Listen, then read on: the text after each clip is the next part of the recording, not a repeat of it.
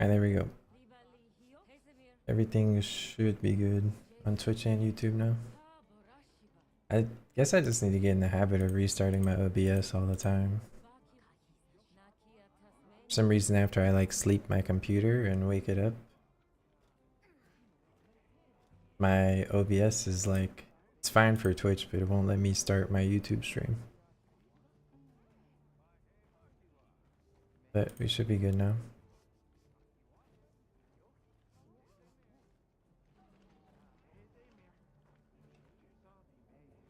Let me get my YouTube chat real quick and then we're good to game. Alright.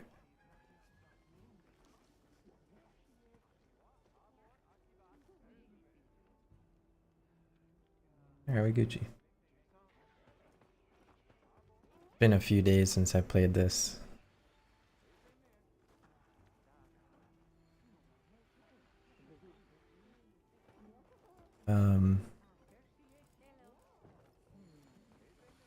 I know there are like some meta farms people have been doing. A low-key, I kind of want to try one just to let me actually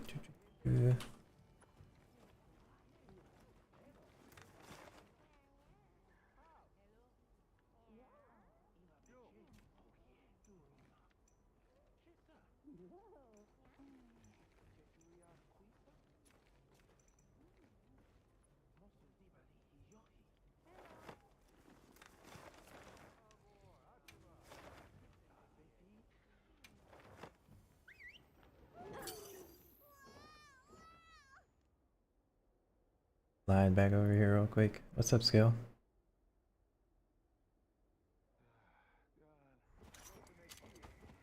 Well, let me put my YouTube link in my Discord too. I forgot about that. How you doing, Skill? What you up to, bro?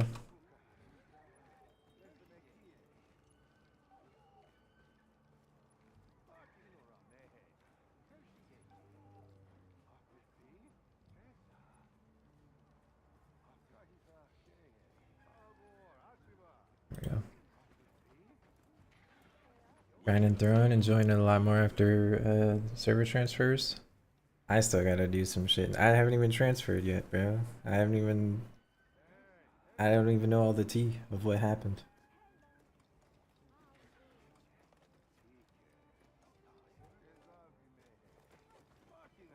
I got like 2 days left of free transfer. Yeah. I'm gonna have to get on that. I'll probably play it some more later today. Probably be on for a while today. I have like a sponsor thing I have to do that I've been procrastinating for Fragpunk. And another thing for Mecha Break. And I don't have to do that yet, but I'll probably end up doing it today to knock it out as well.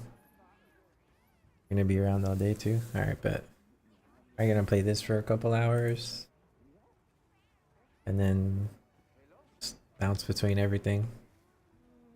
I play this, do my throne stuff, then maybe my sponsors and shit. I don't know. We'll figure it out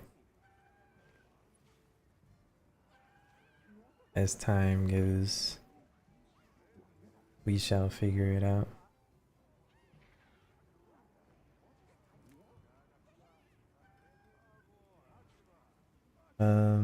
Let me look up one of these like guides that people have been using to farm a bunch of shit. Viggy was telling me about it a bit.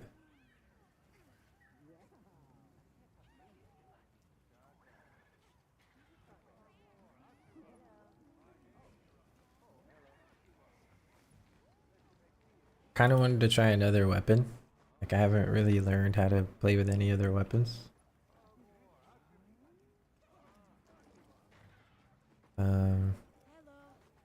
Yeah, Nat is probably fucking. I can help you source materials. I guess since days haven't been passing, since I haven't been playing, it's not as stacked up as I thought it was gonna be.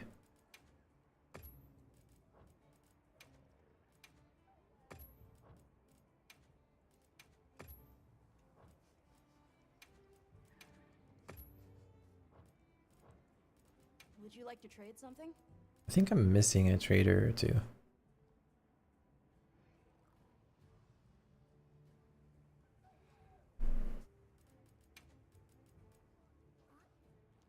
I don't know if they've already nerfed this, but that's kind of what I wanted to try to see if it works still or not.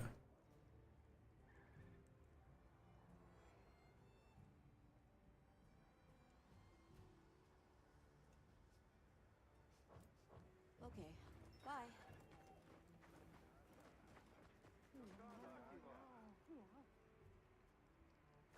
Drop the drum! It's okay, nigga. I got that weed card. Shit! I'ma play the game how it goes. They can say Yo, Snickerdoodles, thank you for the 16 months. I appreciate you, baby.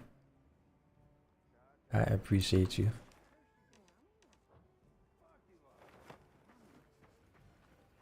Right.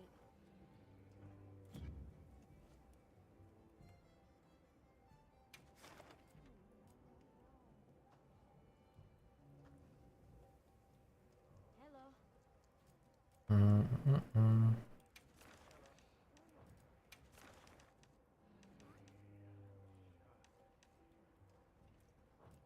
I'll be waiting here.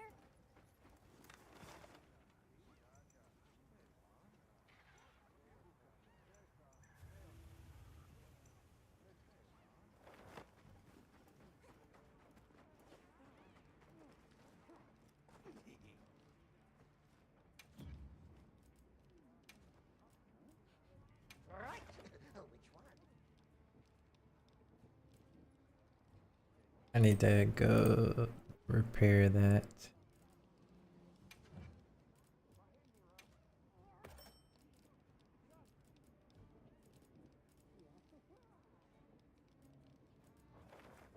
Drop by anytime.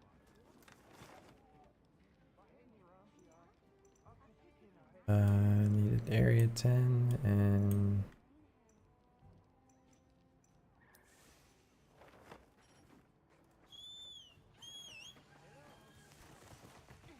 up on the young Skeeter.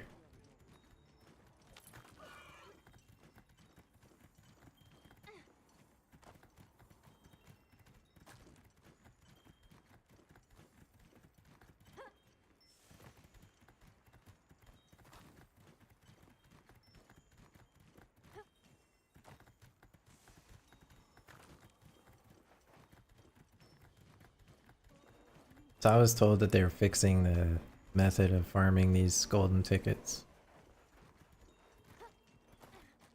I kinda would like to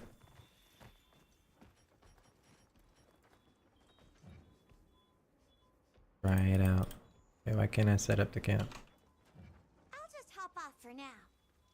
What does insecure mean? Oh, I can't have any more slots. Do I have to break them from the thing?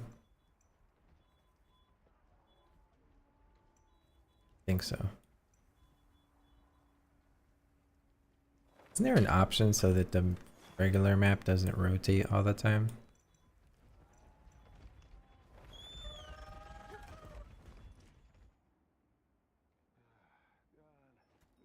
I'll check our supplies. Yeah, thanks. yo. Anything you like. Have at ya.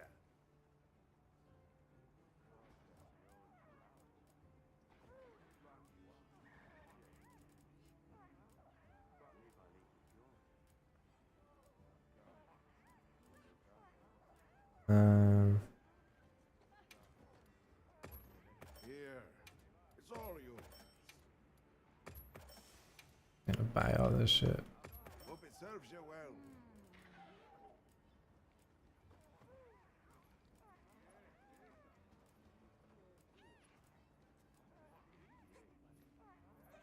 Here. It's all yours.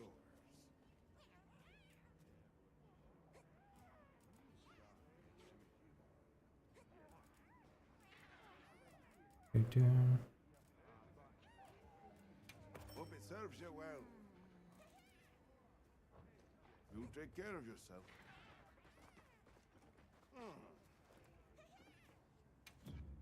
All right. And where you'll be needed.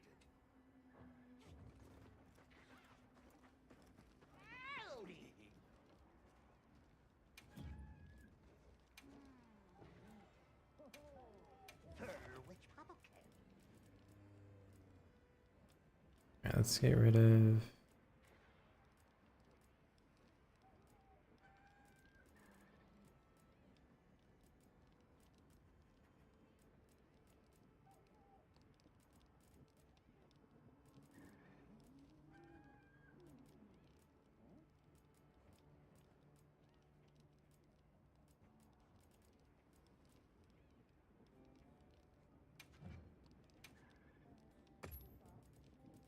That.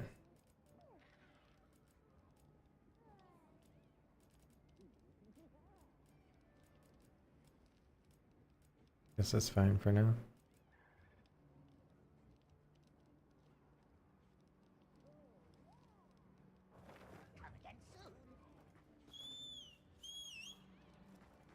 Help yourself to some provisions.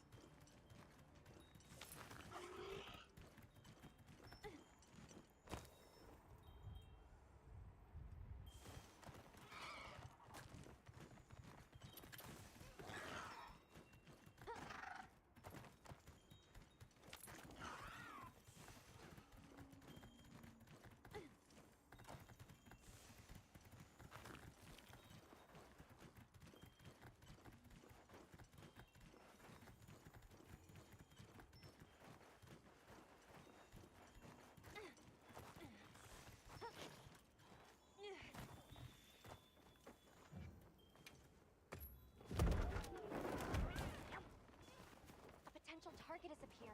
Check your map when you're ready. Alright, now we got those set up. Go back to the base camp.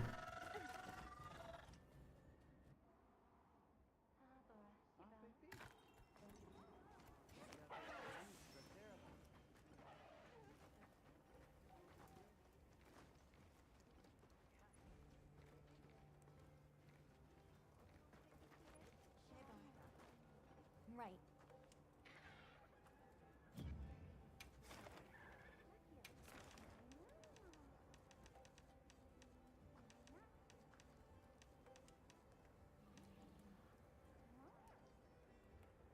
I don't know if I have the mission that people do for it.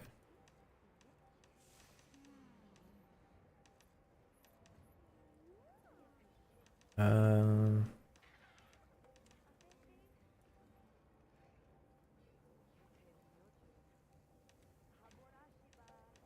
don't think I do.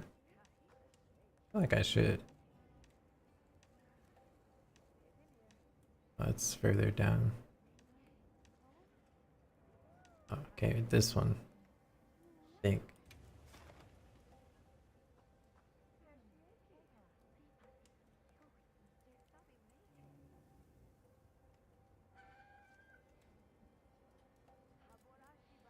But I think I just.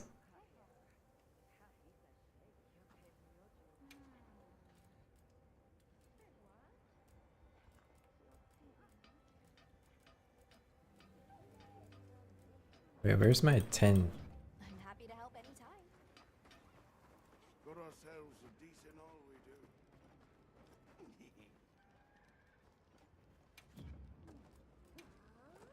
Right.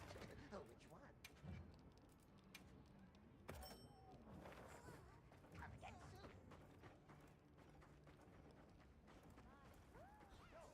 We got a sale on. Need anything? Yes.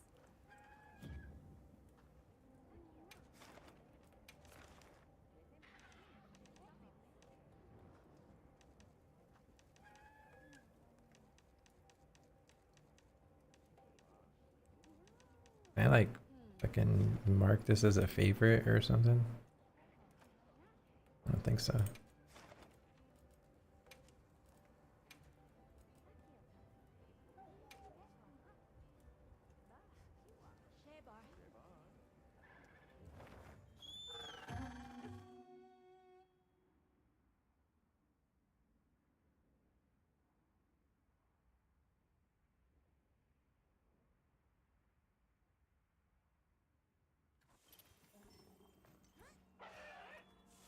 The hunt is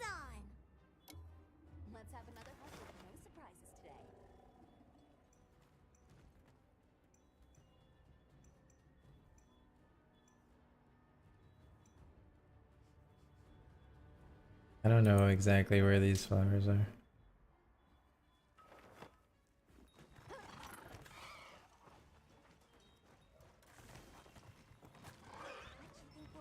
How do I get... Can I climb up here?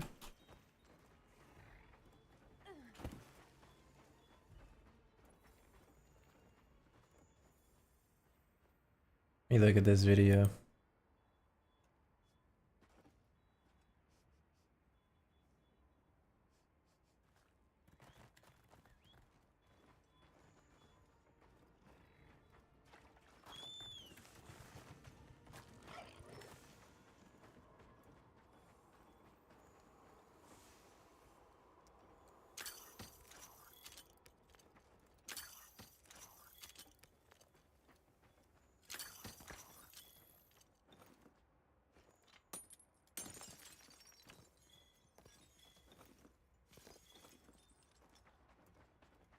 I don't know if this still works or not. This thing don't look like it's blooming. But I think it does take like a minute or two. Oh, no, no, no. Let me do that. This is like my first time getting back on since... where the fuck's the squad thing again? I have to look at it after this mission, I think. Yeah.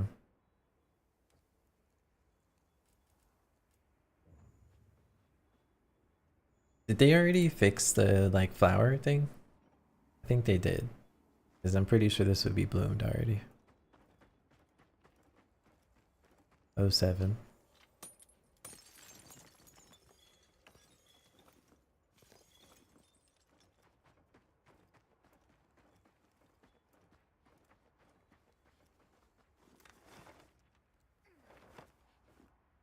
And it's nighttime. Can't really see the moon from here though.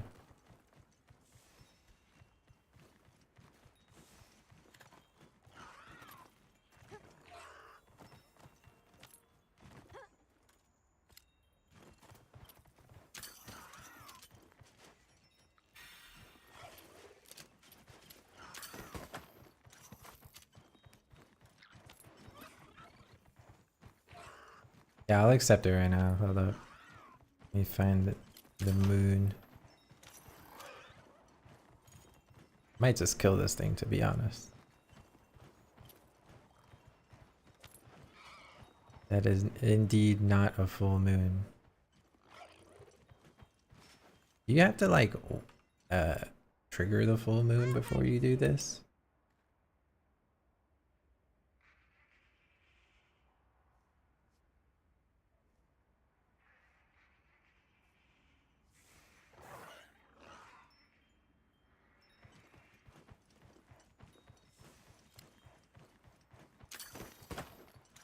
Researching endemic life is part of a hunter's duty, you know? Alright.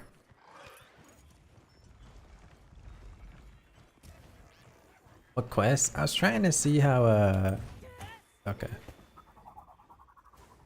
I was trying to see how the flower thing worked that people do.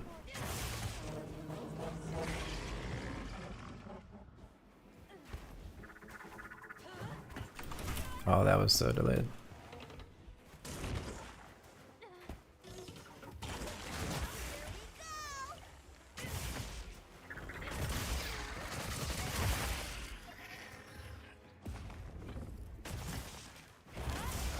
Get a load of these claws!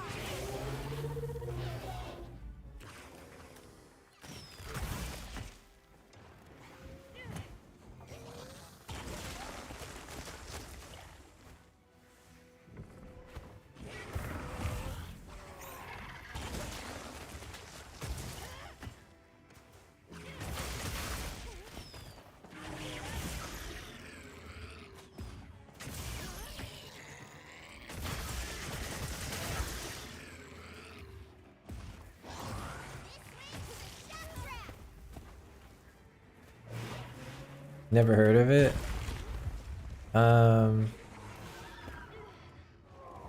I'm like brain farting on what the fucking bind was to lock on and unlock in this. You can play it for like Careful, you don't get sucked in. what the fuck is the bind to lock on and unlock in this? B. There we go. I was like, this shit's gonna piss me off.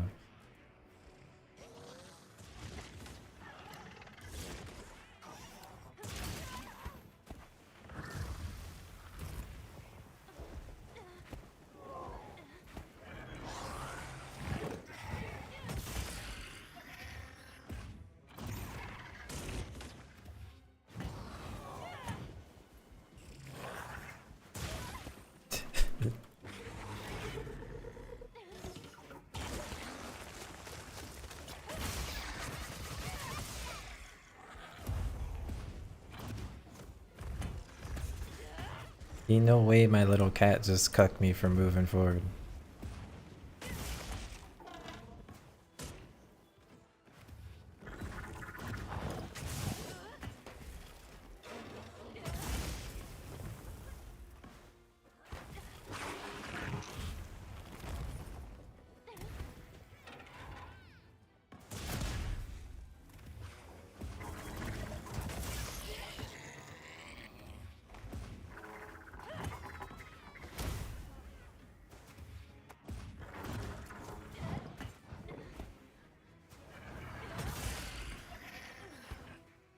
Careful, it looks angry.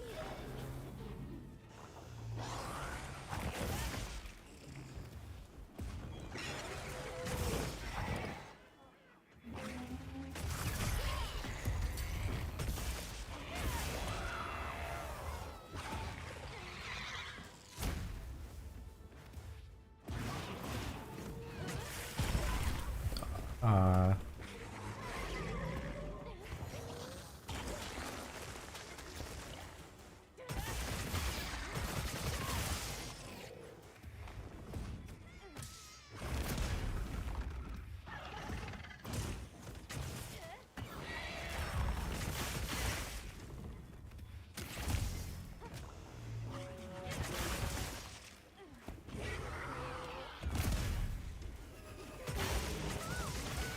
Perfectly plundered. Almost there.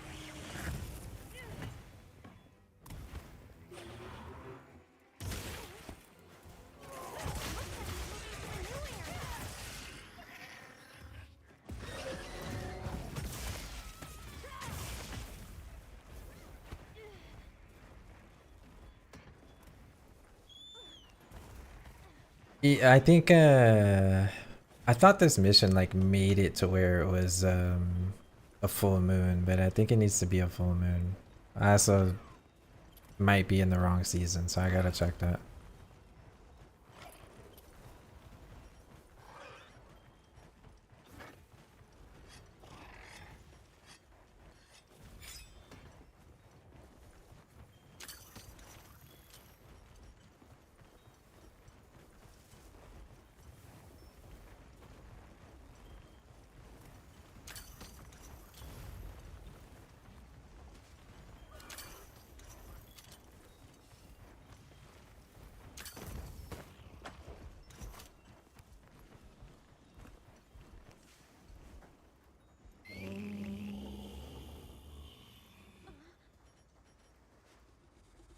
I set a bomb. Bomb set. Please. Just a slight boomba.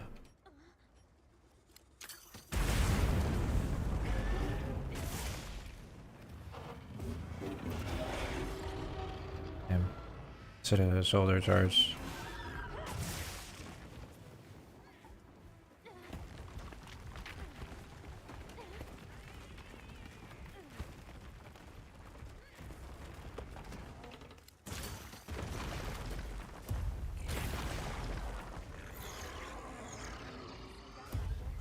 Alright, let me see if I can change the season. That's my partner. This is a rare research opportunity. Can't let it go to waste.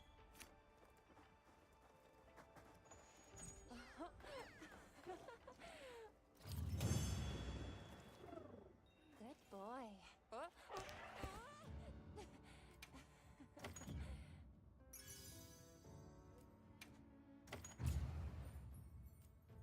Mm-mm-mm.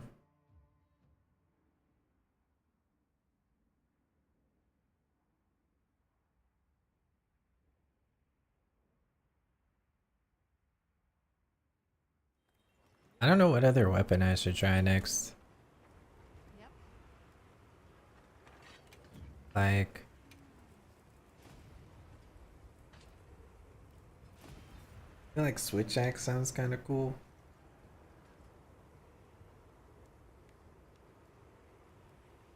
But I haven't played like any other weapon for a serious amount of time.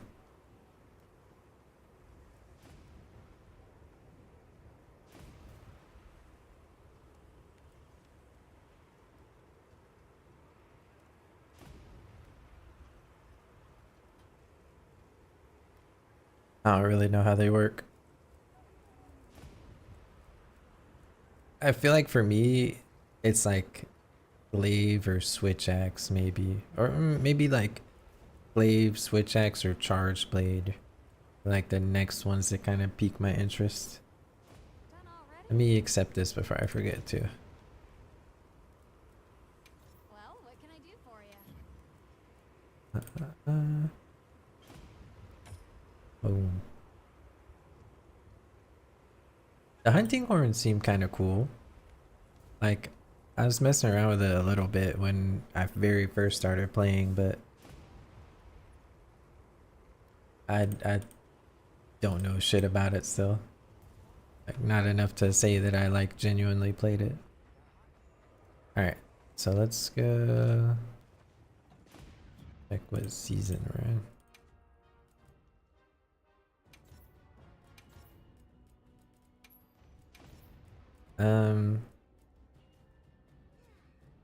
So do I need it to be like a full moon before I do the mission? I thought the mission made it a full moon.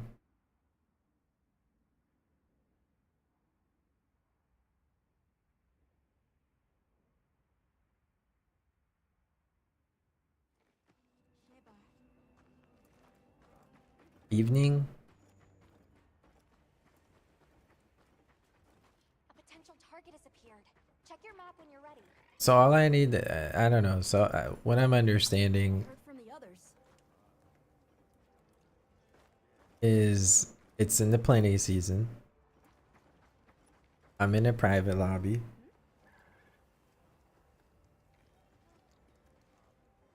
Let me see if I can find a video real quick. What's up, Lasco? How you doing?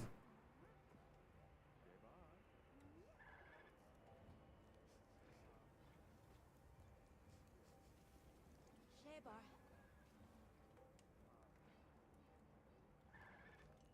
Yeah, here I found a video.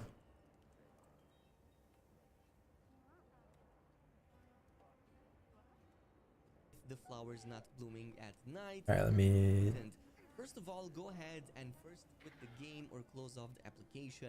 This is an important step to have as it's going to fix 90% of the issues you're having with the flowers not blooming at night. So make sure you do this and come back in, which is going to put you at a day or night with a full moon. Wait, it's gonna automatically be a full moon if I come back.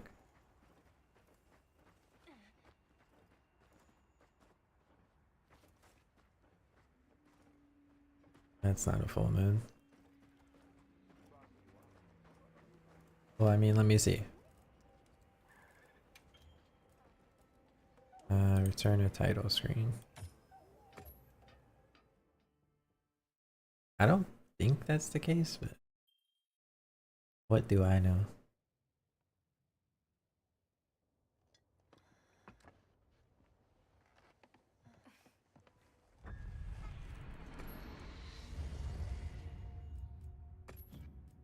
Alright. Private lobby. You still playing Monster Hunter Lasco? How you been doing? Back in game, also make sure that you start in a private lobby. That has Okay. been the option that consistently worked for me, and after checking the comments on my previous video, it seems to be the case for many folks as well. And the third of all, before we proceed, and just to ensure that things go faster, make sure that Okay, we both did that. Area 10 as well as the Area 3 camps are Ain't both really up looking and like a running full moon to and me not though. destroyed, because those are the closest I heard from to the the others. flowers we're going to be collecting, and we want to make this process as quick as possible. If either of them are destroyed, go ahead and talk to Tech right here to repair them. It Like, will do be I no need? problem I feel like I to need to make it a full so, moon before I do from this, point off, but we're going to go right here to Alma and proceed the normal way. In this case, where the the fuck best is Alma at? option again is going to be the desert knows not the sea. You can unlock this at any point. Because after I completing thought chapter 3 of the main that this story and mission, just going I on should have a put it regular on the open thing. world hunt against a Balahara. Either hunt or capture it. Okay, so did they like fix that part or something? You don't. You just start the quest. Yeah, I thought that the quest just made it a full moon. Okay, let's move out. Commencing quest now. Are you prepared? But it's not nighttime. I guess it's evening right now. And I also didn't start at the camp, so I guess I have time to run over there. Or I could just fast travel. So it just starts at the right time. And I just need to wait until it's nighttime now, or what? Because it's not nighttime yet. It's still evening. Capturing seems to be the best in this case, and that's going to open up that mission for you. Now, I've seen some folks also mentioning a couple other quests as well, specifically the ones We don't also care about the involving other Balahara, ones. so either a Leviathan Stamper at a higher level or the lower level Sand Sea Surges. However, for me personally, If it works still, it should the start Desert blooming. Knows Not the Sea has been the one that's They take like a minute or so to bloom, right? I don't know if it still works. been most I haven't played consistent this in a couple days, so in this case, I feel like also, I'd we'll I'd start probably just straight missed out on it. Area 3 South, as that's going to hasten the process even more, as we don't have to teleport any longer, just start straight where we need to be. And this is going to now put us right here at the camp just below the flowers. So we're just gonna go here. Okay, and so it's get this wall, nighttime now, jump over it to the platform above. and it's not In this blooming. case, from the moment you saw So I guess they fixed it. Where's the moon at anyway? Is it? It should. I should see it like blooming.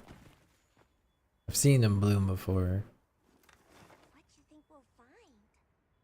Yeah, I don't think it works anymore.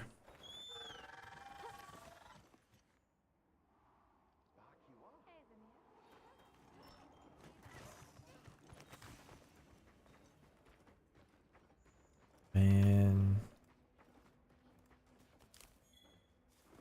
I actually don't see the moon anywhere.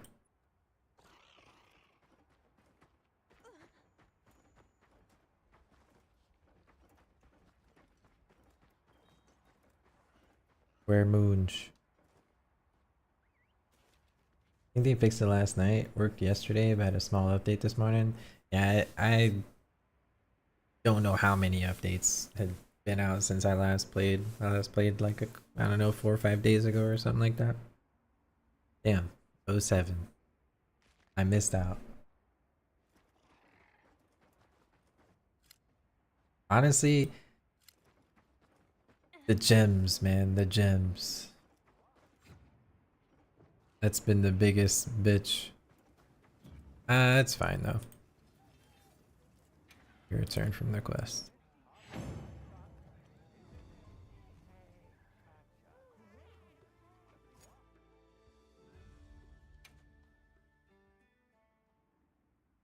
I've been wanting to pick up another weapon, but I don't know what weapon to pick up. And I'm kind of torn between Charge Blade, Glaive, or the Switch Axe. What you guys think?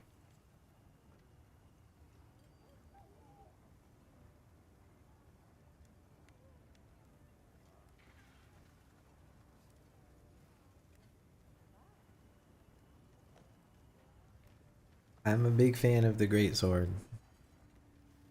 This thing Still kind of sword-like.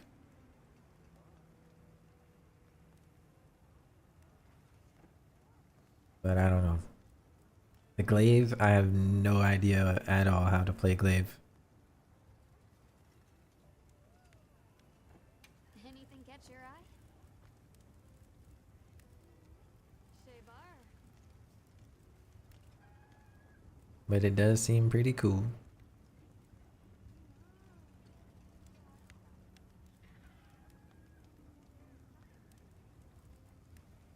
Killed so many fucking Arkvels trying to get a gem.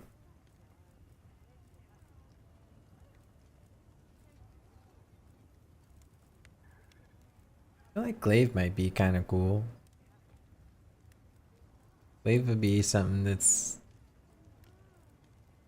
a lot different than what I'm used to, I guess, right? Since I've only been playing the great sword. Shebar.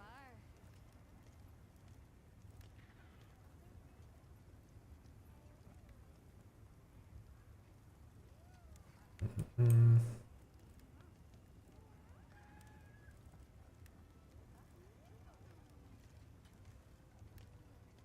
Hmm. Switch axe if you want to blow up? What do you mean by that? Shebar. What are we making today?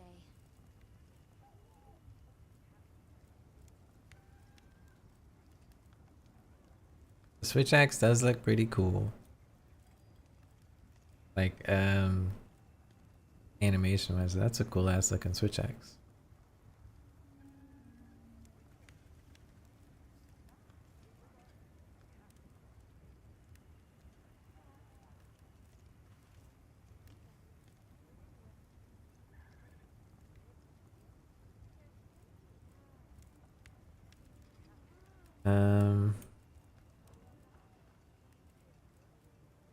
And there's always the charge blades. We could make a charge blade. Shebar. Kind of feel about the. I mean, the charge blade's great. I just don't know if it's something that I would really enjoy as much as some of the other ones. Ugh.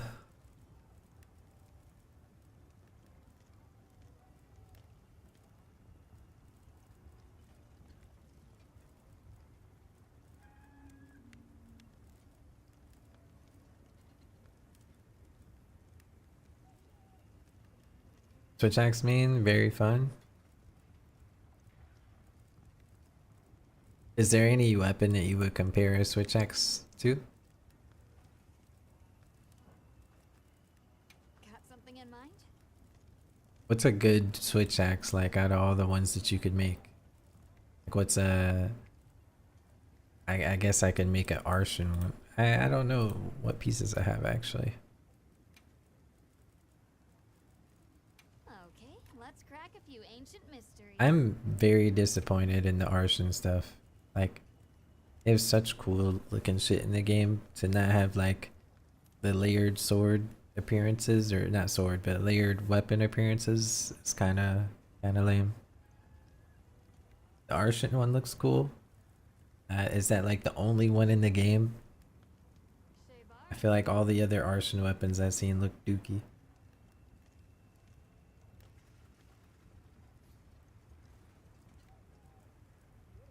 Great Dukers. It's blade, and device.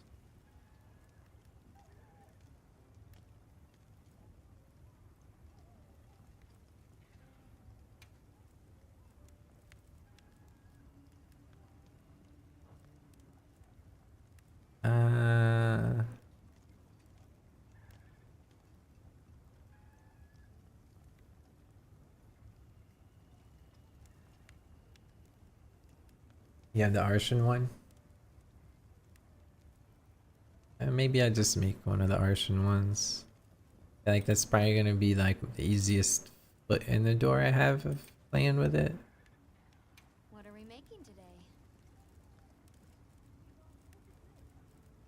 I'm probably gonna be missing something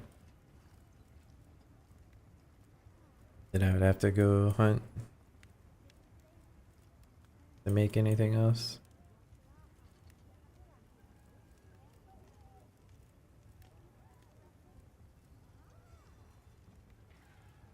The Gormagala one looks sick though.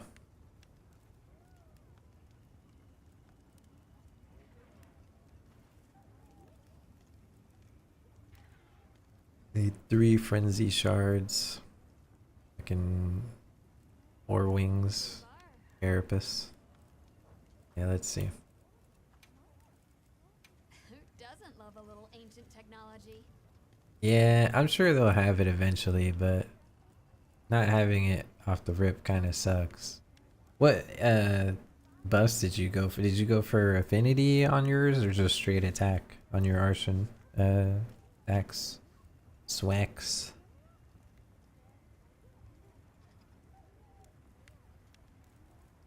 I've never played Switch Axe whatsoever, so gonna be a learning experience.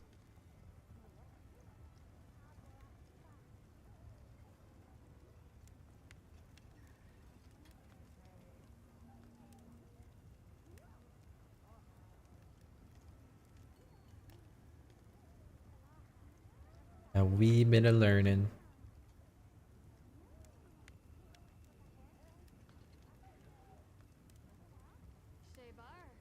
Paralysis with 5% affinity. Like the total, you only have 5% affinity on the total thing? So you just went all attack infusions? Is that what you're saying?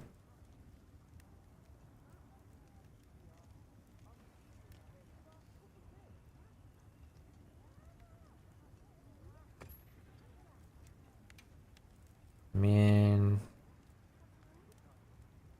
Unfortunately, I'm missing one other attack paralysis.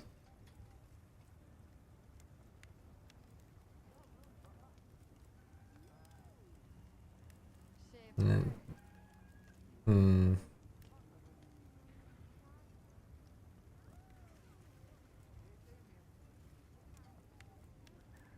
Do I just send it with the affinity or do I just hold? You only need 2 out of 3 for the yeah, but I mean you like at least in my opinion, I feel like you're just kind of better off stacking something though, right? Like just going for the 3 out of 3.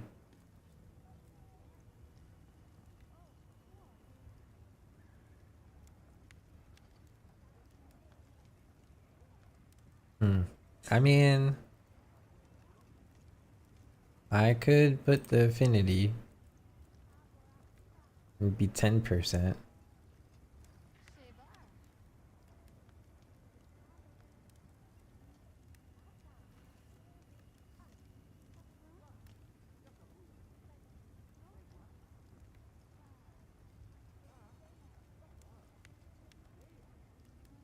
Yeah, I'm not too sure. I think I might just send it to try it out though.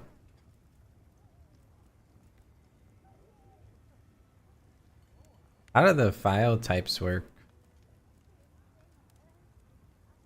I feel like I need to like look up like a little miniature guide of this. Ready to get to work?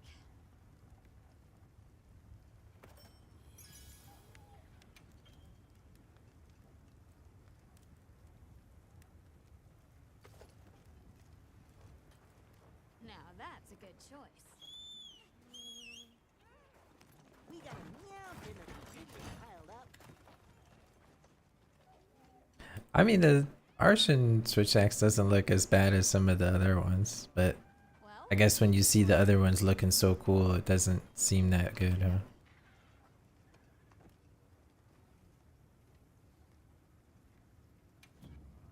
Yeah, it's only 80. I mean, I don't know how the weapon works at all, let's so crack a few ancient mysteries. yeah, I have no freaking clue.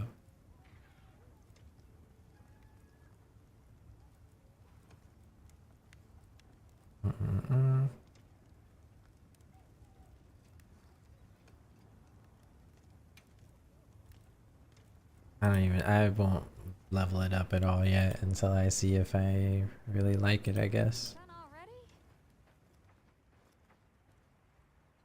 Switch axe is raw attack and power prolonger.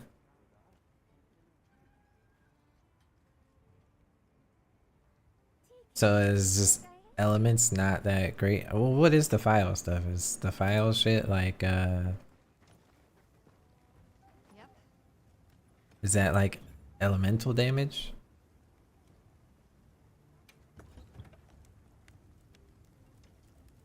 Subar? I don't even know where to begin. I don't have as many gems as some other people. We didn't get to cha-ching the golden tickets.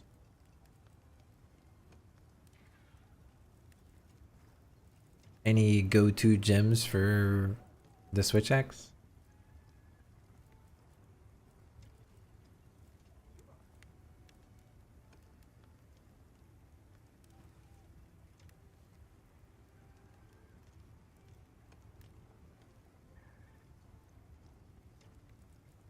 Um,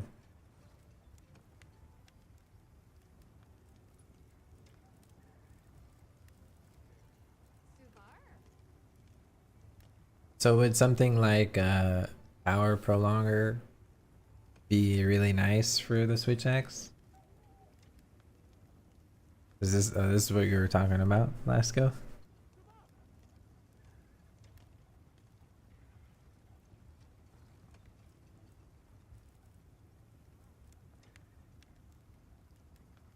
This is a hybrid gem. Subar.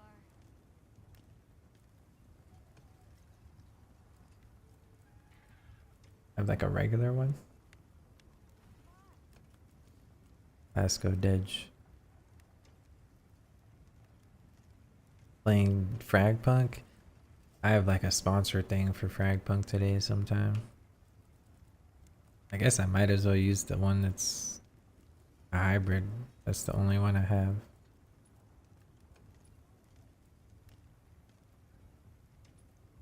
Subar? It's called Quick Switch. Or am I tripping?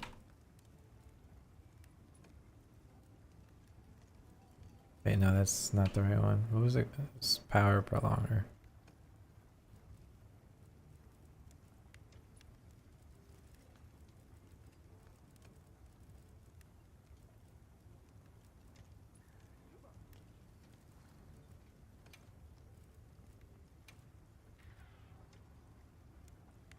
Subar. All your damage comes from file mode. Let me try to find like a little video I can watch or something to see how this shit plays. I have no idea. Here we go. You guys can watch it with me 1 sec. Yeah. Subar?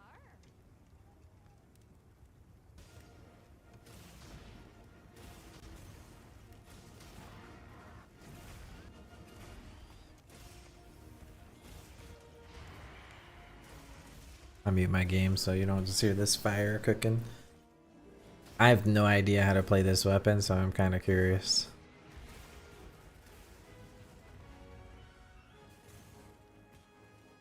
Hey guys, it's Paradise and welcome back to another Monster Hunter Wilds video and our weapon That's a little long. tutorial series. This is a series Maybe I can where get the we go over gist of it. everything you want to know about the weapons, from their basic moves all the way to your main Have a good night, combos and Brittany. recommendations, including how the weapons work and the theory behind them. Damn, it's hail in there. With a weapon workshop tutorial for each of the 14 weapons in the game, but today we'll be focusing on what I believe is one of the coolest weapons, the Switch Axe. If you guys do enjoy these videos, a like, comment, or share would be super appreciated, as we put a ton of work into each and every one of these guides. Now let's get into things.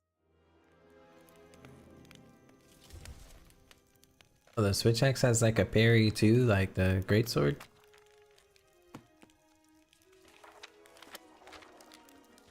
Yeah, Texas be like that too sometimes. Have a good night. The Switch Get Axe some is a sleep weapon while you that can. seamlessly seamlessly shift between its axe mode for long-reaching fluid strikes and its sword mode for more devastating high-damage combos. By default, drawing the weapon starts you in axe mode, which serves as your mobility and gauge building mode, but don't discount your axe attacks as they are still powerful and have great reach. Attacking in axe mode does, however, gradually charge your switch gauge, displayed as the segmented bar next to your weapon icon.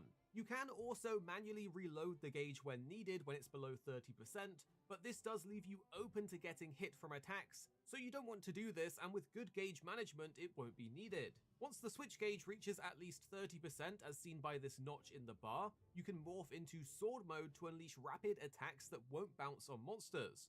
But be careful, as every swing in sword mode will drain the switch gauge. If it runs out, you'll be forced back into axe mode and have to reload or build your gauge again. The general flow of combat is to build switch gauge in axe mode, then unleash sword mode attacks, which in turn fills the amp gauge. Once the amped state is active, as seen by the red section at the end of your switch gauge, What's up, Yanagi? you instantly regain a chunk of your switch gauge, and every sword mode attack will trigger file explosions, increasing your damage. The amped state lasts for 45 seconds and grants access to stronger moves, including zero-sum discharge to latch onto monsters, and the full release slash, making it a key part of your gameplay loop to stay amped. Your switch axe also comes with a file type, of which there is several different options, making it a versatile weapon for different builds, including raw, element, and status. Power files add raw physical damage, which is typically favored for high DPS builds, but they do take longer to amp. Element files are strongest against monsters with high elemental weaknesses, and Okay, are so slightly this quicker to amp Arshan than one other only files. has the While power status file. files amp the fastest, and there's a few options. Poison files for poisoning monsters, which is great if they move around a lot as it deals consistent chip damage. Paralysis files for creating free damage windows, which is especially useful in Have to get on the multiplayer. TNL grind? Files Yeah, I for gotta do creating some of my daily attacks, shit which is great still. for monsters most weak to it, and exhaust files to apply both stun I'm and trying damage, out Switch Axe. I've which never inflicts tried hail Switch Axe damage before. if you repeatedly hit their head. While in axe mode, you have access to and should take advantage of power axe mode, as seen by the lower left section of the switch gauge, which will glow orange once active. This enhances your axe attacks by around 10%, it lasts 45 seconds, and most importantly makes charging the switch gauge even faster. This mode is activated through specific attacks and allows you to maintain additional pressure, but a good tip to remember is that you can activate it with a sneak attack right at the start of a fight. Since the switch axe lacks a shield, it rewards a more aggressive playstyle with a larger focus on positioning and now countering. Smart hunters will switch between forms fluidly, maximizing damage in sword mode while ensuring you do not drain the switch gauge completely. So mastering the switch axe is about balancing your two modes, keeping your gauges in check, and knowing when to unleash its most powerful attacks. It's a weapon that thrives on being relentlessly offensive and rewards players who keep up the pressure and The explosion stuff throw is really modes cool. instinctively. If you want to hit the ground running and get straight to hunting, then here's the general flow and combos to try out.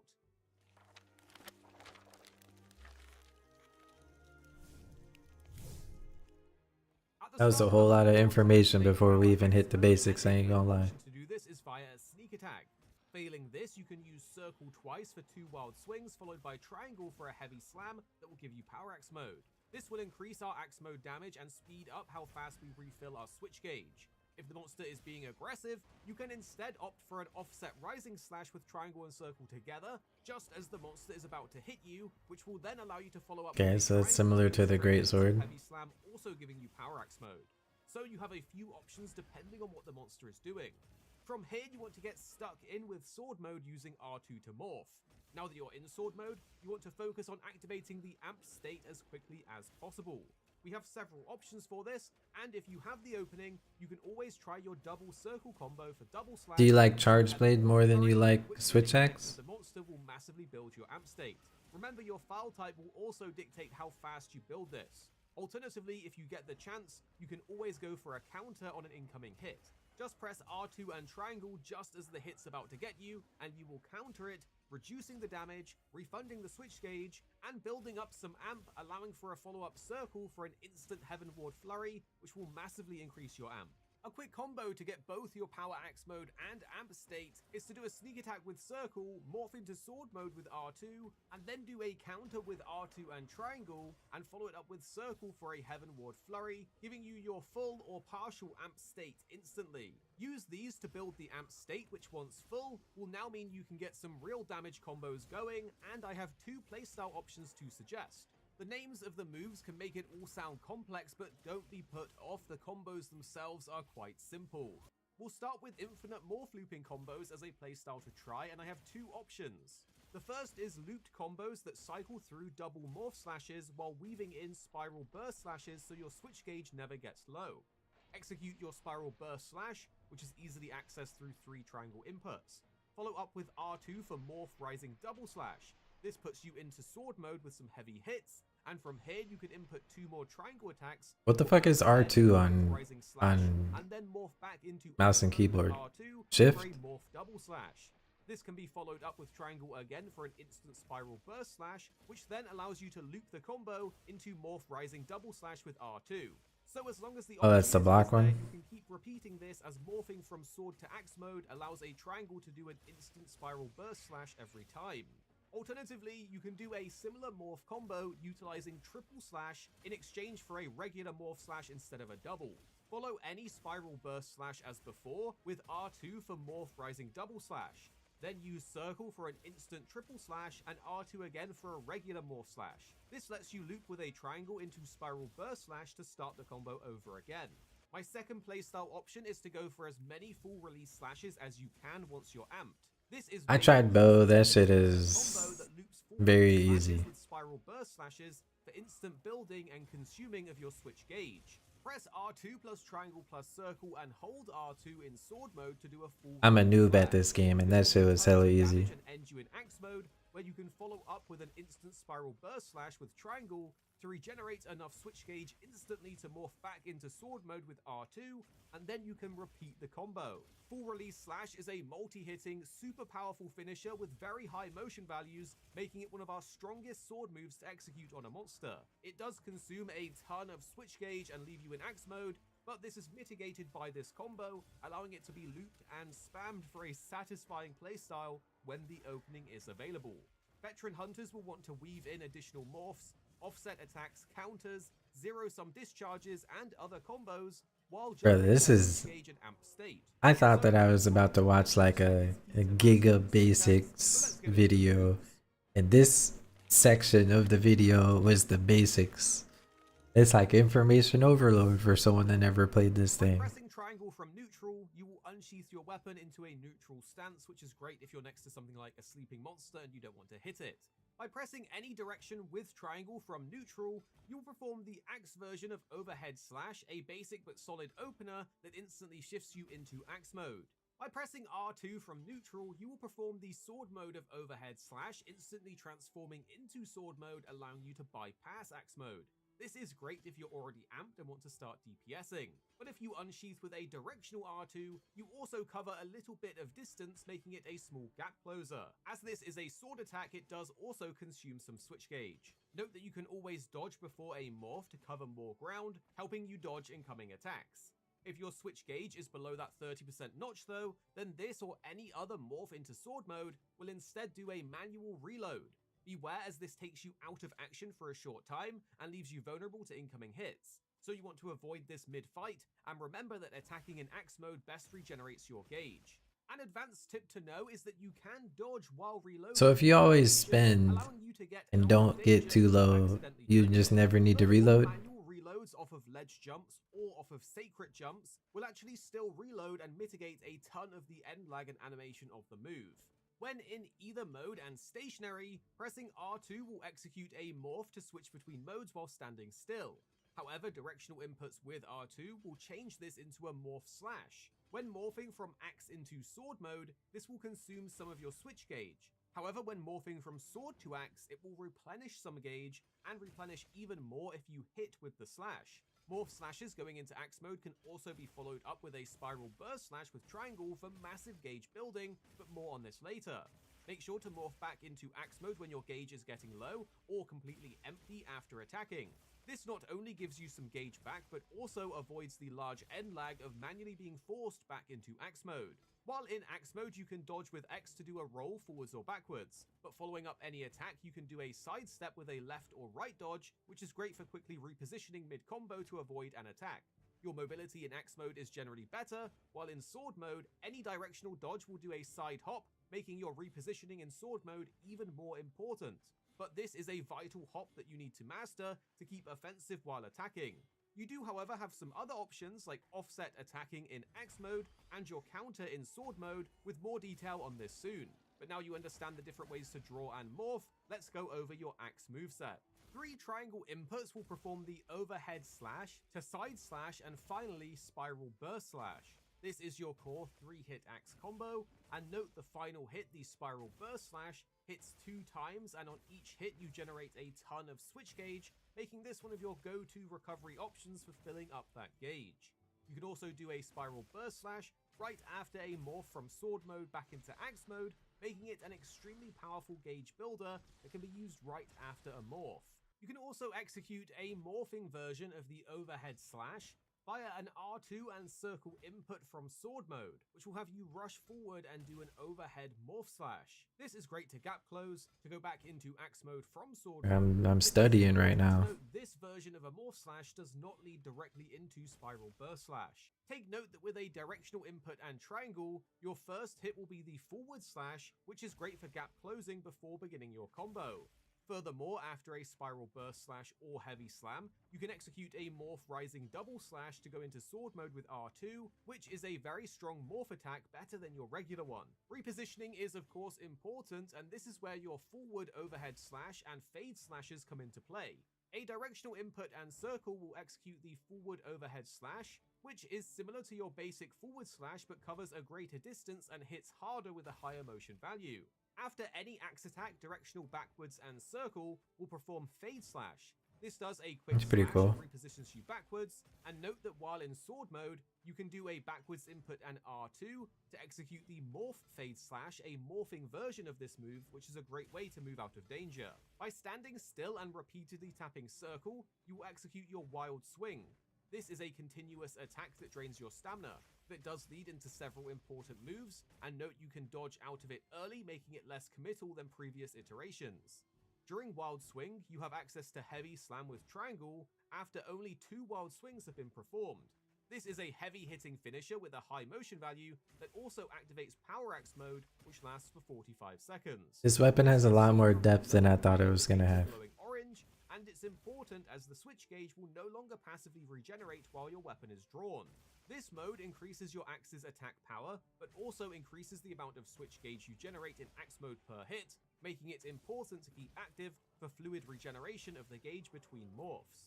During your Wild Swing, you also have access to one of your strongest morph attacks, with Morph Sweep by pressing R2 after even just 1 input of Wild Swing. This transforms you directly into sword mode with a series of 4 massive slashes. 3 come from the axe and the final from the sword, with each axe hit regenerating the gauge, while the final sword hit will deplete some of it. Next, with triangle and circle, we have our new offset attack move, the Offset Rising Slash. This can be done from neutral or after most axe attacks. The timing is to use it just as you're about to get hit by a monster to trigger an offset attack, countering the incoming hit and even toppling the monster. Offsets work like statuses though, so repeated uses will need to build up for another topple. After performing this successfully, you will have 2 options that you can go into. A triangle or circle will perform a heavy slam, granting you power axe mode, which is a great way to activate it while mitigating an incoming hit. Finally, R2 will perform an extremely powerful morph slash with a high motion value and transition you into sword mode. Now let's go over the sword mode attacks, as this is our heavier hitting high speed counterpart to the axe mode. To start with, 3 triangle inputs executes our overhead slash combo, starting with overhead slash into right rising slash and then left rising slash. This is your basic sword mode combo. It's fast and consistent. It's worth noting, this basic combo leads into several additional move variants. After either right or left rising slash, you can execute the morph double slash, a stronger hitting 2-hit mid-combo morph back to axe mode with R2. After left rising slash, accessed after 3 triangle attacks, you can also perform the triple slash with circle. This is a nice loopable combo, offering multiple fast slashes that benefit from the amped state. To get the amped state, you need to continuously attack in sword mode to build it up. You can see it in the lower right of your switch gauge, and it will fill red, and once charged fully, it will glow red, give you a chunk of switch gauge back, and power up your sword hits with small file explosions that match the type of file on your switch axe. It also gives access to 2 powerful moves that we'll cover soon. So does a power file just do more damage then when it's full? Which does 2 fast slashes. But another circle will lead into Heavenward Flurry, which is a slightly slower attack in the chain, but unlike our other sword attacks, it fills our amp gauge extremely fast. This makes it a viable option to get into the amp state quickly. And then we have an awesome addition to the Switch Axe's sword mode kit. This is the counter rising slash performed with R2 plus triangle from either neutral or after most other sword attacks. This consumes a chunk of switch gauge and doesn't completely mitigate the damage of the incoming attack. However, there is a slight timing element to this. If you perfectly time it just as you're about to get hit, it will actually refund the switch gauge cost and reduce the chip damage you take. Any successful counter will allow you to do follow-up slashes that build the amp gauge quite quickly. Also note you can counter roars with this and other certain special moves. Gormagala? Yeah, it looks crazy. This is perfect to build up the amp state, as after a successful counter, you can go directly into Heavenward Flurry with a circle input, making it a perfect amp gauge builder. Next we have the Element Discharge and Zero Sum Discharge attack, which both consume a lot of switch gauge to execute fully. You can do this with triangle and circle from neutral or after most attacks, where you will stand in place and thrust your sword forward. Repeatedly tapping triangle will prolong the attack and does consistent damage until the end with a massive explosion. You can alternatively pull backwards on the analog stick and press triangle to do the explosion early. This move requires a large opening as you are stuck in place and vulnerable to monster attacks, so it's best used when a monster is knocked over or trapped.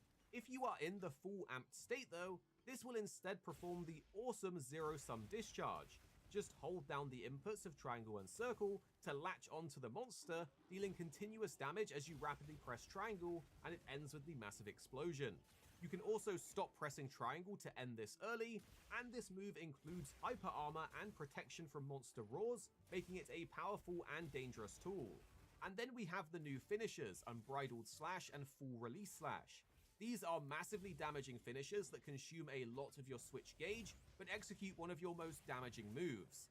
The Unbridled Slash is the weaker version, performed by pressing R2 plus triangle and circle in sword mode, and is available both in and out of the amp state. This move will do a high motion value single swing, but if you are amped it will do several file explosions on top. The Full Release Slash, however, is executed with R2, triangle, and circle, but hold down R2 to fully charge the attack. This can be done from neutral or after most other sword attacks, but has a much longer charge time in exchange for 2 massive slashes with even more file explosions. This is our single strongest move, but consumes a ton of switch gauge and forces you back into axe mode, meaning it's generally used as a combo ender or when you have sufficient openings. Certain combos will let you loop this move between morphs, and it's good to know there is some hyper armor on But there's a lot of information here. Incoming attacks, but not all. It can even be followed up with triangle for a spiral burst slash, regenerating a ton of. What other gems should I throw on my Switch Axe? Fantastic for Switch Axe. It makes it much We easier have to hit those high the enhancer on. heavy slams and full I don't know what else to slashes. put on. You have a good degree of directional control mid-animation. It's a power file Switch Axe. Axe. Element discharge before it starts executing the move. But once the move starts, you can't turn it. Our focus assault is activated with I made an Arshan one, to do the morph combination. and it's mainly attack. Two attack and 1 affinity, so it's only 10% affinity. Paralysis. Letting you freely morph in the middle of it with R2 into whichever finisher you prefer. Staying in axe mode or morphing into it from sword mode will execute the power axe finisher, which is similar to our heavy slam and gives us power axe mode. Staying in sword mode or switching to sword mode will instead execute. Does critical element work on the files for this? Well, I guess the power file is not an element, right? It's just straight up damage, or what? Pressing triangle in the air will do a jumping slash, a basic aerial axe attack. The Arshan weapons confuse you? Why is that? Morph slash, which I mean, will they're do a kind of jumping silly if you smash ask over me, on but Switch too. what confuses Both you of these about it? jumping attacks can be performed when jumping off your sacred as well. Pressing triangle and circle in the air though will do a jumping element discharge, or if you're amped, you can do a jumping zero-sum discharge that will latch you onto monsters, making this a standout move in your kit because you can also do this from axe mode. While sliding, you can press triangle for a jumping sweep with good reach. Or I only had R2 for a paralysis, so jumping I probably rising shouldn't dash use with critical sword element. mode. These can then be followed up with another aerial attack.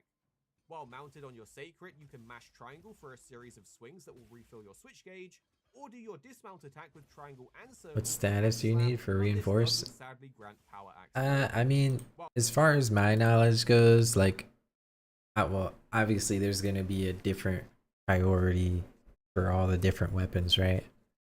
Like some things, like a great sword or something, maybe you just want to fucking juice attack on it, but something like dual blades sharpness is a lot more of a buff, you know?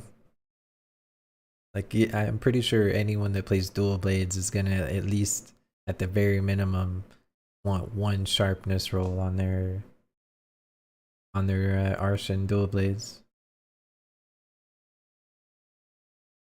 Say hammer, I have no idea. I'm sure there's a different setup for hammer as well, but I would assume you would want, yeah, a lot of the weapons scale differently with different things, you know? Some weapons have way more of an advantage from elements. Some have way more of an advantage from just raw attack. Yeah, like dual blades, affinity, I mean, affinity is kind of whatever. Like, you don't really need any affinity on dual blades because all of your affinity is basically just gonna come from your armor. You could damn near be at like, I mean, affinity is amazing on dual blades. Don't like understand that the wrong way. It's just on your dual blades themselves, like affinity, getting an affinity roll isn't that important. Like if we're talking about Arshan weapons. It's like with dual blades, with the frenzy shit from the Gormagala, I mean, it's kind of crazy.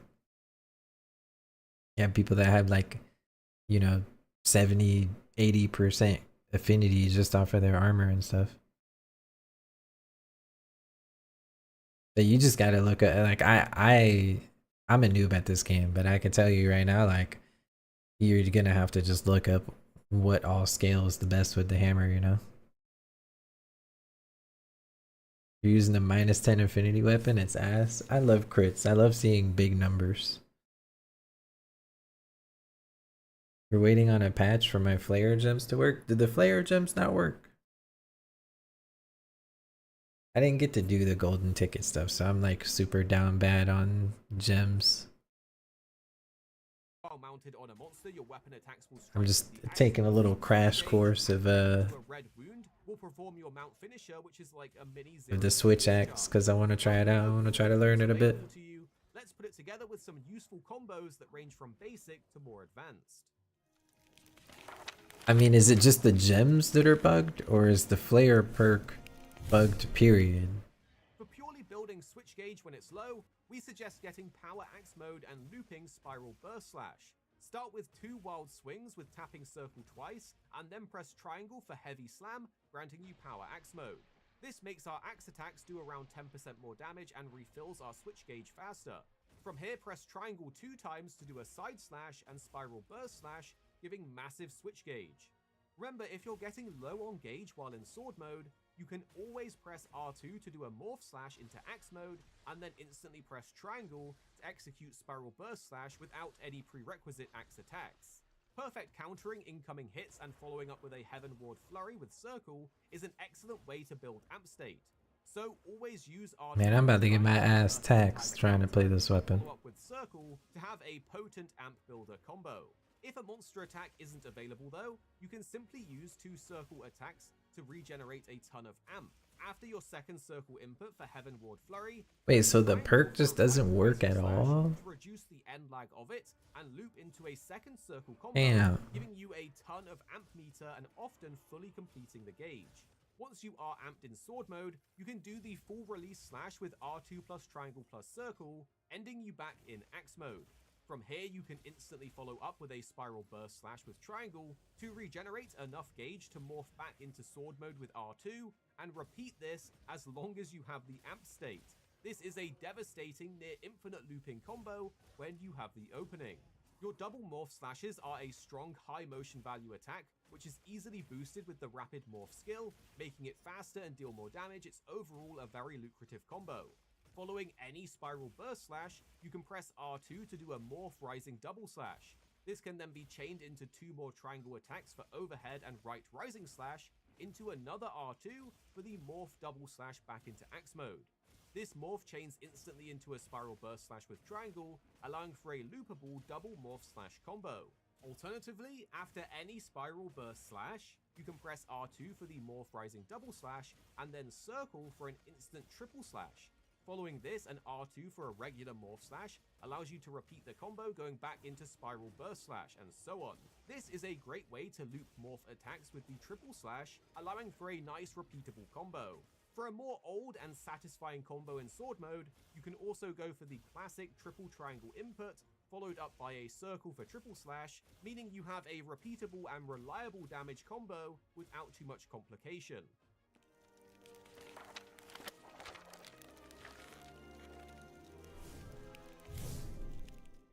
Your armor and weapon skills are a crucial part of improving your playstyle. I see so many people talk about the flare set in this game too, so it's just straight up, or like the flare perk, I mean, it just straight up doesn't work. Axe and sword mode smoother and more lethal. This is a must-have.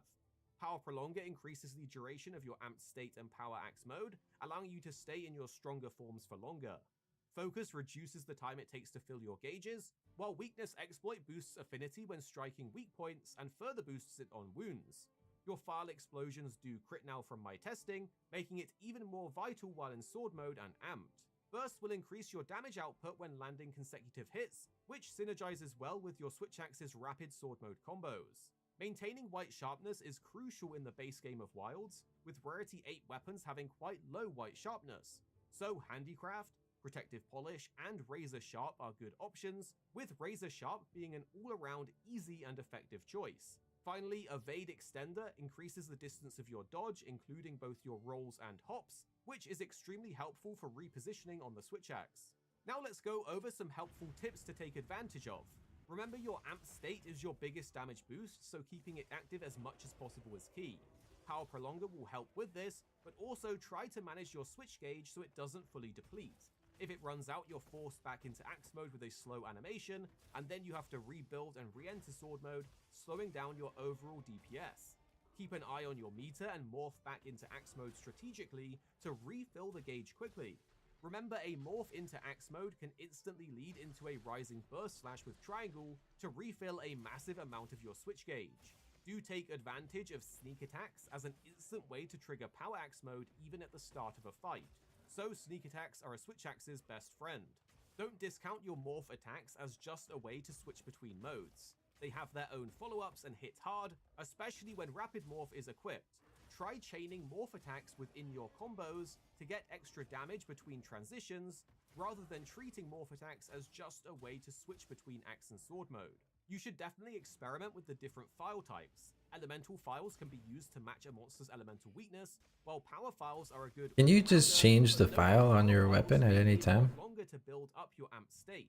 Status files are situationally great, and exhaust files Or is it just based on the weapon? when hitting a monster's head, as you can get consistent KOs, knocking the monster over for big damage windows. It's important to realize the difference in mobility between your axe mode and your sword mode. Your axe attacks have better reach, and you can reposition more easily and further. Your sword mode, however, is for heavy hitting combos and finishers. The sword mode is just a powerhouse, but it has weaker dodges. So make sure to reposition before you commit to a big combo in sword mode. You always have that offset attack in axe mode, and your counter in sword mode to make up for this, so you have options no matter what's going on in the hunt. When countering, it's good to note that you can use it on monster roars, but you can also use it on other monster moves, including their ranged attacks with things like fireballs. So the counter in sword mode is very useful depending on the situation. A cool tip for a strong wake up hit is to aim an element discharge just adjacent to the monster's head, meaning you won't hit them with the initial hit or follow-up ticks, but you will hit the massive explosion at the end, which will then be multiplied by the sleep wake up hit modifier. An advanced tip to know for skipping some of the reload animation is of course doing it off of a ledge like we mentioned earlier. But perhaps what is more useful is to do it off of your sacred, as you can call it over mid-hunt and then jump and reload, which will skip the end lag but still fill your gauge. So this is useful when you're running low and you can't build it up with axe attacks. Thank you all so much for watching. We truly hope this guide helps you out on your journey to Alright, well, time to get our ass beat, I guess. We poured a ton of time into this, testing out Time to get our ass whipped. Let me get some water real quick. Then we'll run it. Give me minutes.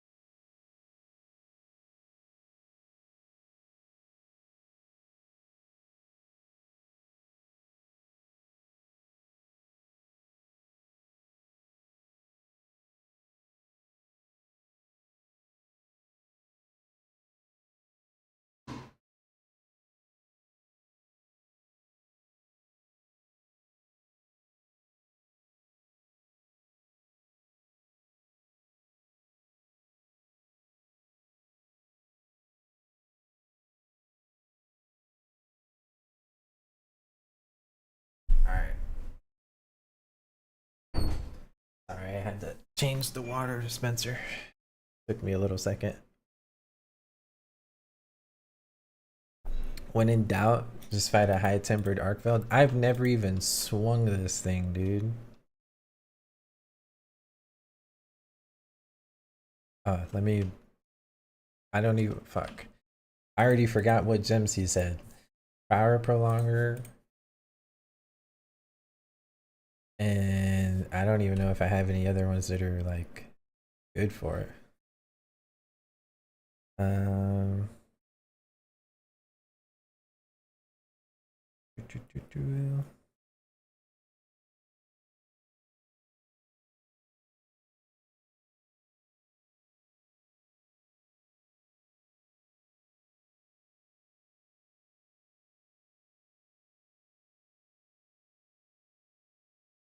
It's only a level 1 on the morph.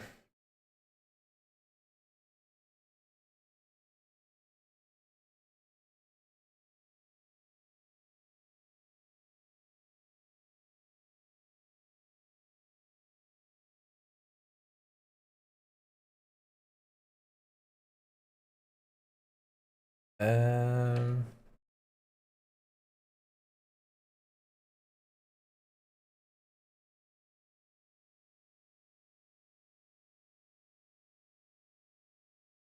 pray for when we get layered weapons in the game. Yeah, it's actually just shocking that they would put such strong weapons in the game that just have no visual appeal to them compared to all these other, you know, boss weapons you can get. All the boss weapons are just so unique looking. They all look really cool. Turn on my heater for a little. You're so tired of the ugly ass green Arshan? Yeah. I mean, I haven't seen a single Arshan weapon that I like. The dual blades kinda look okay, but then you see some of the, like, if you were to just blindly come into the game and you only see the Arshan weapons, it don't really look that bad. But that's the thing. You see the Arshan weapons so late in the game, and you're seeing it after seeing all these really cool weapons that are unique per boss and stuff, right? And then you just get this plain Jane ass fucking jade weapon at the very end. Kind of a shame. Yeah, I have no idea what I should put on this thing. To be honest, right now I feel like it doesn't really matter because I'm gonna suck ass with this thing regardless. I thought that video was gonna be a good watch, and this is no fucking crit boost. Is that the name of it? No shade whatsoever to those that made that video. I forgot what the guy's name, but on the Eric's video, that was a really well made video. But holy, that was like an information overload of hearing so many weapon attack names over and over.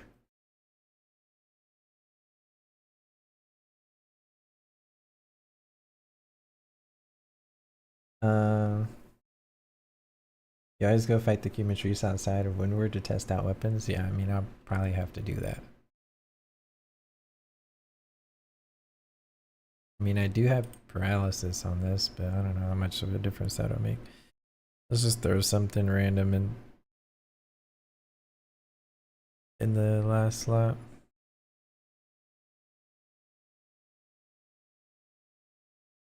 Whatever. Alright. I have no idea what we're doing, but we're gonna do it.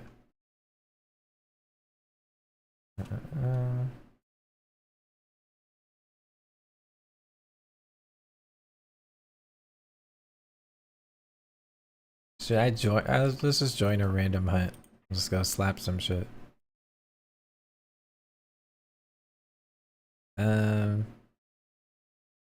I mean, he did say when in doubt we could tempered arc build it out, but is there anything I actually wanted to kill? Let's go for the Raidao. What is the highest Raidao that you can do? Is there no 7-star ones? Wait. Oh, is it because I'm in a... Is it because I'm in a... Oh no, it works no matter what.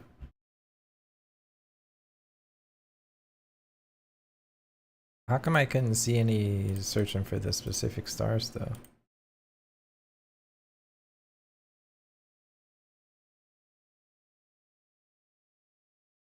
Oh, true.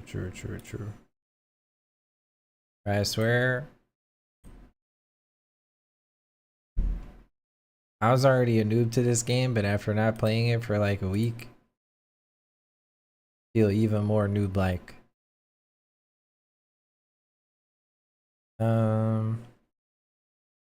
I forget that I can't really take my time doing this because everything just instantly fills up.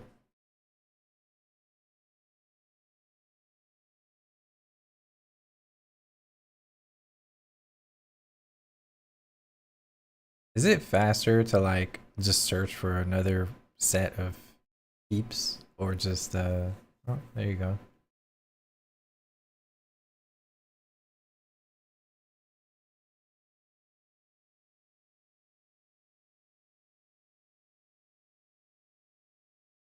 Oh, my game audio is still muted, dude. I had it muted for when we were watching the video because this chick kept saying that fucking thing over and over.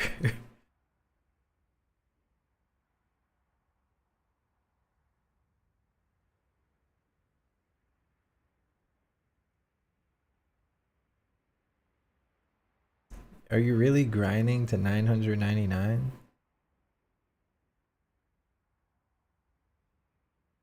That sounds a little excessive.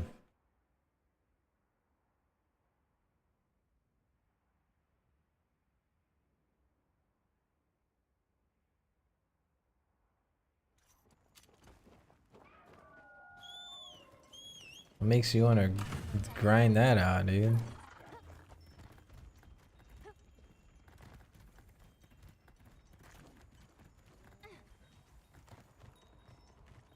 Dude, we got the fucking Ranger Danger teammates.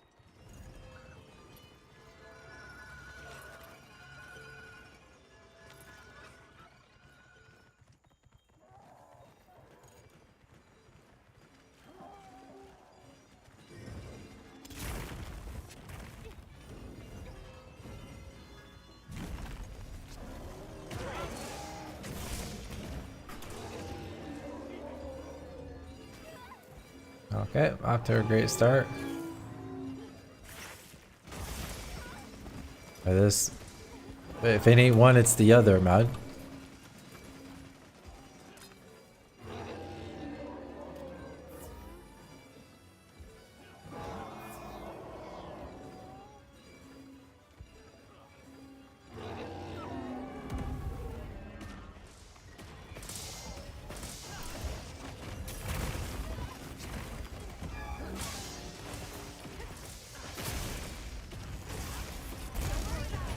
More supplies.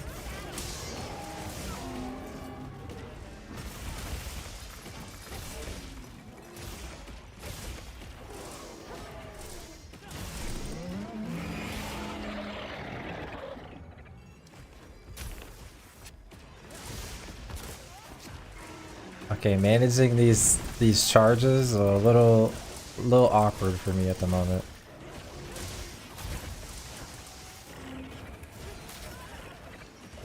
That's no good. Oh, brother man just got murked. What's got you grinding? You're such a high rank though. Just cause or what?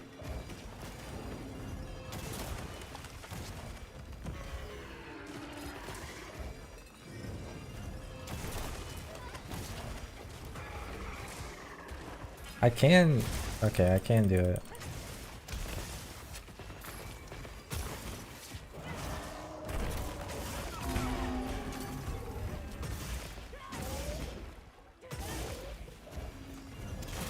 Oh my god.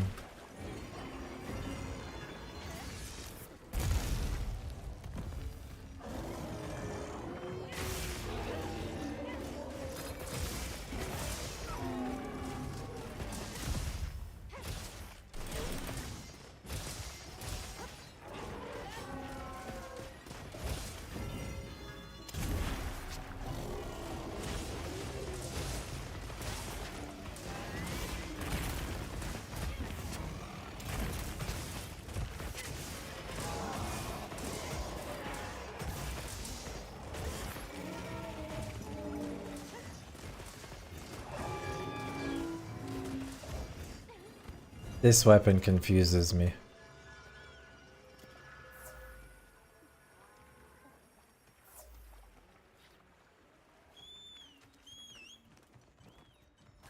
This weapon confuses me, dude. I have no idea what I'm doing. What weapon are you playing that's making you want to grind a fucking HR 1000? Or are you just playing everything?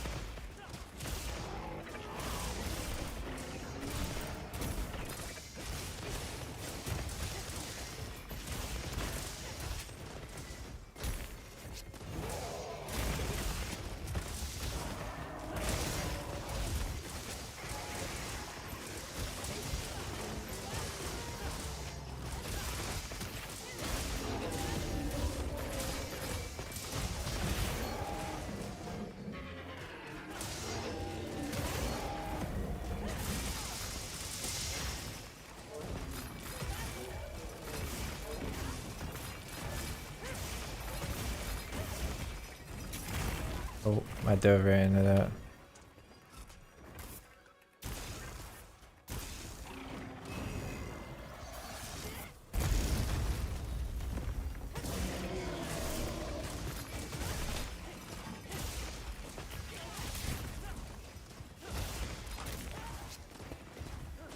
Uh-oh.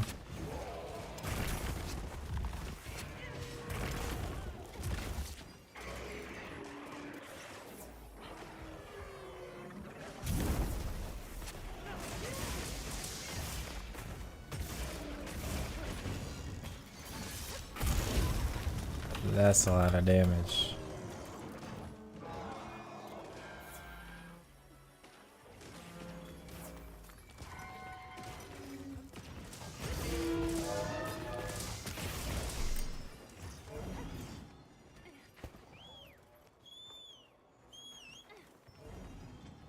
Oh, he's spinning the block, dude. Oh, he's not. Wait, the fuck? Make sure to grab anything a monster leaves behind. He's too far.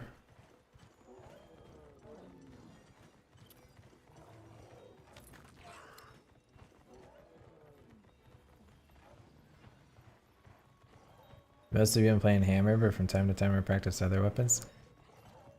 I've been trying other weapons, but I always end up just coming back to the greatsword.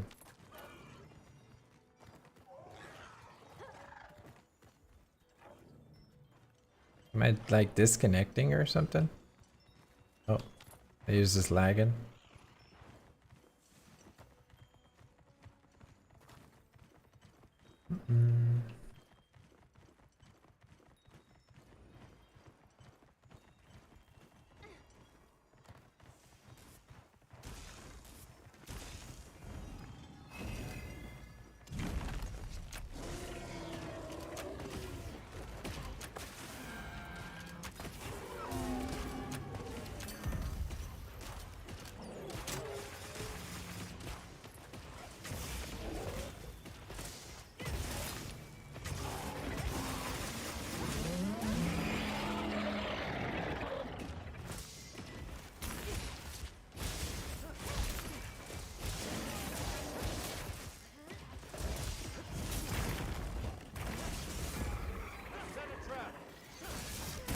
Oh, I tried to switch weapons and parry.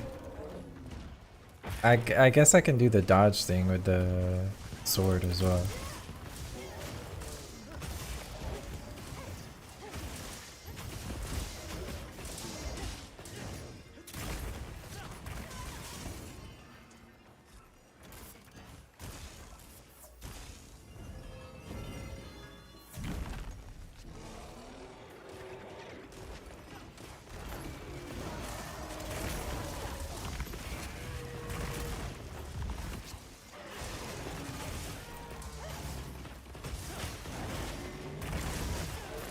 Can you actually not lightning trap this guy?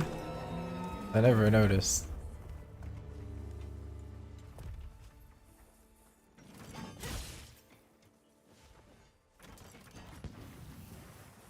This guy dropping the late smoke, dude. This is a rare research opportunity. Can't let it go to waste.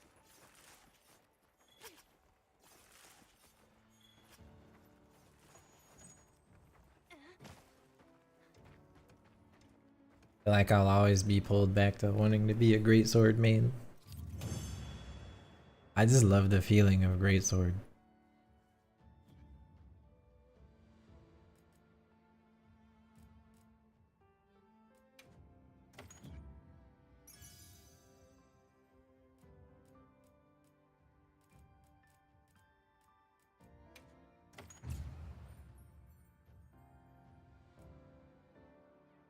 Whatever happened to the big fish greatsword? We still have it. It's just really bad. Unfortunately.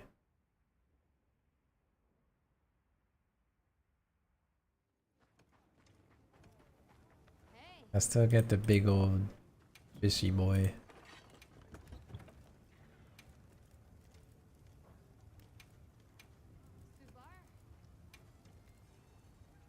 The big poker, dude. Yeah, it's just unfortunately not that great.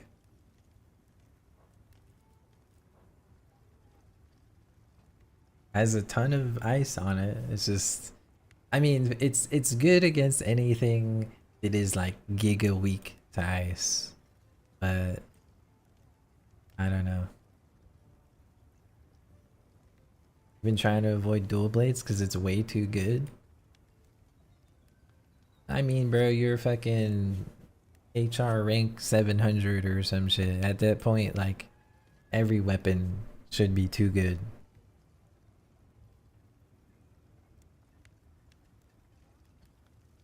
Oh, what's up, Unagi? You like the fish?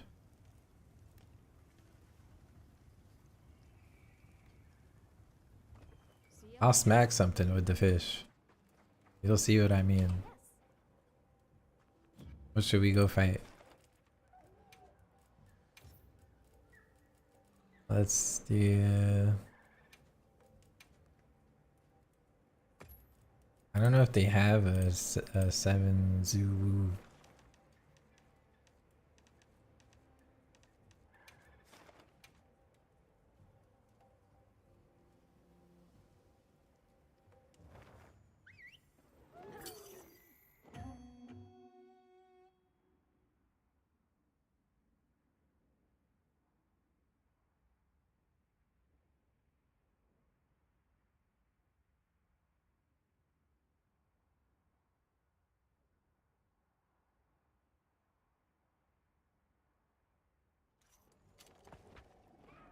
Commencing quest now. Are you prepared? Maybe I should have supplies. Let's put them to use. Talking about how much time I got accumulated on the whole series. I'm cooked.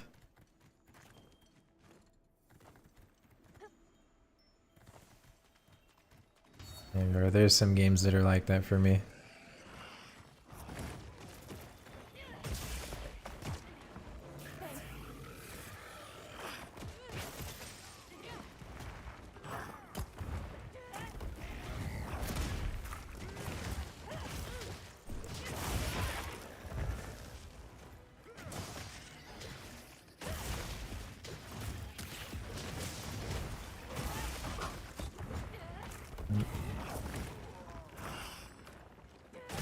Oh.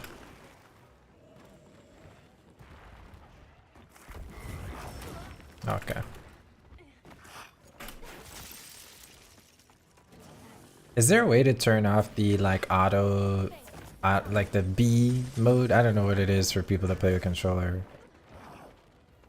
But with mouse and keyboard, it's a B, like the auto aim mode. Alright, we putting the fish on him, dude.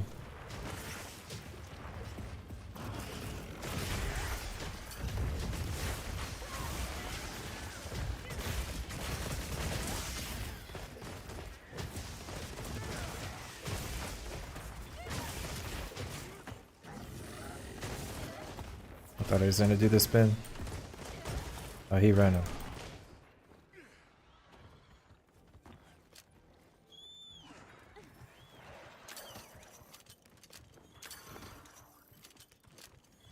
Yeah, I thought those were both remains, but okay.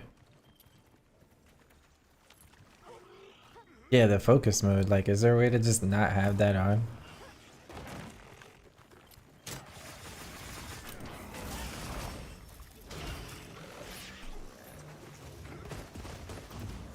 Oh, he's trying to trap that bad boy.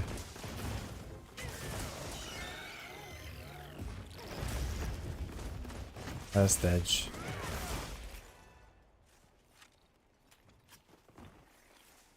Hey, that helped.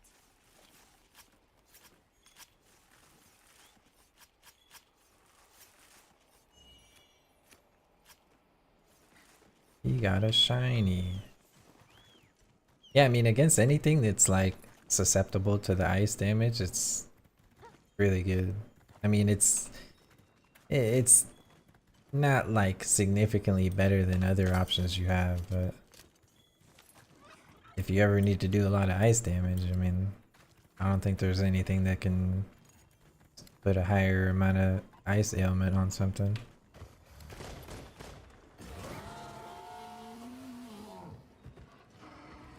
Why can I not shoot this fucking pod?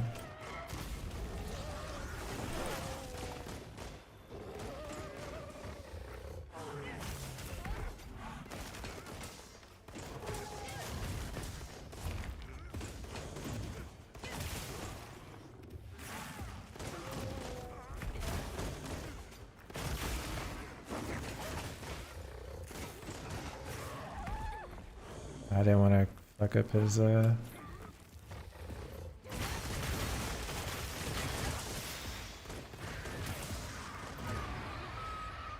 try to shoulder charge.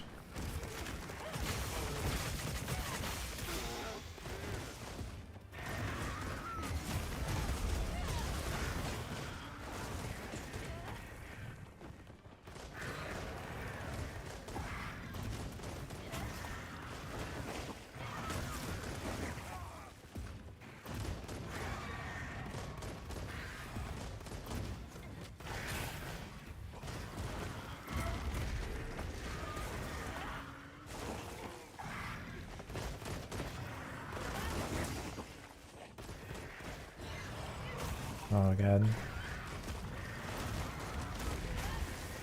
Can you actually grab his tail when he does that?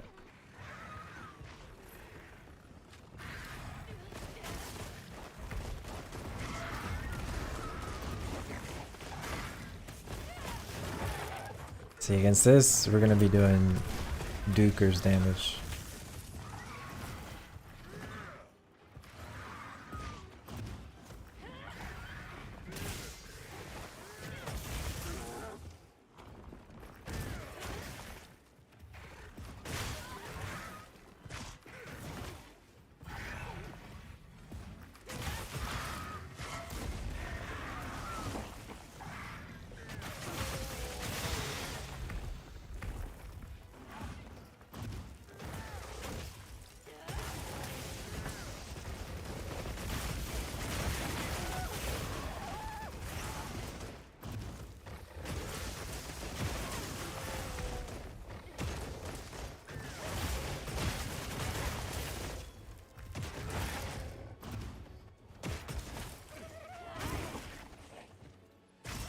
Ah.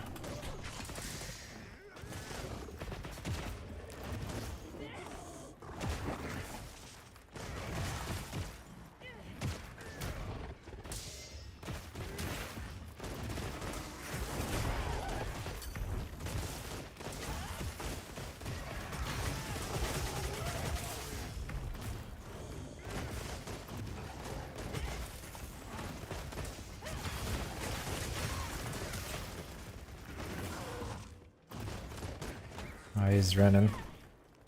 He gone. You can have two weapons. So you can have your primary weapon, and then on your mount, you can have your secondary weapon. And you could swap while you're fighting. Like, you just need to get on your mount.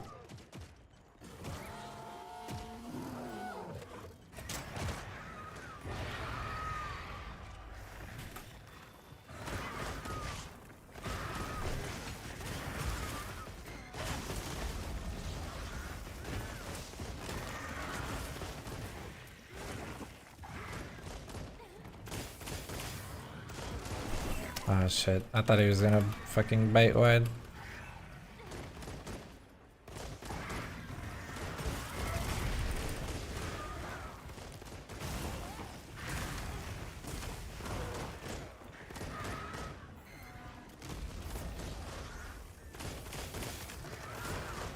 This guy's tail's gotta come off soon. I was wailing on this thing.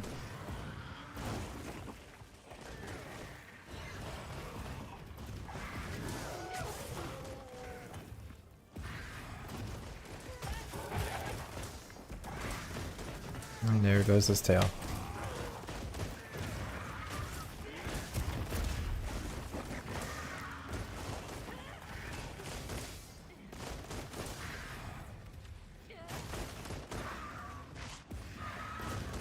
This thing moves so freaking much, man.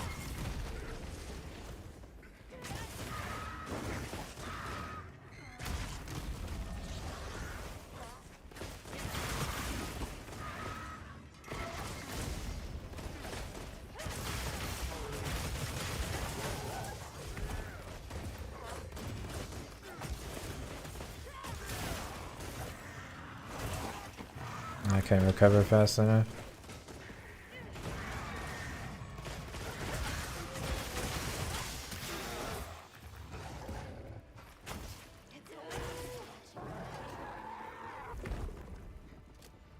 Is the remap censoring a leftover overlay?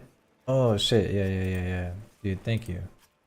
That was from me playing a different game. I'm surprised nobody else said something till now. Thank you.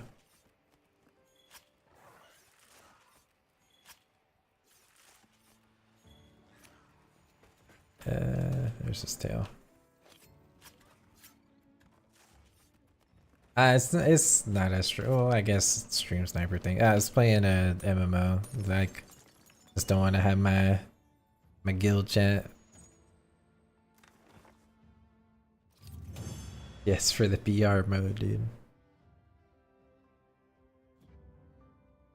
I always keep my OBS in such a small little window that, like, to be honest, I gotta start doing like the full screen analysis when I boot up my OBS. Yeah, when I played Throne and Liberty, I had my guild chat like blared out so people can talk freely. Hello. I heard from yes.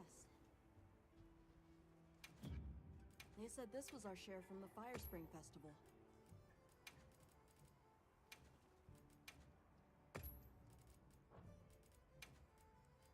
Yeah, they should just make a fucking take all, like all.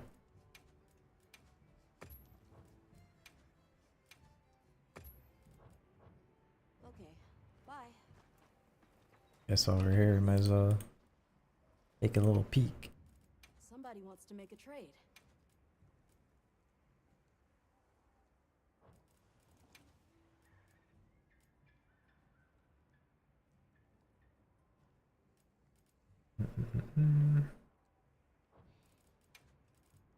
I do not think there is anything else I have left that I really care to trade. Do need some more melding tickets though. Kinda sad I didn't do the melding ticket shit.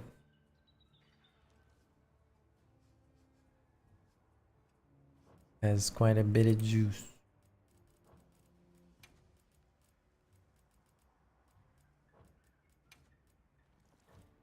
Okay, bye. I ain't bothering with Arshan because they look so ass. Yeah, I mean, I have Arshan Greatsword, but I just play with other weapons. I mean, insta fucking spear tuna.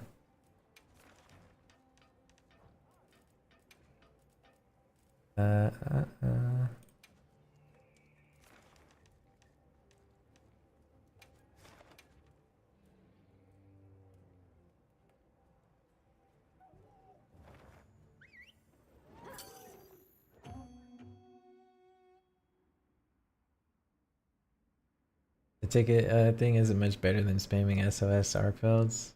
Yeah, I mean, I was spamming Arcvelds. Like, I'd done a ton of them. The ticket thing, like, the only reason I'm sad I didn't do it is just purely being unlucky with gems. Are you prepared? Feel like I'm just like never gonna get those gems I want, you know? I think they fixed it. I mean, we're like, I didn't try all the things you could do. But as far as like just queuing into the mission and it being full moon, at least that doesn't work. Oh, they already killed the... If the thing's dead, right? Can I go find it somewhere and harvest it? I don't know where it would even be.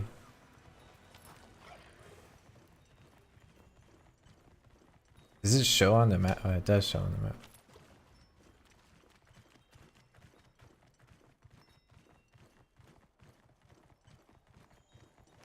That's that free Shavaka do. Oh, I can't harvest it though. Edge.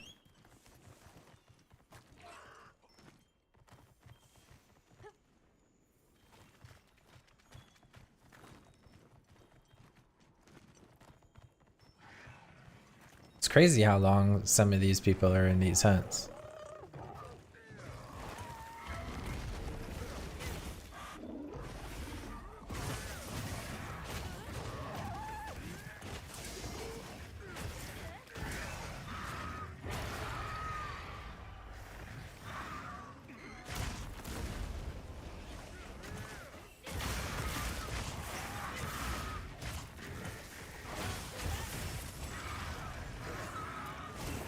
Uh-oh. Heal up real quick.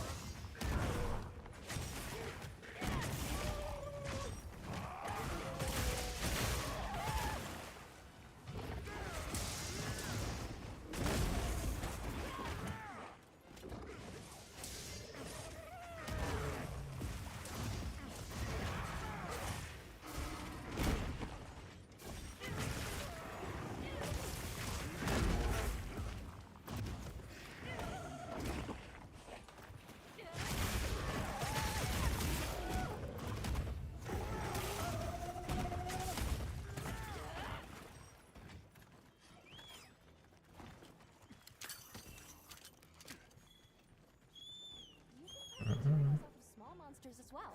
Re-grinded like 130 pollens before they patched it.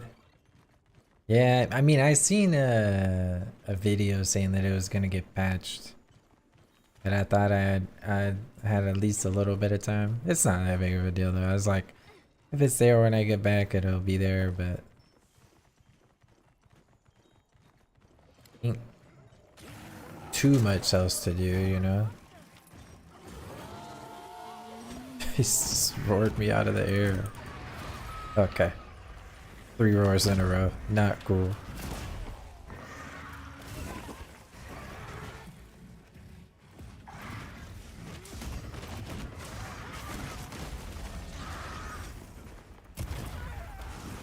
This guy's just mixing my shit up right now, dude.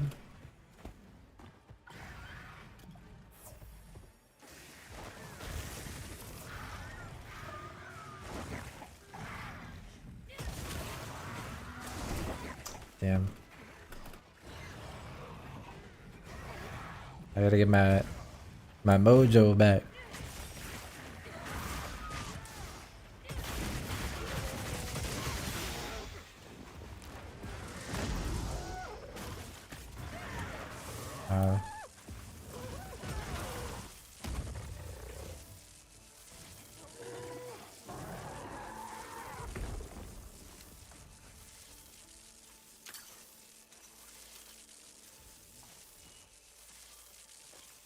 This thing's a trove of new data.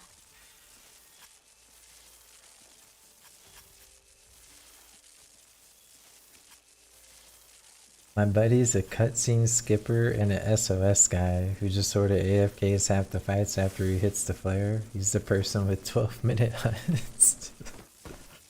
I'm done.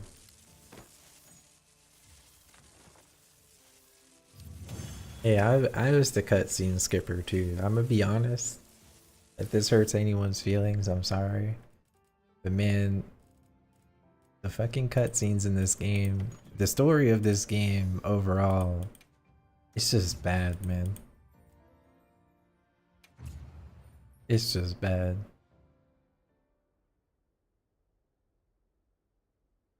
I've watched X-rated movies that have a better story and plot than this game.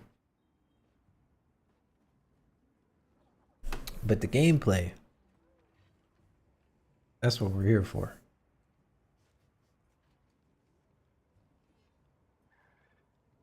The best cutscene in this game was the cats trying to get the big piece of meat. Yo, hold on. I gotta find this video and show you guys. Because I seen it this morning and I was like, dude, this is a great video. Hold up.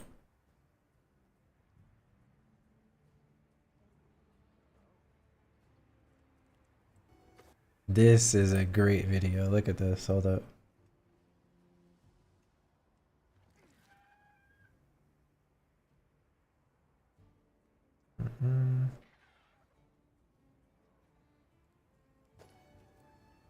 I'll mute my game for you guys. There you go.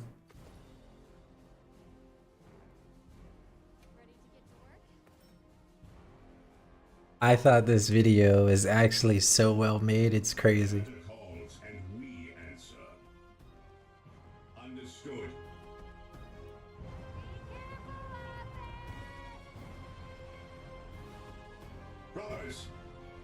Brothers, your duty is not done, brother! The Emperor protects, but the Space Marine strikes. Priority target! Make haste, brothers! Cleanse the monstrosity! Die! Brother, I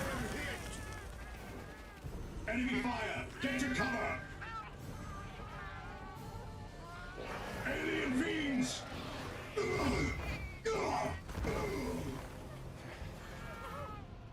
No blow will go unanswered!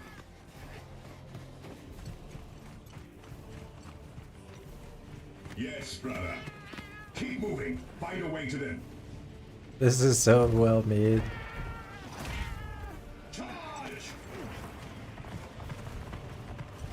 The time is now, brothers. Suffer not the alien to live. I wonder how Space Marine's doing. We claim this in the Emperor's name. Shelter behind those plants, brothers. We shall be the end of you. Cinema. The enemy wishes to fight, brothers. Let us indulge them. Cinema. Okay. I don't know what was about to start auto playing.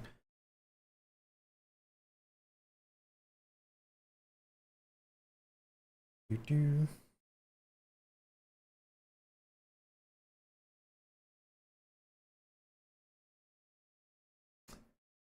Upgrading each class to SM2 took so long. Hey, but a time sink is a time sink. And we do be liking those. We do be liking those. Let's just go for only the zoo kills.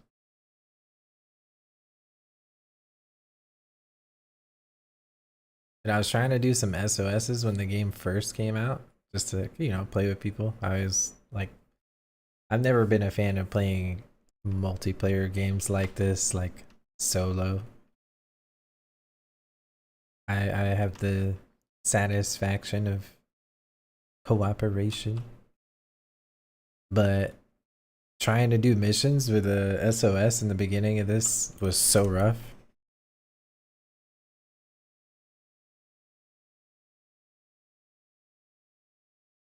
We're just gonna greed the weak point because I feel like if I even have enough stam. Oh, bro.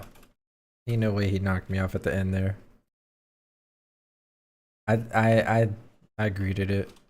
It was not worth it.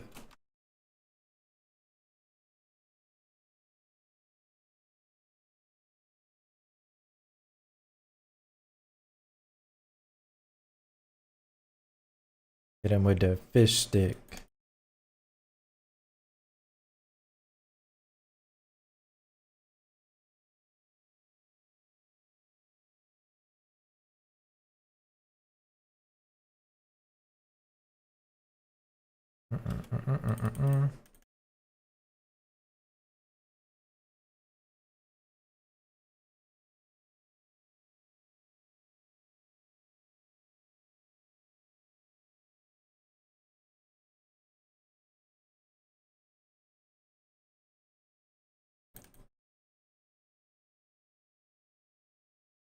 Damn it.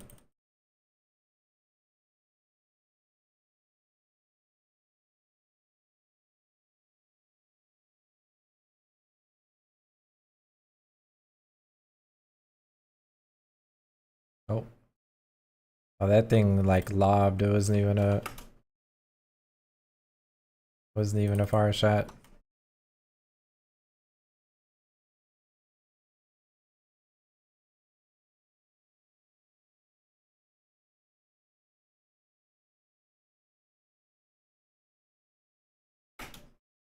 Motherfucker. Your only achievement left to do now is 100 multiplayer quests.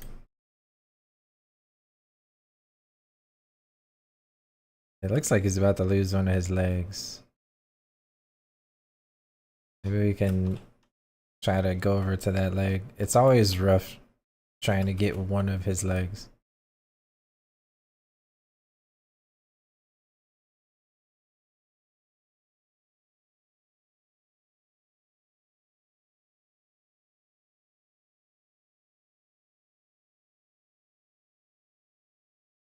Get some nom noms.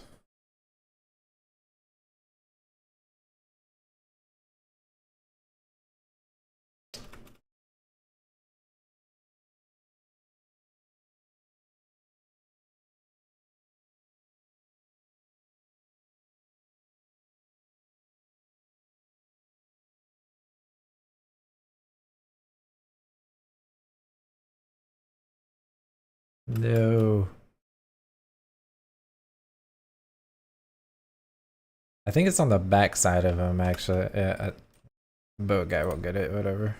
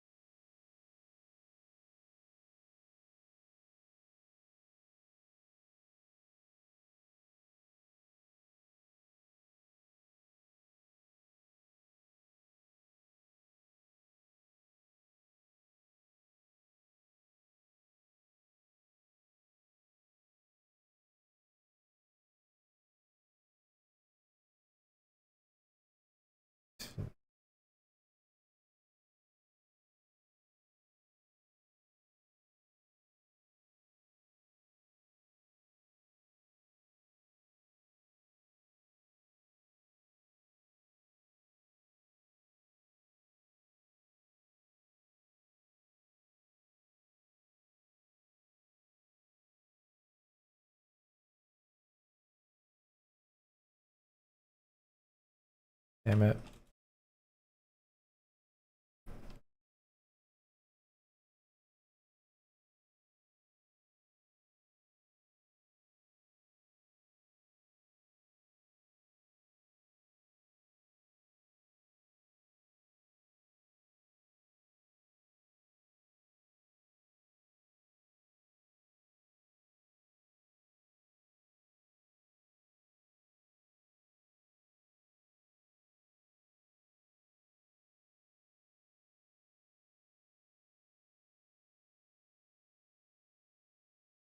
Oh, 7. Oh.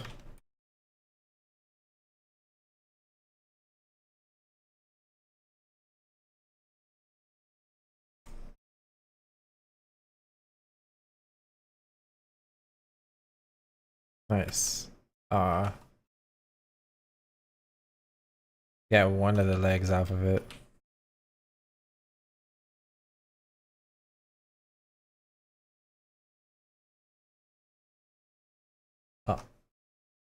There we go. It was turned off.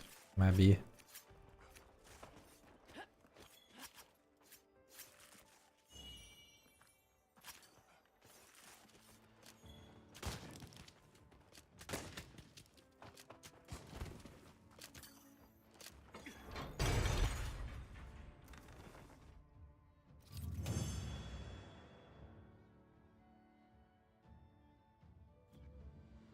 People dying from stupid shit's hilarious. Yeah, in the very, very beginning, kind of frustrating, not gonna lie. But I mean, when the loot kind of don't matter to you anymore, it's pretty funny. I will say, I have noticed that they're like, I would say 80, probably more than 80, like 80-90% of the lobbies I get into or like with any like an Asian character name.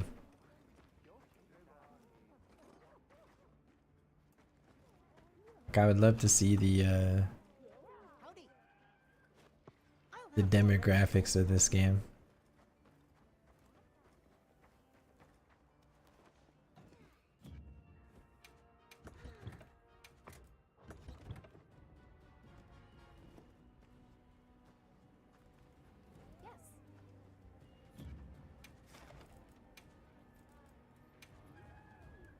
I mean, it's pretty consistent.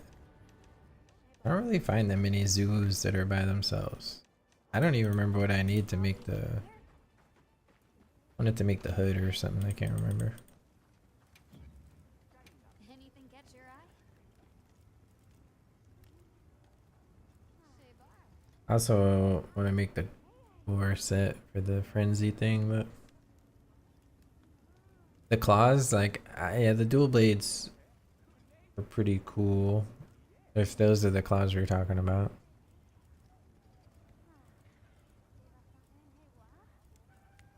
Like the, I don't even remember which, aren't those the gore dual blades?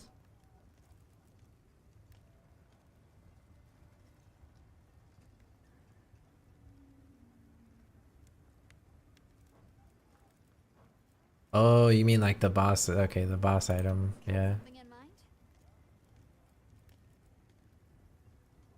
There was something I wanted to make from it, I just couldn't remember.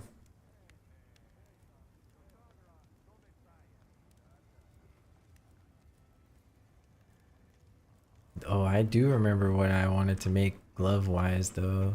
They were... Yeah, these. I want these gloves with the little Wolverine claw. Need a Alioth scale. 3 of them.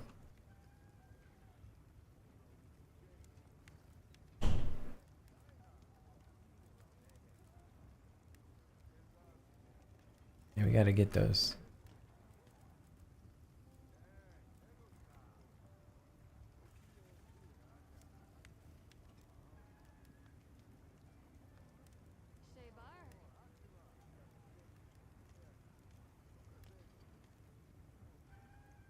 Can I tell the difference between Korean and Japanese? Yeah, I'd say like most of the people I've seen in this are Japanese. I don't think I have seen any Korean names, at least not off the top of my head. I just see Japanese and Chinese.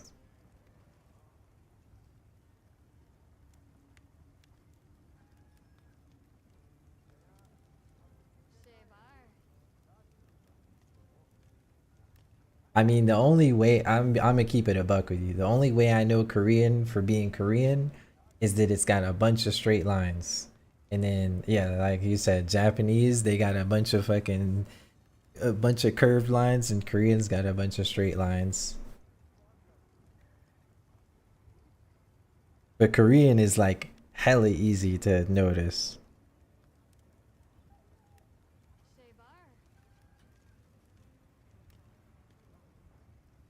And then Chinese just looks like some hieroglyphics, I'm gonna be honest with you. But Chinese look like it take like 10 hours to write on paper. So that's how I know the difference between all three. Korean, you got the straight lines. Japanese, you got the curvy lines. And then Chinese, that shit, yeah, kanji look like it take a fucking hour to write a sentence on a piece of paper. So that's basically my understanding of of the different texts. I couldn't tell you exactly how it goes, but yo, what's up, Divine?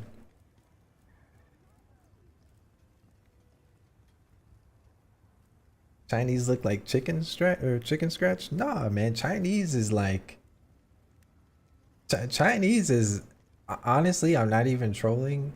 The text just looks like art. Funny you mentioned seeing Korean names. I just found the first Korean name I've seen in game. Yeah, that I don't think I've seen any Chinese names. But I've seen so many Japanese and Korean ones. I'm sure I probably have seen a Chinese name at some point and just not paid attention because I do SOSs all the time, but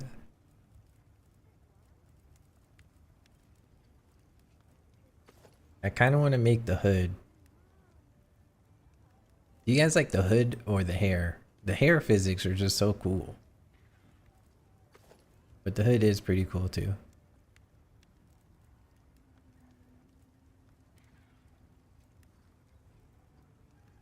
What are you guys more of a fan of?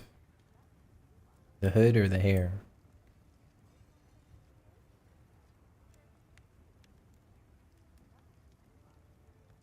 The ninja one?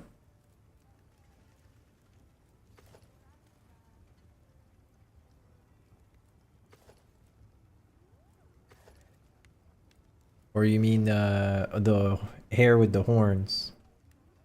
The DLC one or whatever.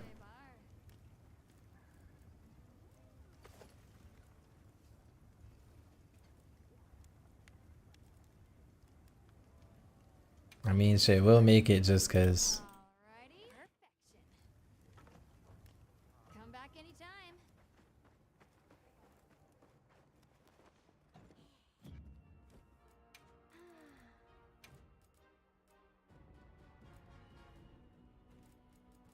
Hey, were you talking about this? I mean, the big hair is kind of pog too.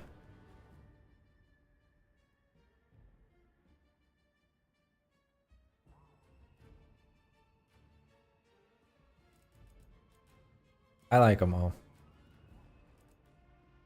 I think this is like someone's gonna have to cry. It's like the deluxe or DLC. It's some. I think it's the deluxe hair. I just wasn't using it because you know the game had just came out, so like everyone was using it. I really like the cape from this thing though, man. The cape is so cool. I just wish I had a different chest piece. But it is pretty cool. You can get it for $3 if you don't have deluxe. That's how they tax you.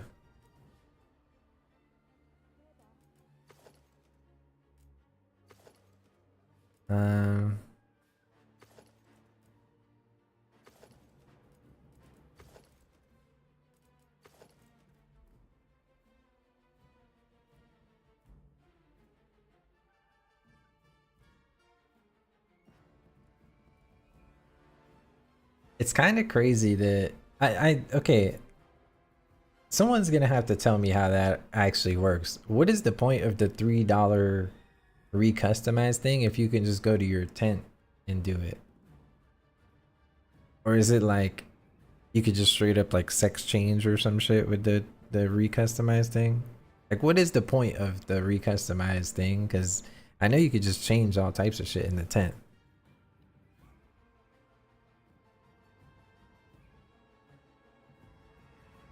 When you finalize, you have to have a ticket. So did I just have some tickets that I like used or some shit? Because I've changed my hair, I think, at some point.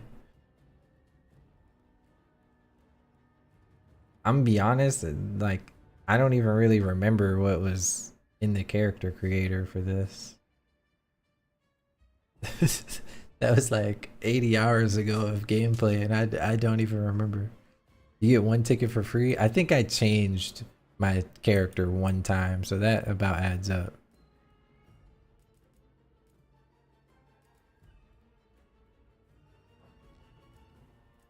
Could go with the undergarment. Like the fucking underwear here looks rough though.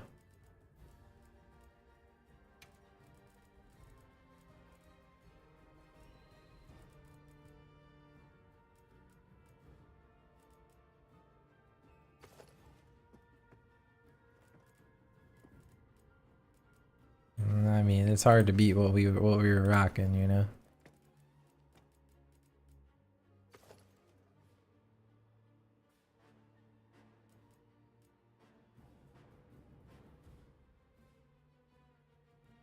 Unfortunately, my hair fucking clips through this hood a little bit.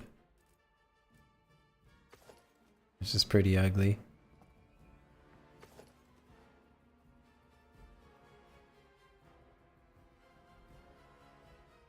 Yeah, I really don't like that you can't change the color of that. And what's even crazier is like in this, like it's like the darker part, you know. You would think that it would be like a true black or something, but in game, I swear this shit looks like a navy jeans. I don't know. Maybe it's my monitor and how the color looks, but this shit looks bluish more than black.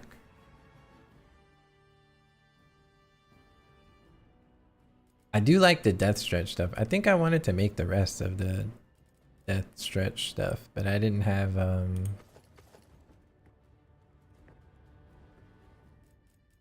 didn't have any more of the stuff. Like Abagoo.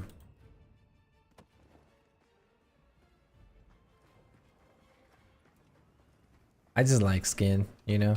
Everybody likes skin.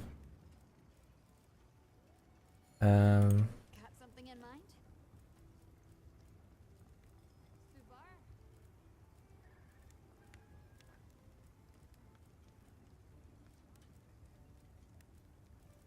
It was purple, right? I probably scrolled past it. Did I scroll past it? Oh yeah.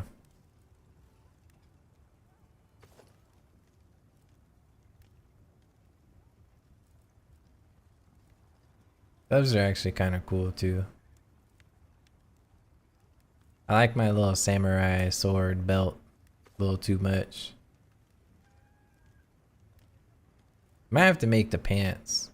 They got a better like underwear bit.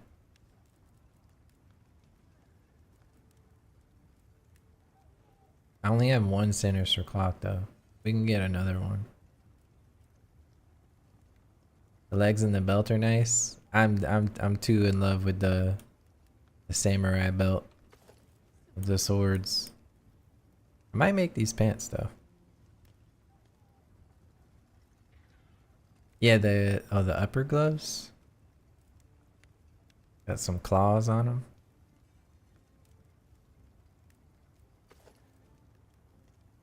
That's a really cool pauldron.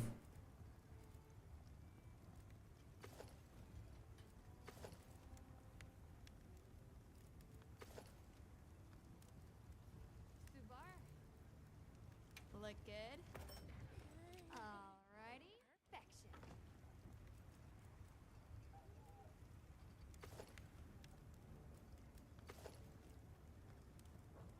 Now that's a good choice.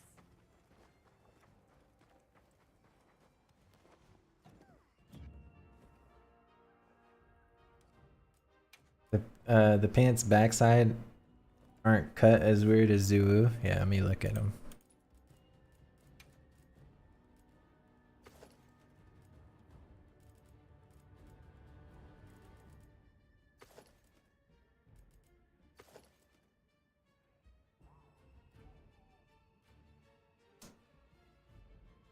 See, and then I feel like the blacks ain't black enough on the bottom, you know? Like the bandage area is pretty dark. I don't know.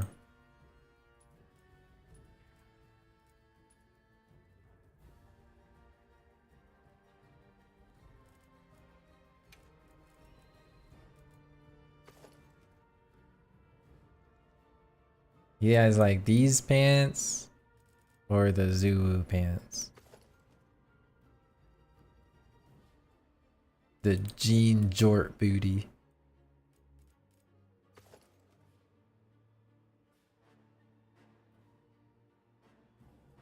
I like this hair too much. The physics on this hair are really sick. I mean, it's one or the other. Rock the horns for a little, I guess.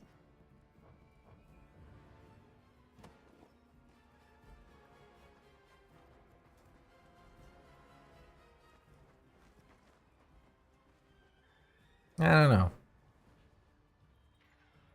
I wish there was more color palette options. Like, they only have the 2 slots, where a lot of the pieces have, you know, we got like gold trim. Like, wish you could change the metallic to whatever else or stuff like that. Like, everything has more colored areas that you can't change. What is dependence? Like, where does this even go? Oh, I didn't even know you could put pendants on your weapons.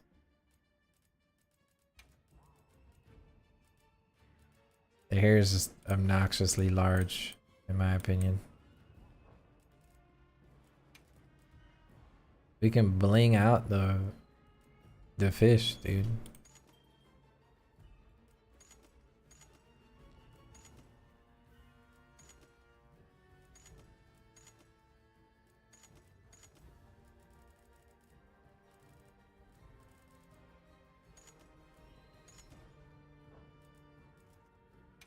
You could put 2 on, or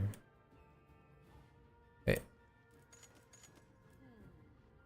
What is the secondary one? Like, what am I looking at here?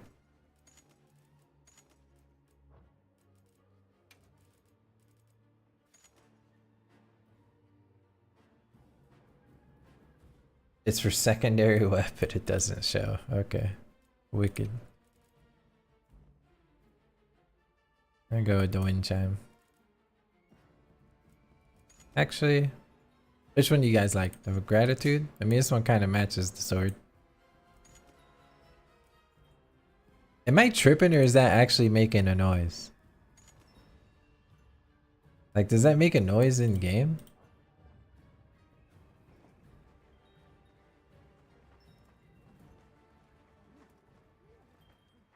It actually does make a noise in game. I don't like the fucking way it just flails around though.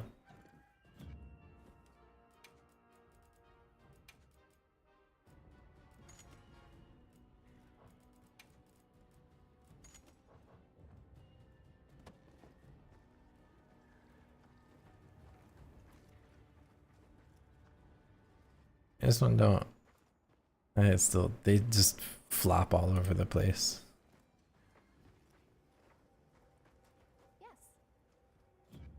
Alright, back at it again.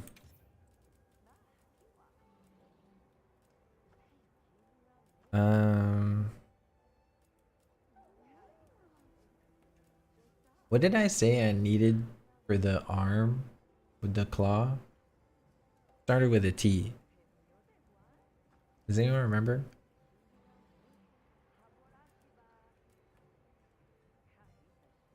Alioth? Is that a smaller creature? Or where does that come from?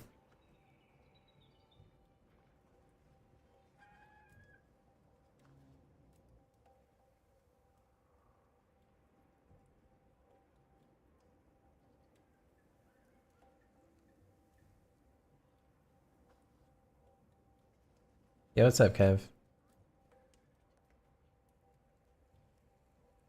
It's smaller ones. I just find them out and about. Let me look them up. See what they look like.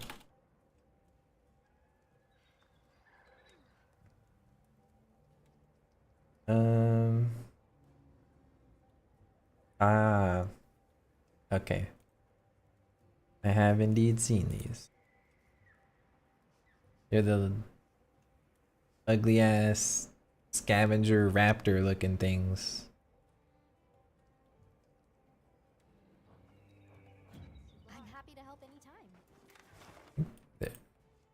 There are some here, right?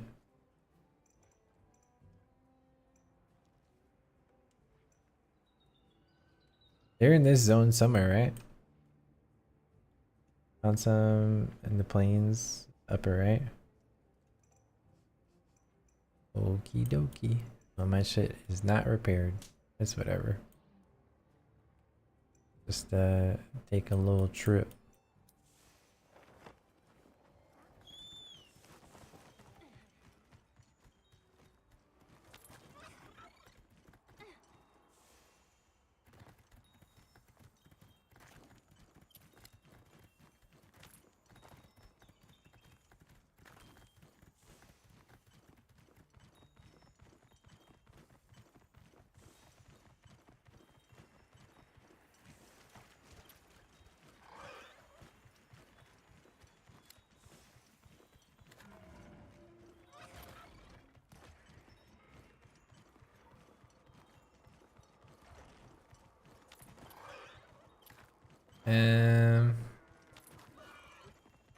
I captured the whole family, dude.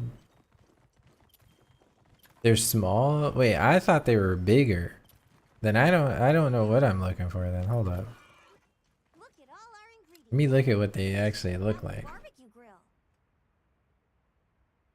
Are they really that small? Is there a certain time of day or a season that they're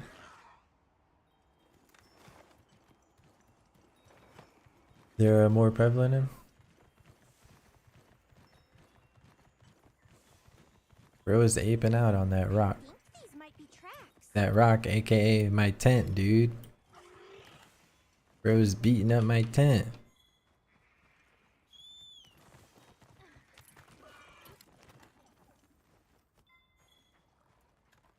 That's one thing that I feel like I need to do more of, is just like grab the fucking pieces that they leave behind. What a mess. Oh, whatever.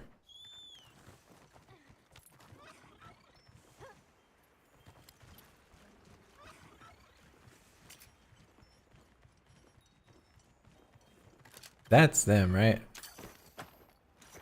I think I need to murder it.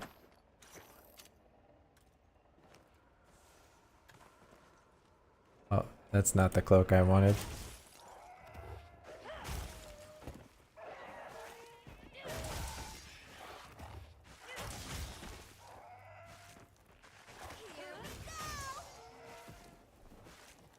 Alright, well, I think that'll be enough. Look at him go. He's just eating him up and...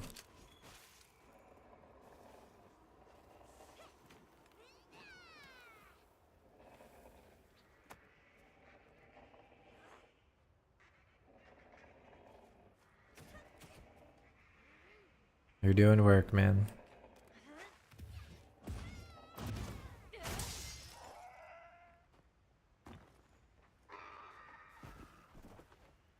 I feel like I got stripper heels on with these shoes. Materials off of small monsters as well. I think I know which ones you're talking about, Kev. The really tiny ones.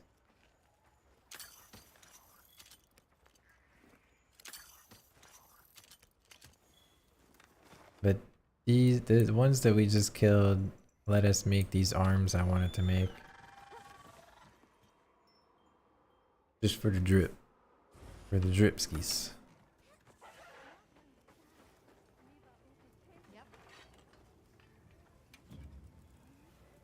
Anything catch your eye? Hello. Look good? Alrighty.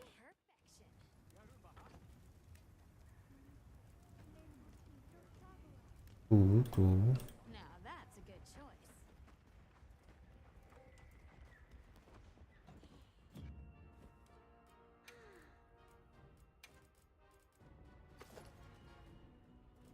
And now we got the claws on. Also, yeah, I'm not a fan of the stripper boots, guys. Yeah, I feel like that looks dope.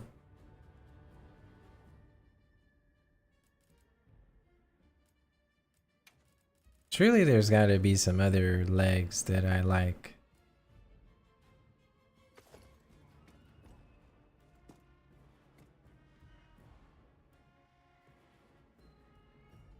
Eh.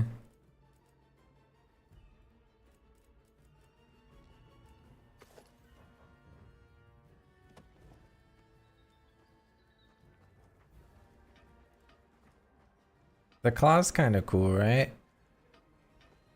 I wish you could change the silver. Hey. Anything catch your eye? The true end game of Monster Hunter. Just Fashion Nova. Those are like super black.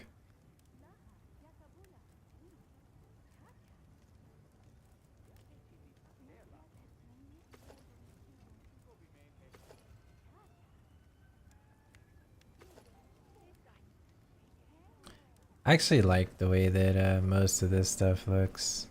I think it's pretty cool. Not a big fan of the chest though. The arms and the legs with the little like bracelet with the physics on it is kind of dope.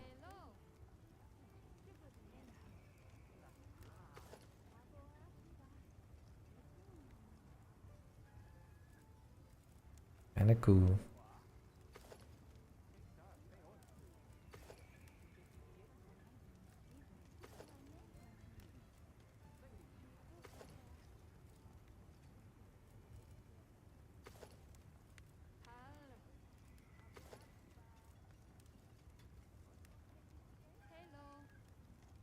I mean, they look kind of stupid in the front though.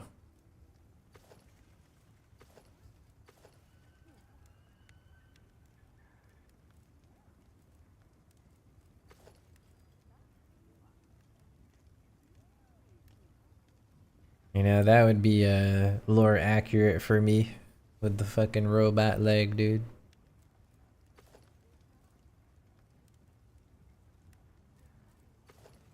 Yo, why the male legs look like these would be like the female legs? Like they got the big thighs and the high heel in the back. These are actually kind of cool.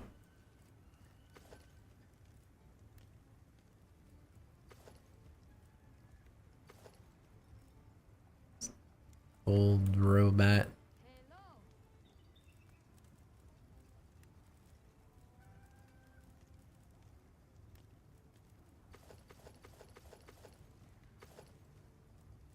There's just so much stuff that's not colorable on the like items, the armor. I like the little pockets and stuff, the little pouches.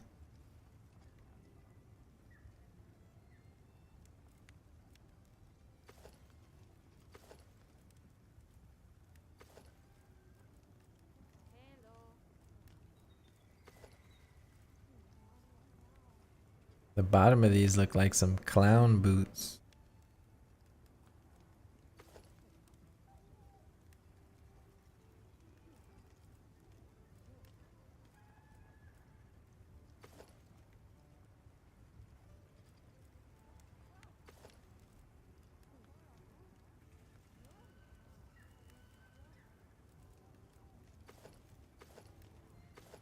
Yeah, I don't think there's any other pants for us out there that are...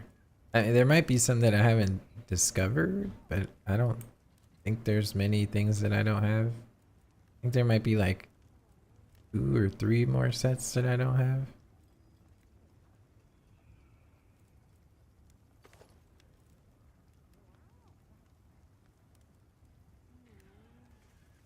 They're kind of cool. I wish they actually went black though.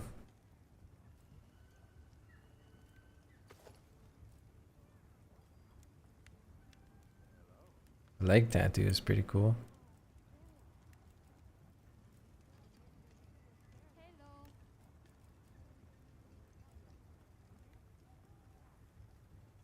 Did I mention you went with the 7900 XTX? No. How you liking it? Barb, go. You like the barbarian looking stuff?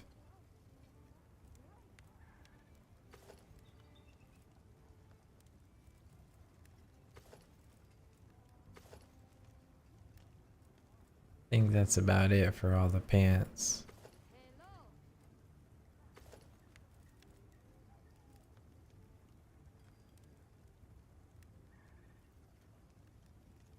Yeah, dude, I don't think I could ever go Team Red, man, when it comes to GPUs specifically. Like I'll rock with AMD for the processor. A long time ago, that was not the case.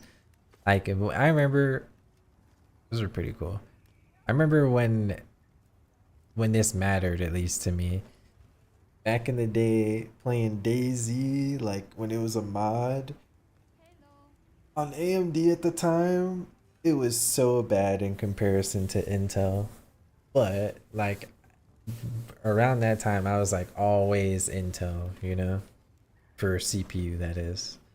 And now obviously that it's like ass backwards. Like you just get so much more value out of AMD CPUs, in my opinion. But GPUs, dude, I don't think I could ever get an AMD card. I just don't think I could do it. Okay, these are kind of hilarious, I'm not gonna lie. I seen this, but I never actually looked at the legs by themselves with the socks.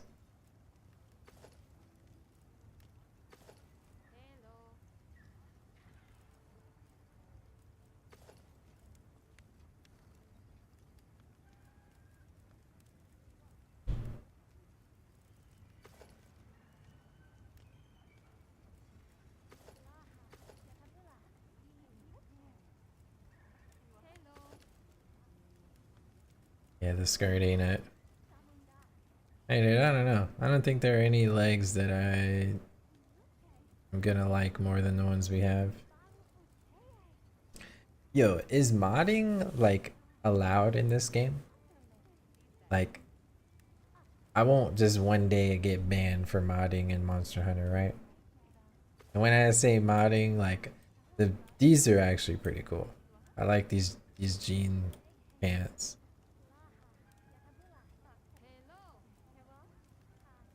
We need a Irregular fin. Aren't those the flying ones? Or am I thinking of something else?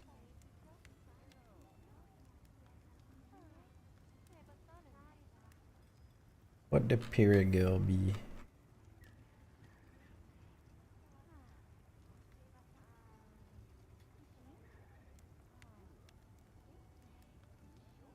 But I swear I need to just ban Fextra Life from ever popping up in my browser history.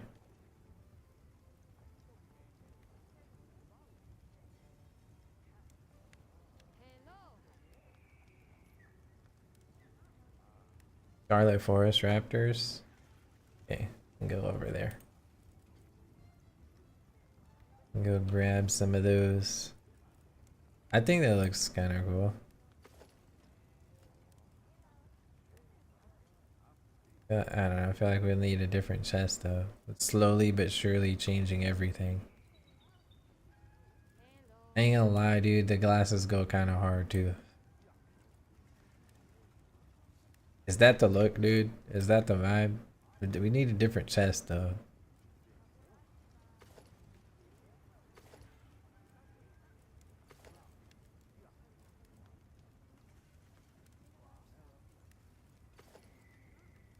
I'm down.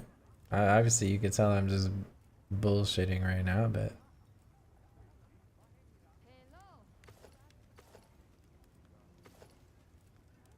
this looks giga edgy. The Edginator.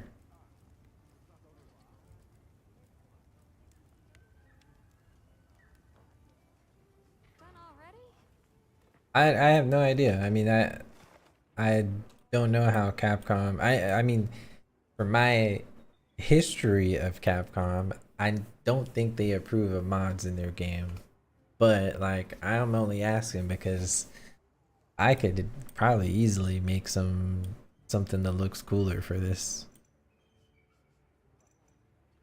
But if it's something I don't know if that's something I care about, like maintaining in the future, like if a future patch breaks it or some shit. Is there anything that you need, Lasco? Here you go.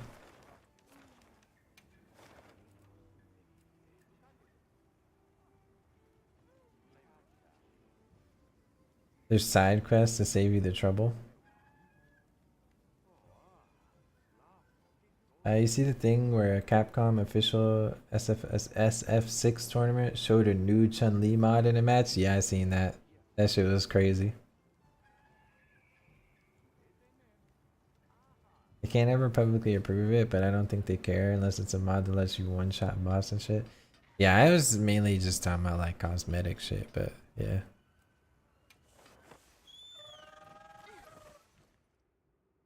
Yeah, I remember, I don't remember the specifics. I just remember like them seeing it and reacting to it, like the hosts or the commentators.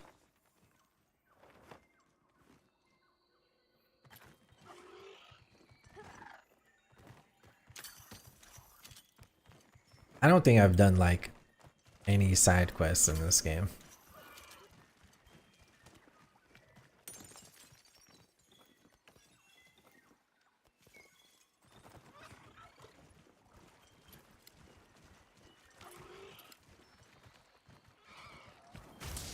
Surely that's not it, right? Or is it?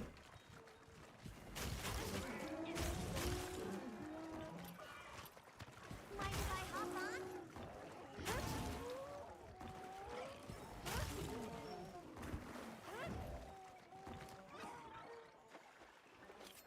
Nope. Alphadon.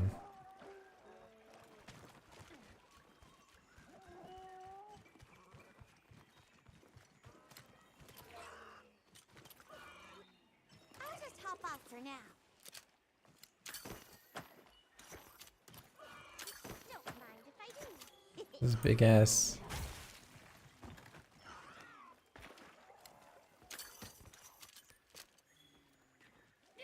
Aeropods.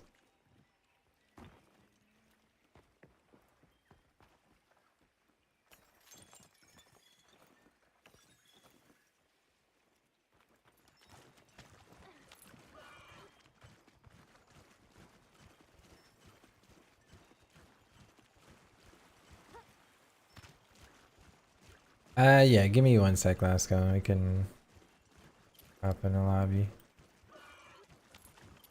I don't know what these things look like. I gathered some materials too.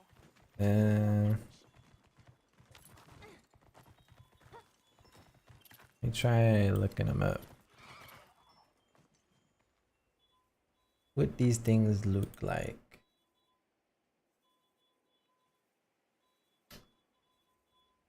Weird ass motherfucking lizards.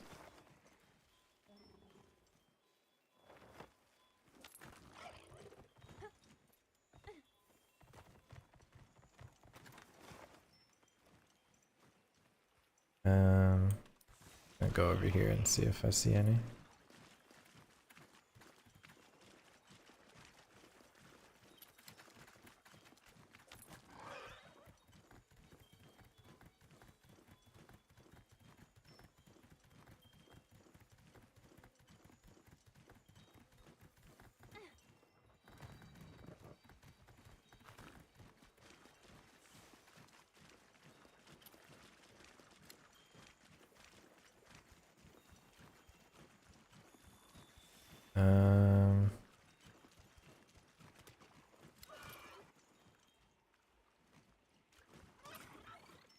Heck. These blends have such a strong scent. Do they? I guess you would know. I thought that it would be... Maybe it's more near the spiders?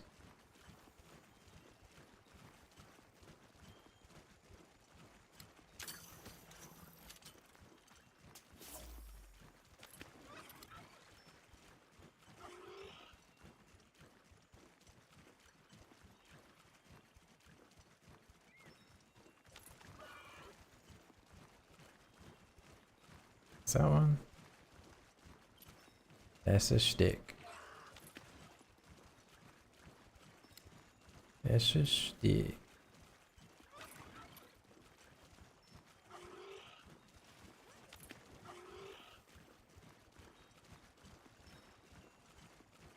Where do these lizards reside?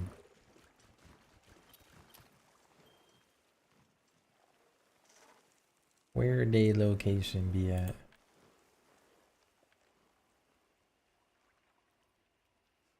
Gotta find a video or something real quick.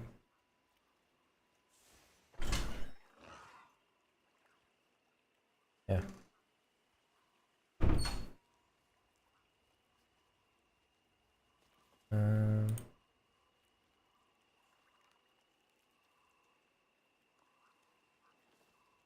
Said around 6. Just right in front of me.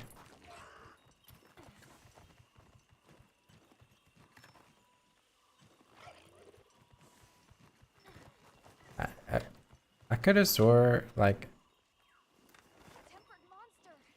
Look at the size of that scar.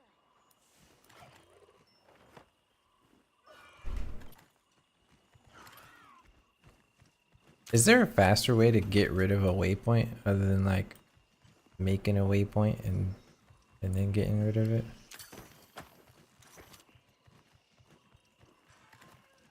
I don't see these lizards anywhere. They look kind of big in the picture that I looked up.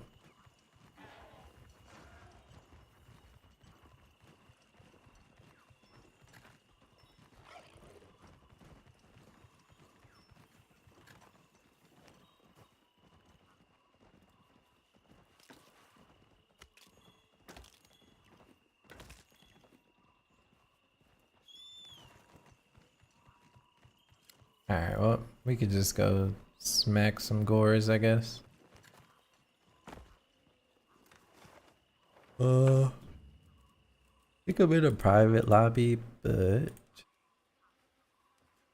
bruh, I don't think there'll be a single day where I remember which one of these icons goes to what.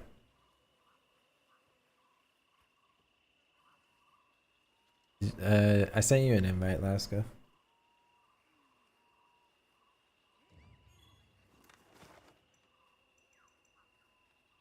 A potential target has appeared.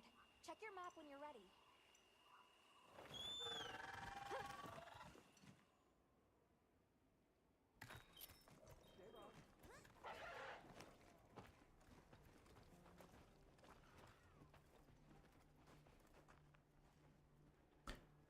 Yeah, I never noticed the weapon just like hanging out the sheath on the thing. Right? Because I always just had a... I don't even remember what I had in my secondary slot before. I think I had like a bow or something.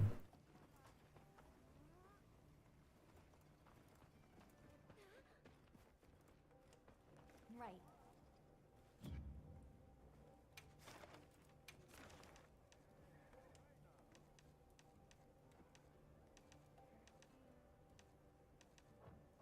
Understood. I don't even have on my map right now. What do we got?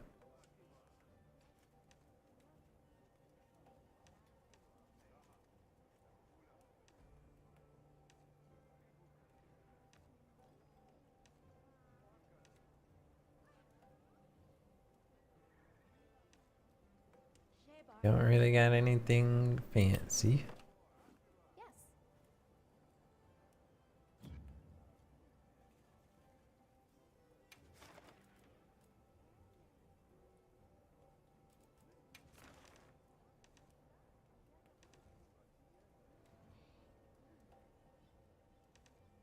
I got a couple that we could do.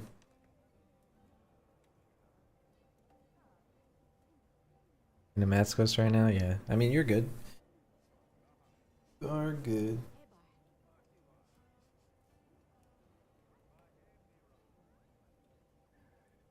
Do that. Let me go to the bathroom.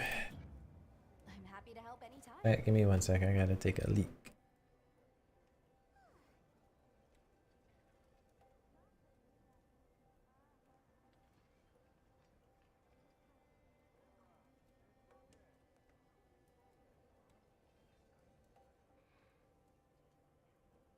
Alright. BRB.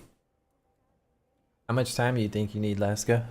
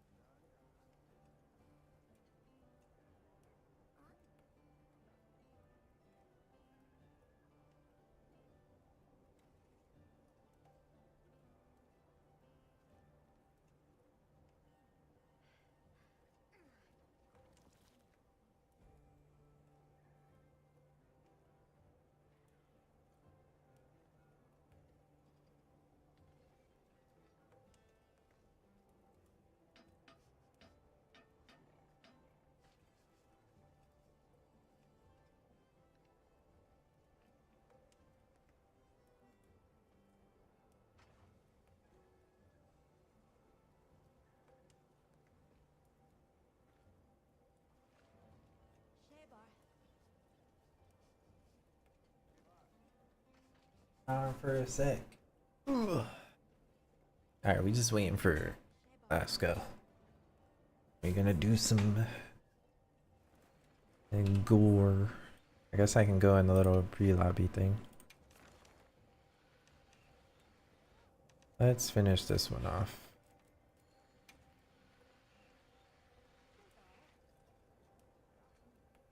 Understood. Be careful out there.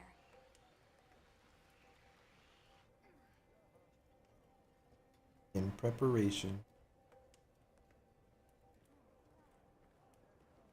How do I... How do I see like a lobby code or something? Like, is there a way I could show you guys what the lobby code is? It is on private. I guess, do I need to like invite people if it's on private, or if they have the lobby code, can they still join? Yes, dude, this UI to me, Kev, is so strange, man. Like the UI, hit insert.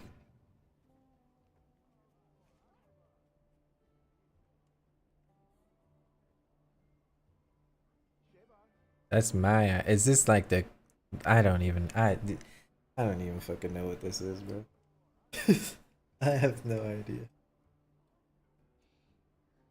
It's on the right of one of the menus, yes. One of them. Yeah, I will never get used to this UI.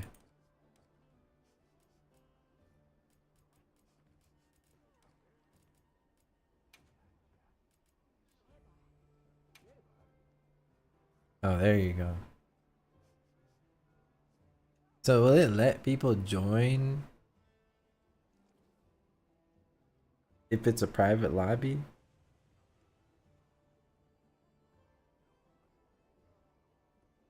I mean, I invited Lasco, so I should let him join. You don't know how to use it? Me neither, man. Me neither.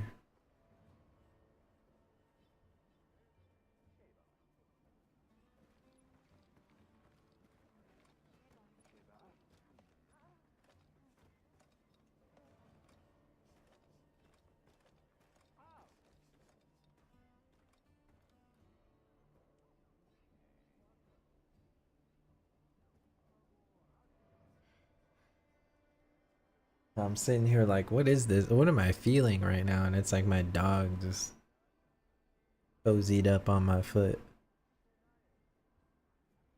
I turned that heater on. He came over here and bundled up next to the heater.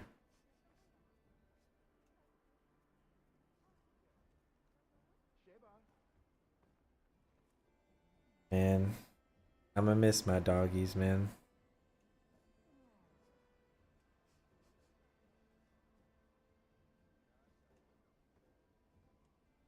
I'm gonna miss them.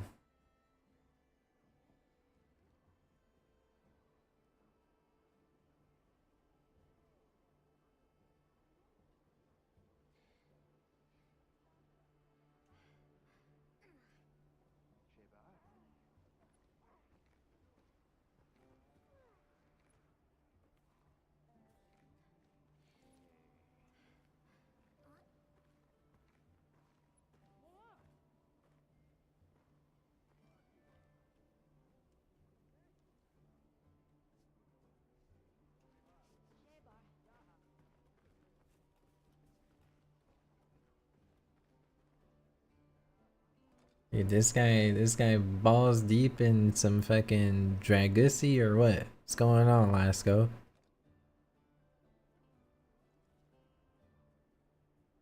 Just finished? Do you still have the invite or do I gotta invite you again?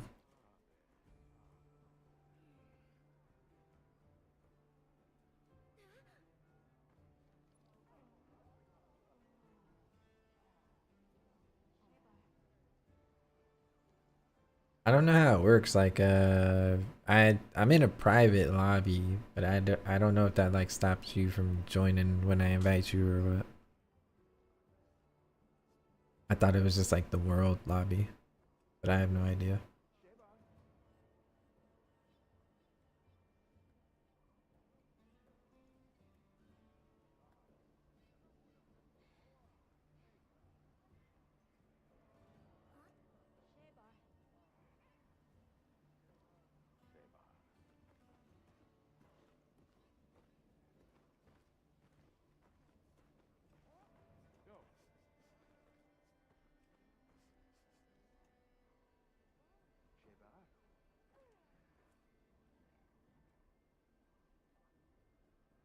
I'm gonna just invite you again for safe measures. Invite a friend. Oh, you're already in here. I don't see you in the mission though. Do I need to start it? Or is there a way for you to join my mission?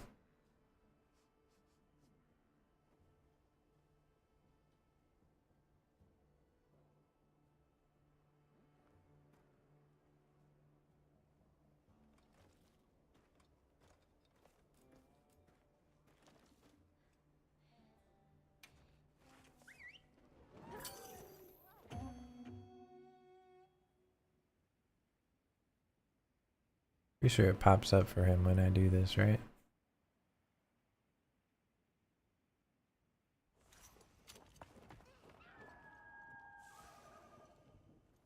Now commencing quest by order of the guild. They've issued us supplies. Let's put them to use.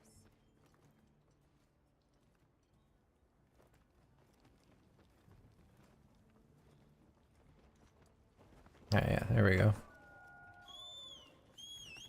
Oh, this guy's into tentacle stuff, huh? Dang, dude, anything you want to tell the class, bro?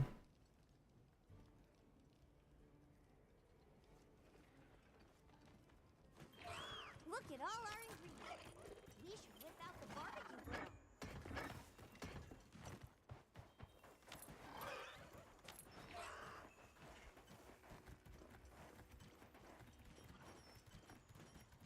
On my way there.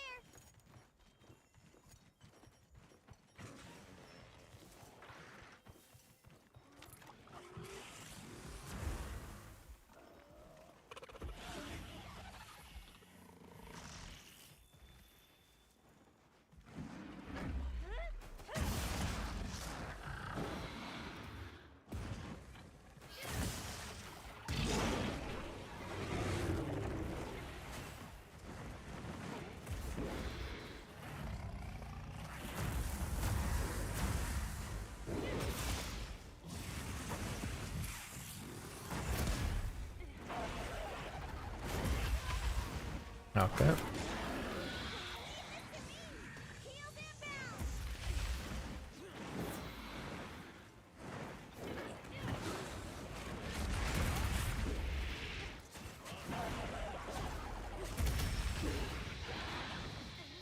He's gonna one-shot me if I stay. Oh.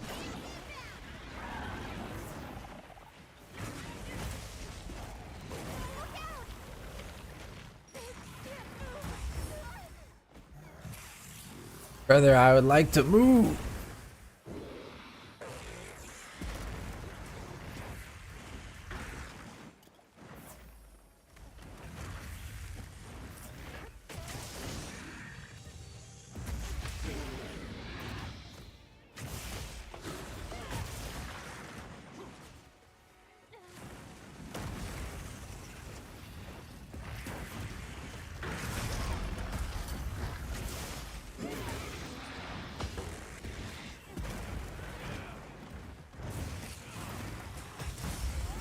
Bro, I don't know how that hit me.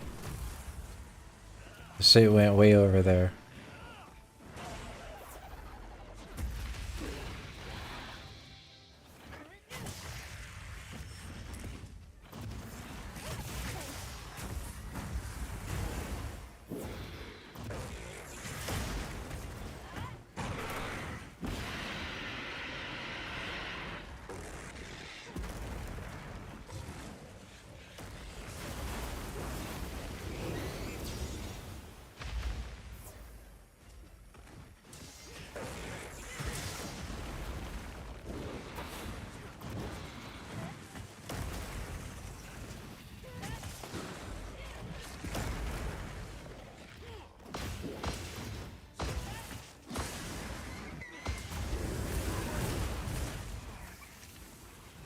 That shit does so much fucking damage.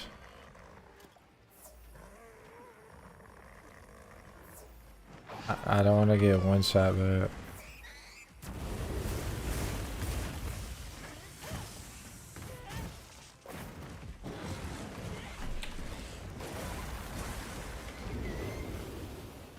my frames.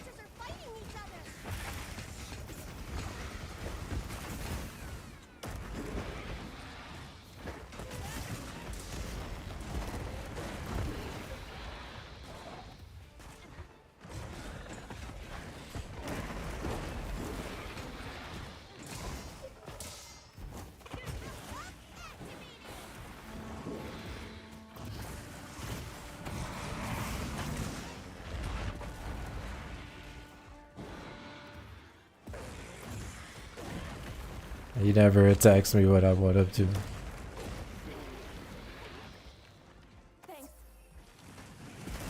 Okay.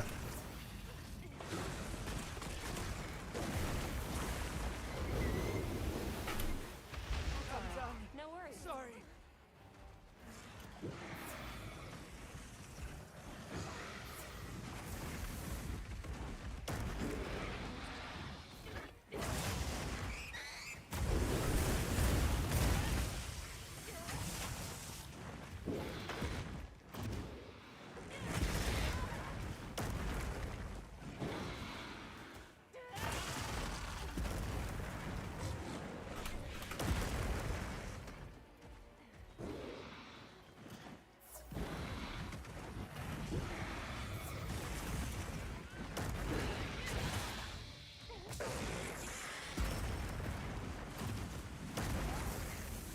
Brother.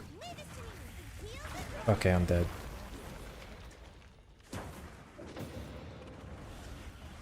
Oh, yeah, I didn't notice you died already twice.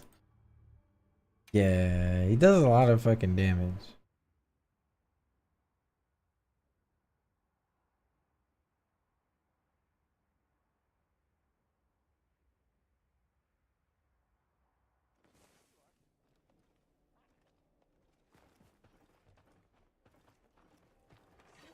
Yes.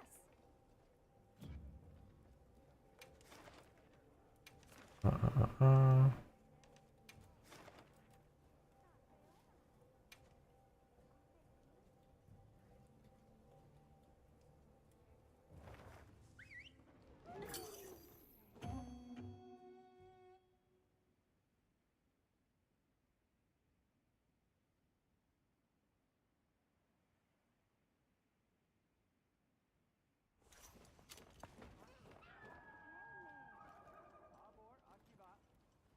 Let's have another hut with no surprises today.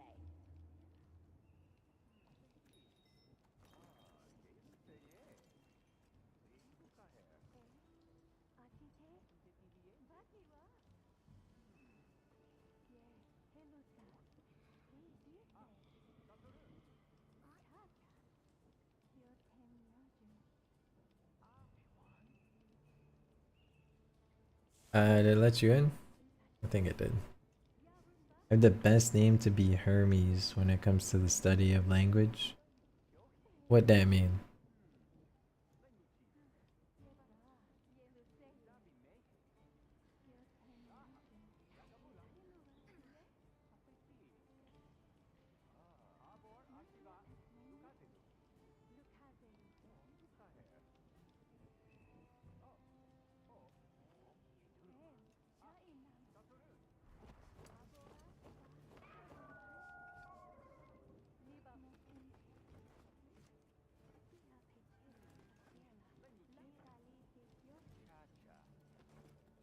Let me fucking re-up on the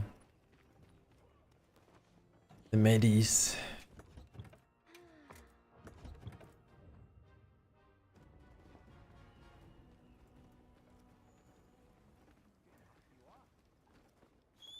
This guy moaned at least this loud. Oh! Yo, Predator dropping the 55 months. Predator, thank you, man. Welcome back. How you doing this morning?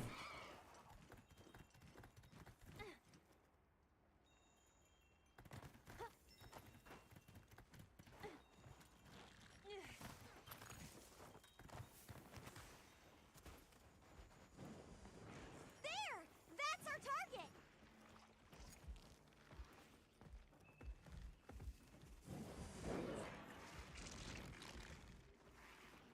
I set a bomb. My lives are bomb set before me here. A tempered monster! Look at the size of that scar. YOLO.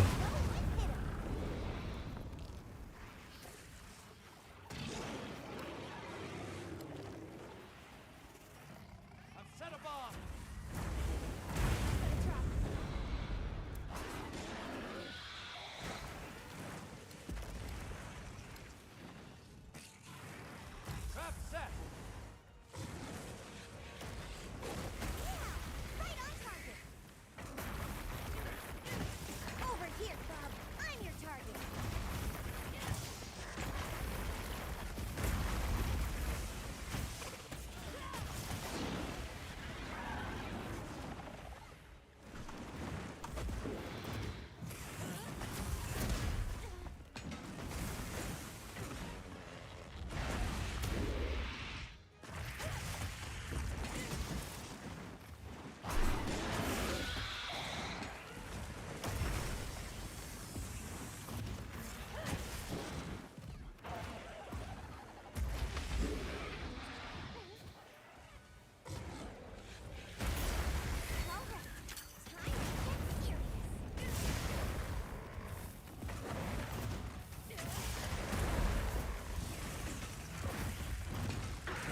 Ah, fuck. I went for a shoulder charge.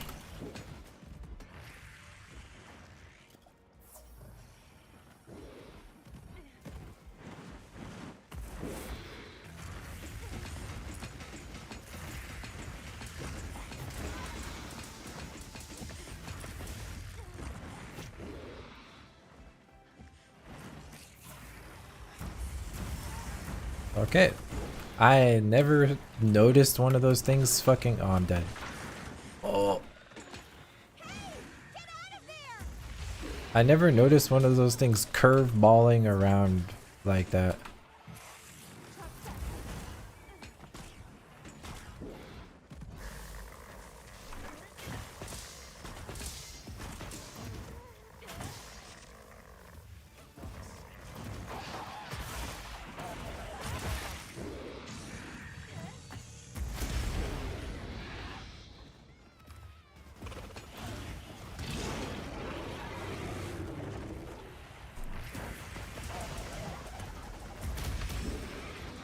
I gotta heal, he's gonna fucking one-shot me.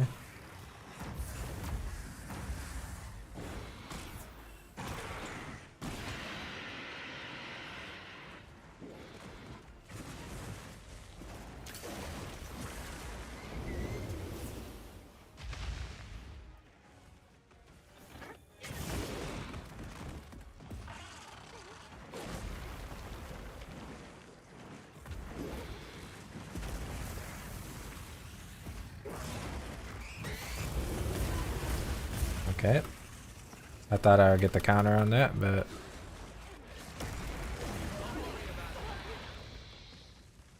I fucking hate this mob.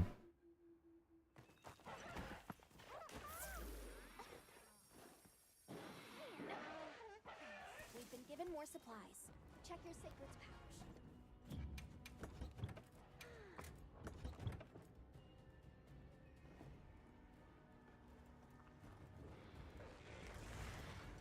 Alright, well I died once.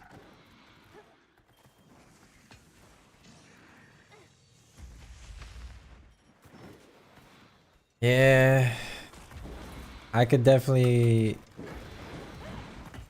become more equipped for this. This is a sleeper right here. Oh.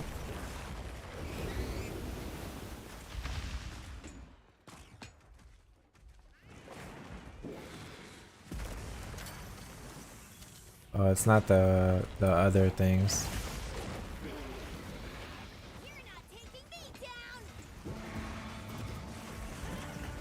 Damn, bro, it's like a centimeter away.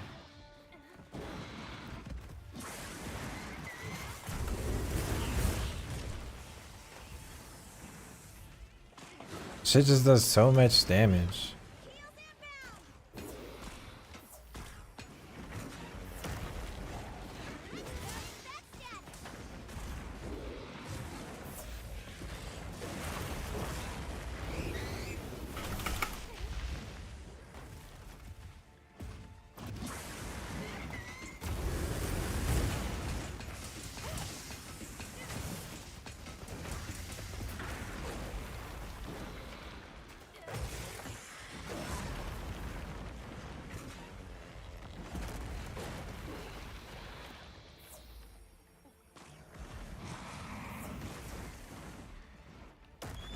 All ready when you are.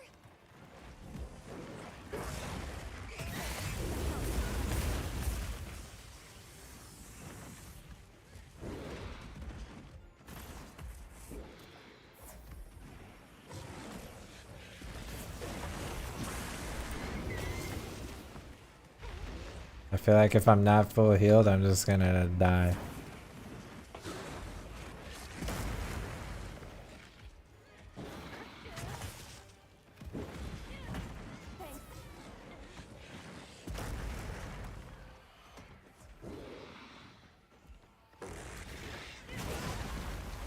Brother!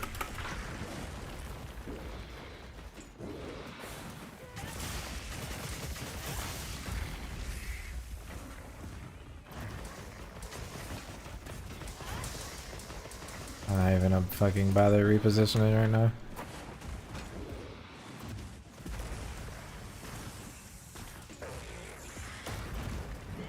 Bro, that movement did so much damage to me, bro. Him turning around.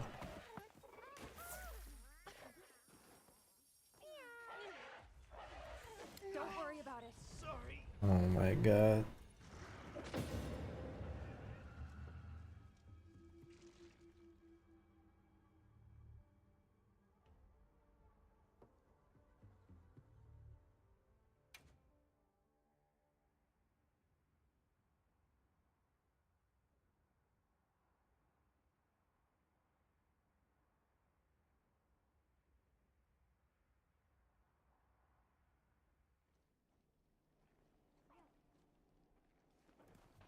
Or he turned around at the like pillar thing and it almost killed me just off of him turning around.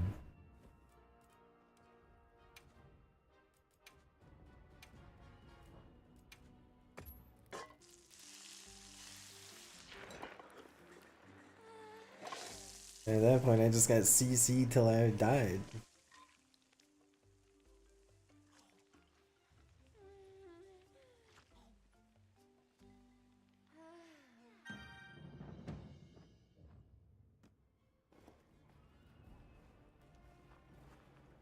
I got 3 left, I think. Yeah. I got three more I can queue. Save them.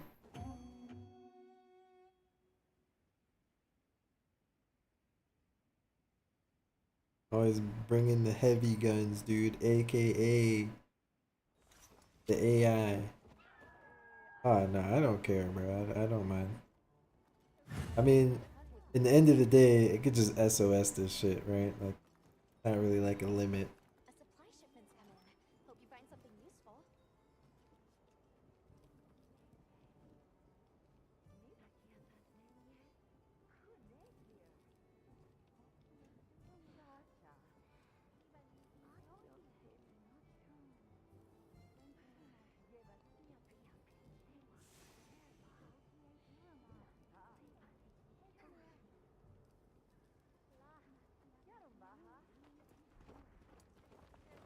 I don't even remember what. Oh, that's not the right one. What is it? This? Oh yeah. Yikes, spikes! Those could come in handy later on.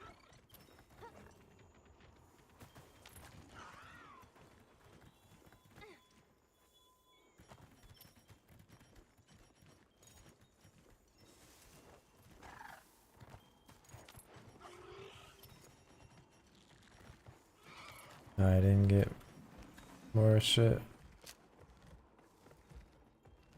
At least here there's the sleep toads, which is nice. A tempered monster!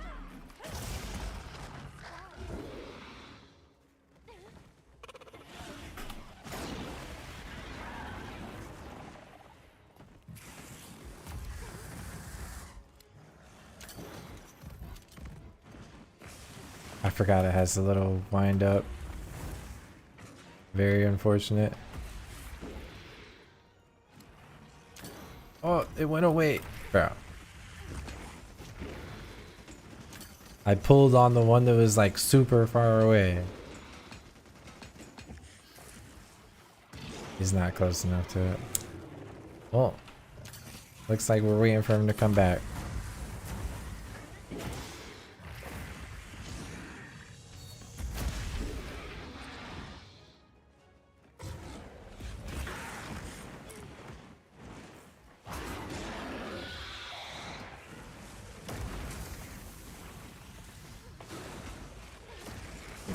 Oh, almost died.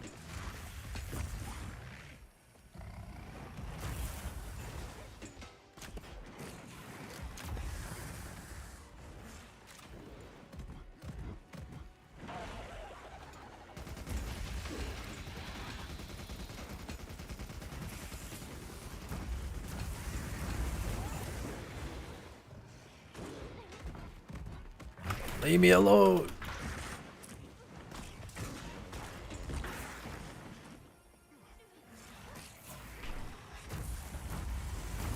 Bro, this is pissing me off. Thanks, that helped.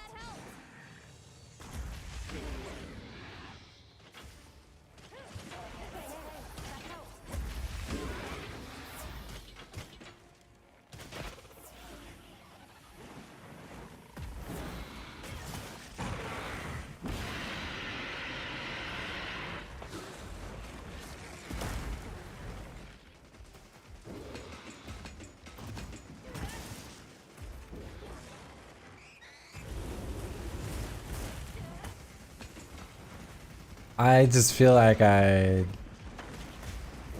I'm already a noob at this game, and not playing for like a week and coming back to playing this, I feel even worse.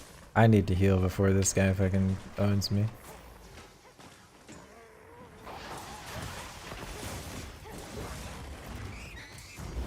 I'm dead.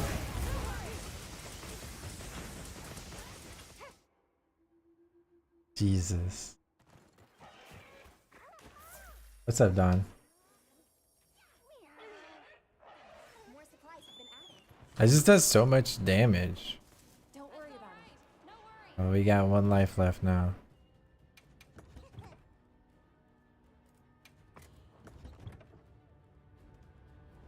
Have a nice hunt.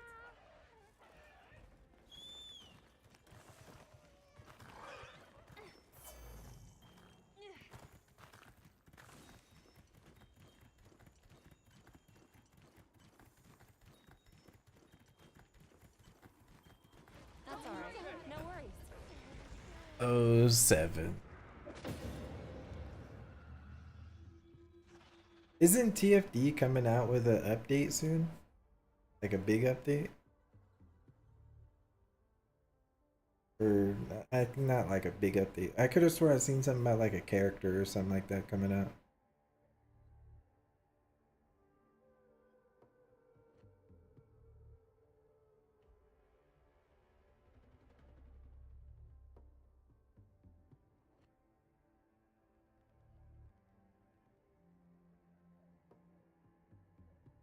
Give me 1 sec. I'm just replying to a message.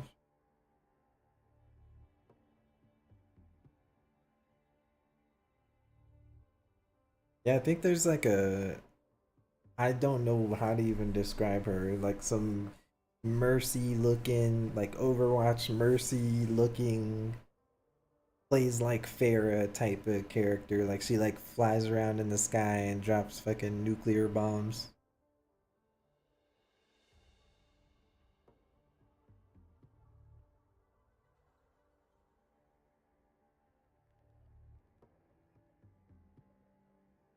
I was thinking about trying it out again as well. It's just like, and they really gotta get an end game going for TFD. Like it's a good game, but it's just one of these games where like you grind all this stuff and then you sit there and you're like, what am I grinding this for, you know? Like all the bosses are hella easy. There's nothing that was like really like a power struggle, you know, or like something to just climb. Give me a sec, guys. I need like 2 minutes or so to reply to this.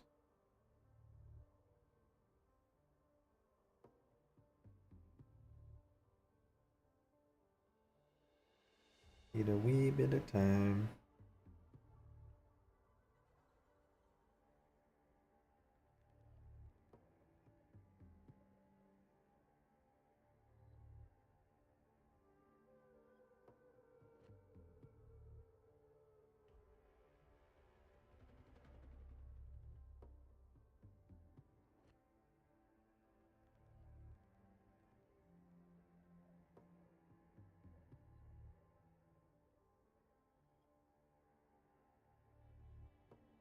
There's no purpose for doing anything? Yeah, I mean that's like the real struggle with the game. I feel like they got a cool base game, and especially when we didn't have anything, you know, and it was just like a big election grind.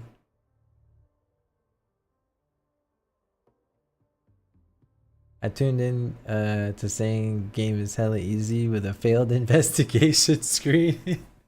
Nah, I'm talking about TFD, bro. The first Ascendant is hella easy. Gore Magala does have the hands, dude. Yo, Lasco, have a good nap, bro. I'm just replying to an email really quick. Had like a sponsored thing I had to set up.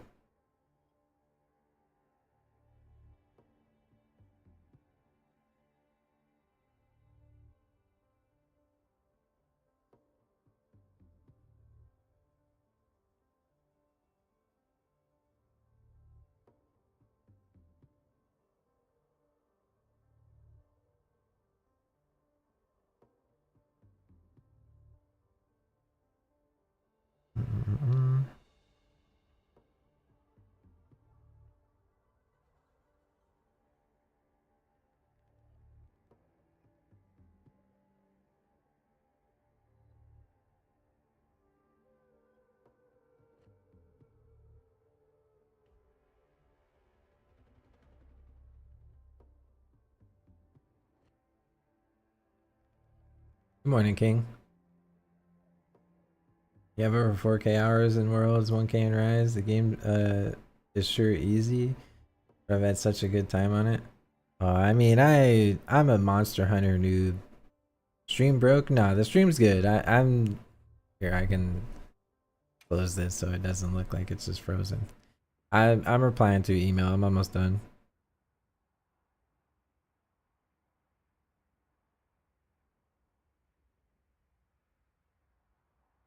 I have no doubt in your skills, Hunter. But maybe we should try preparing a bit more first.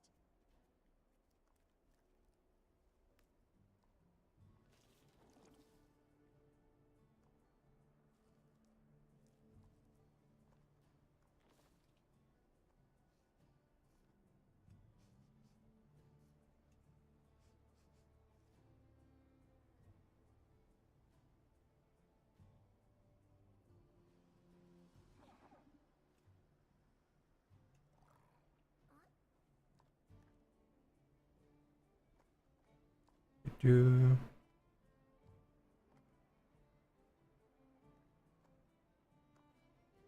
I think I'm gonna have some birria tacos tonight.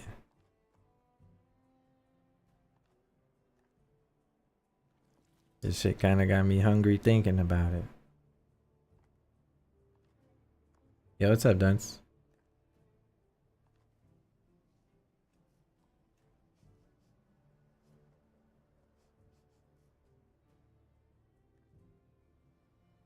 How we doing? How we doing?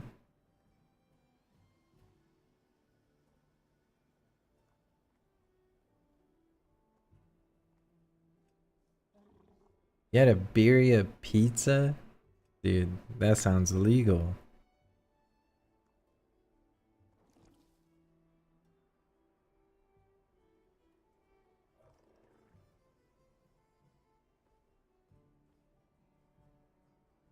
I made like a big ass brisket in my slow cooker with this birria sauce that I got yesterday. Oh, was it yesterday? Bro, my days are blending together, man. Yeah, I made that. I made it the day before yesterday, so it's just been sitting in there, soaking up the greatness.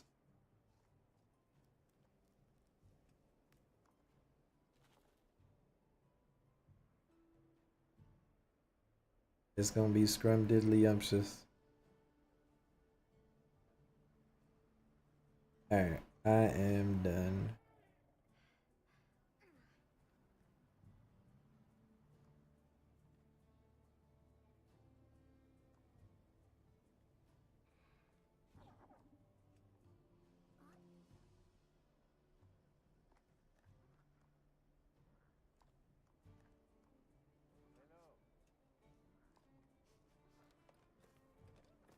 I guess I can do what you may call it.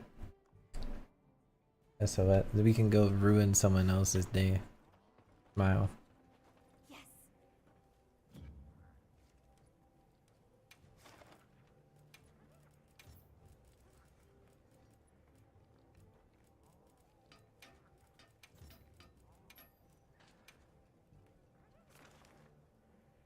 Have you seen the game Split Fiction? It looks kind of fun as a co-op game. Yeah. I mean, I was originally gonna play that game with my now ex-girlfriend, you know. So 07.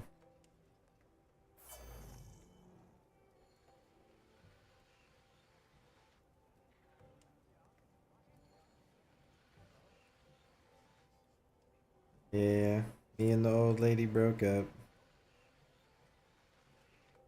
Been a bit espresso depresso lately.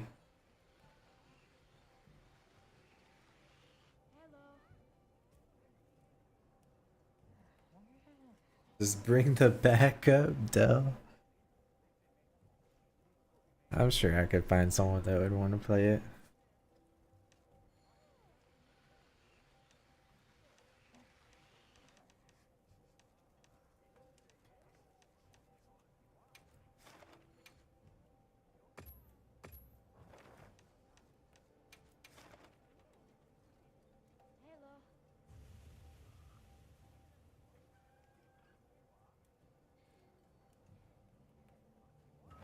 You've never had good birria tacos? Are you serious?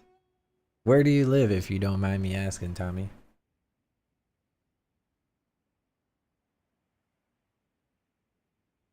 Nah, there's a... Oh, you live in... Dude, I'm in Texas. There is a bazillion places out here. I mean, at least in Austin. There are so many places that have great birria tacos. But the best, bro, are usually the food trucks. I ain't gonna lie to you.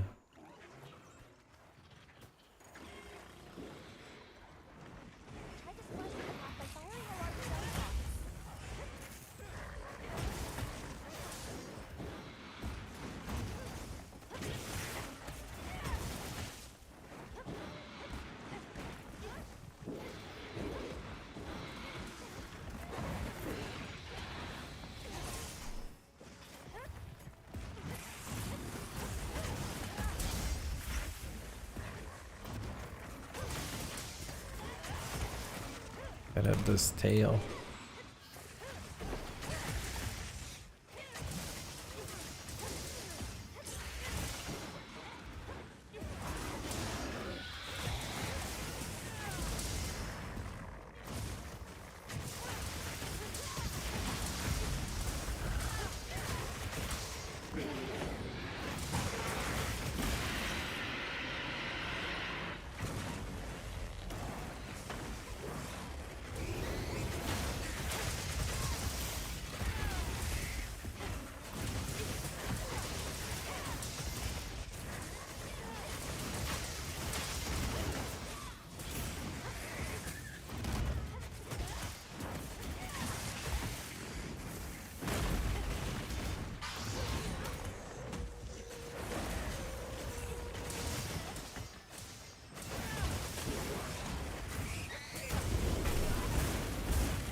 Okay.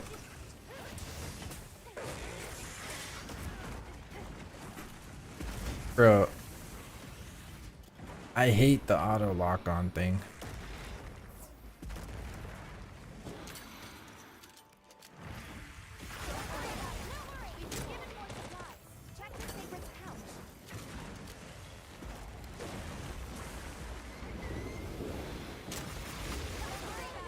Okay, these guys are getting folded now, bro.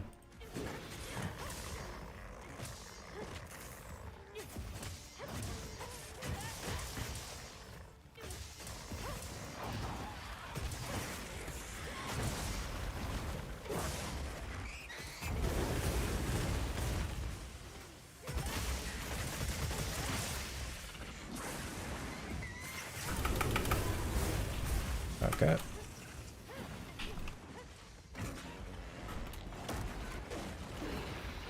Drink the potion, man.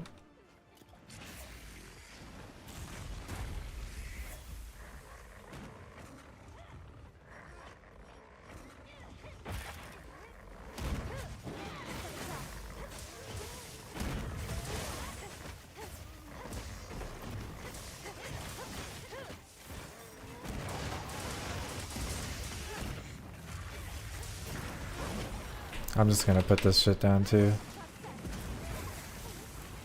Before these guys die.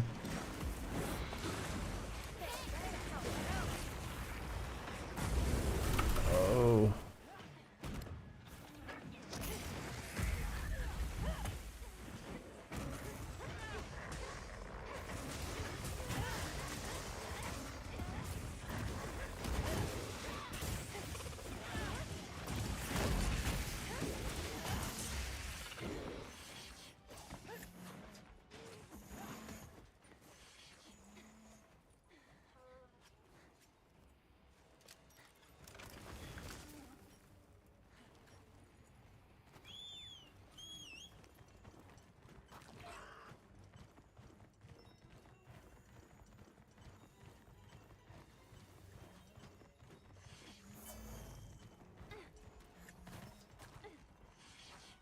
Ah, dude, there's a ton of great places, man.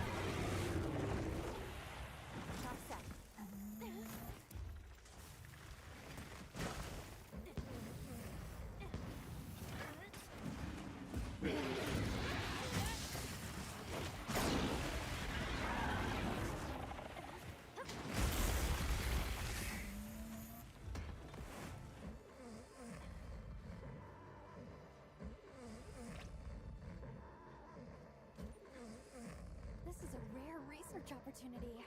Can't let it go to waste.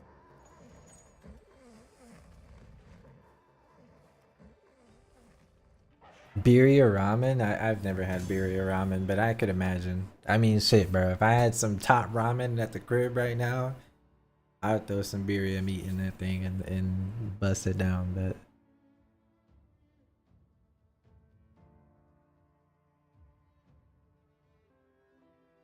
yeah, I mean, if you've had birria sauce and it's just tasted like water, you definitely have not been to you've not been blessed.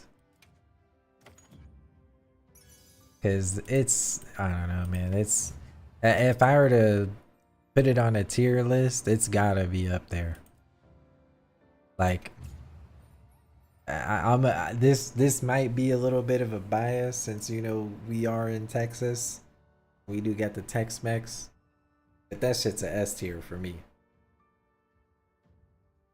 Like, there's nothing like some, when I say tender, like super tender brisket and birria sauce.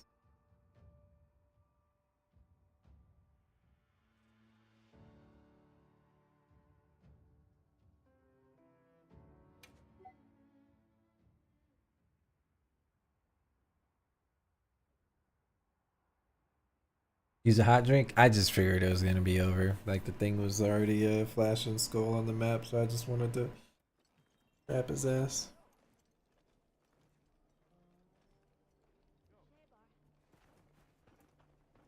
I heard from the others.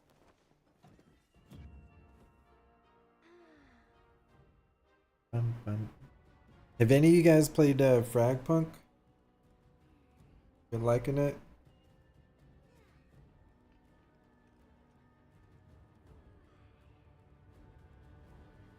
I have like a sponsored thing to try that out today.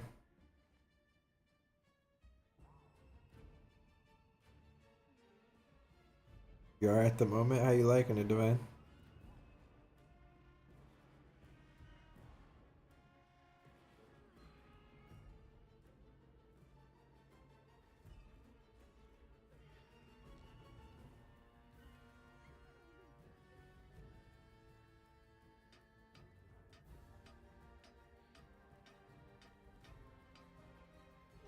It's fun.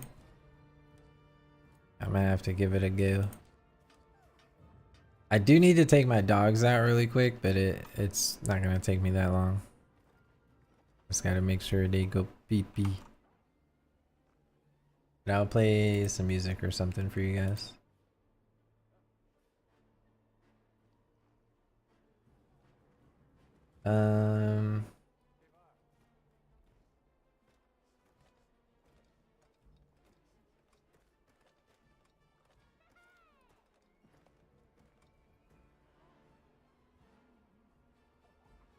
Do you know what song has been stuck in my head, man?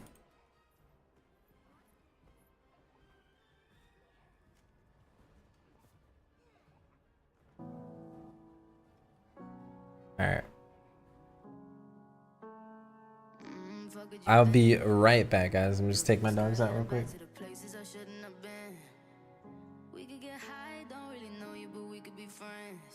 ERB.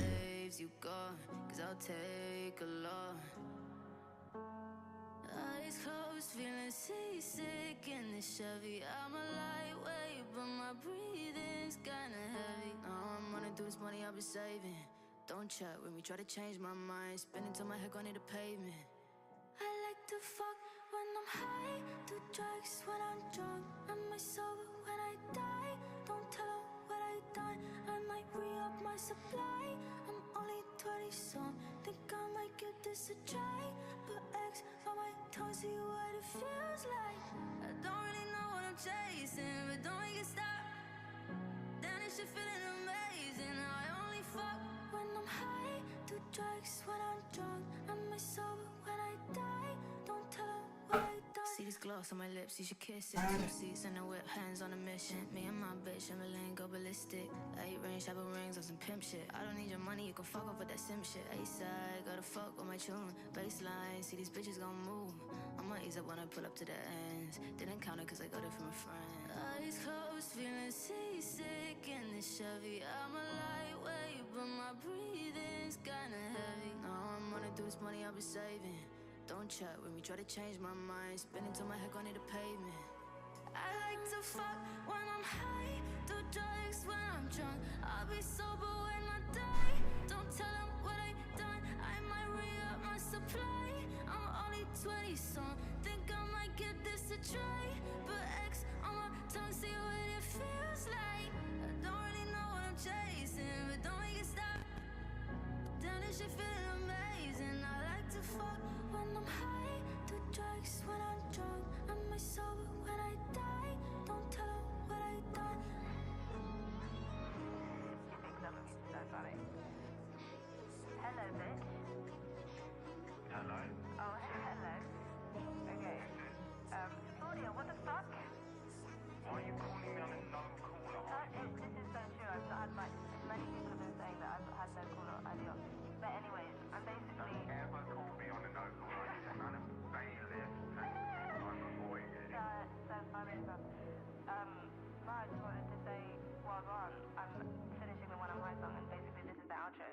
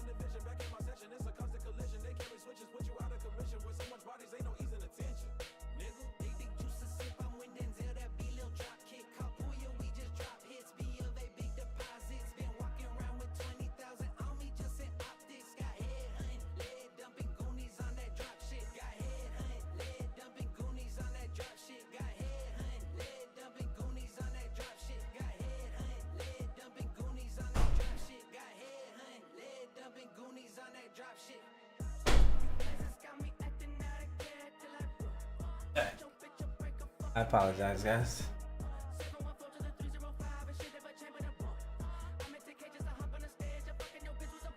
I apologize.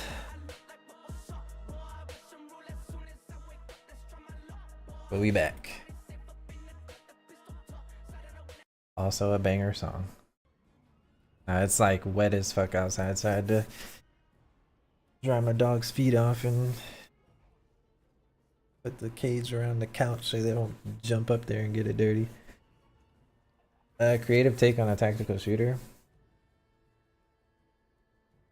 Not sure it has much staying power. It just seems like another one of those games, you know? I do need to download it though. Let me see. Dude, someone... Okay, maybe one of you guys know how. How the hell do I uninstall the HD texture pack for this game without uninstalling the whole game? Because I couldn't figure out how to do it. But it's literally taking up like 70 gigs of my hard drive for no reason. I'm gonna just have to like uninstall this whole game and reinstall it. Mistakes are made for real, dude. Like, I don't even understand. Maybe I gotta see some deep side-by-side analysis, but I swear the game looks a pixel better. 70 gigs to like not even noticeably look better is crazy to me. No, I don't have it on. I just want to uninstall it because it's legit the size of the game again. You do maybe you could notice it with bigger resolutions. Like what resolution you playing at? 'Cause I'm just 1080p in it. And oh no, I know how to turn it off. I'm saying if there was a way to uninstall it without uninstalling the entire game. Is it, like I said, it's legit damn near the same size of the game.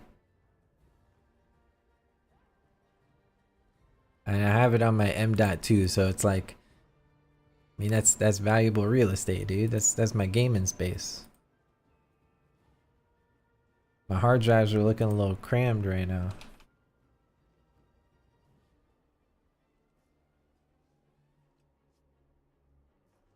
Yeah, I mean I'll probably do it after.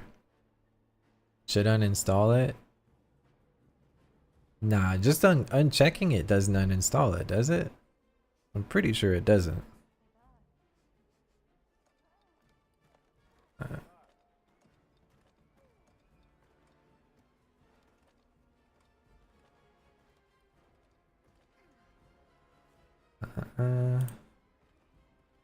Let me add Fragpunk to my library. How big is Fragpunk? 31 gigs? Man. More of my hard drive, 07.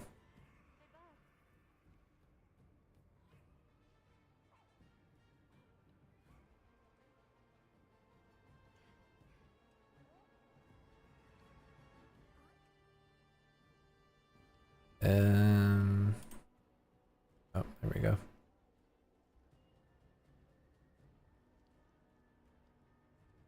Yeah, I mean, like, I was like, you know what? I'll try out the HD texture pack. I was sitting here thinking, you know, it's gonna be another 10 gigs or something. You know, it's gonna be another 20 gigs or something. Bro, this shit's 70 gigs. That's just out of pocket. And I for real, I'm not even exaggerating. I could not tell the difference at first glance. What was, you know, HD. All right. Let's hit another one of them things.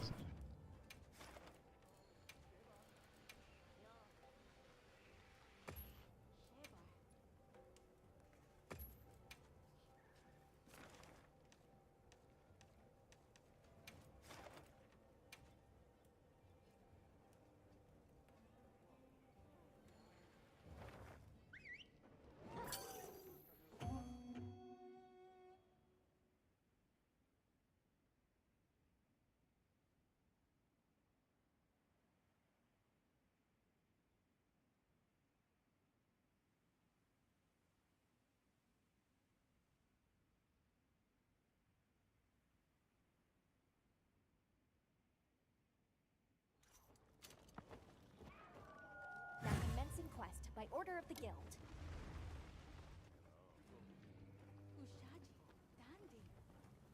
Well, what can I do for you? Oh yeah.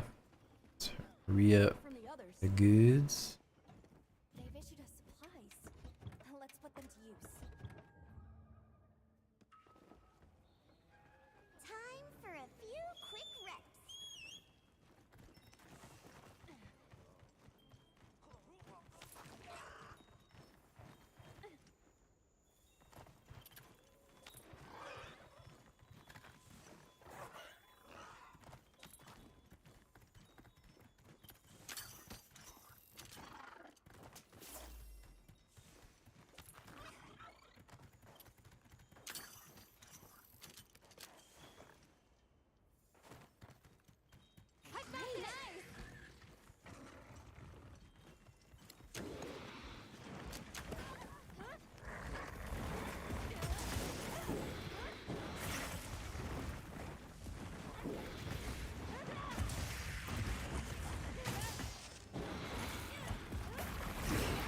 That really hit me, bro.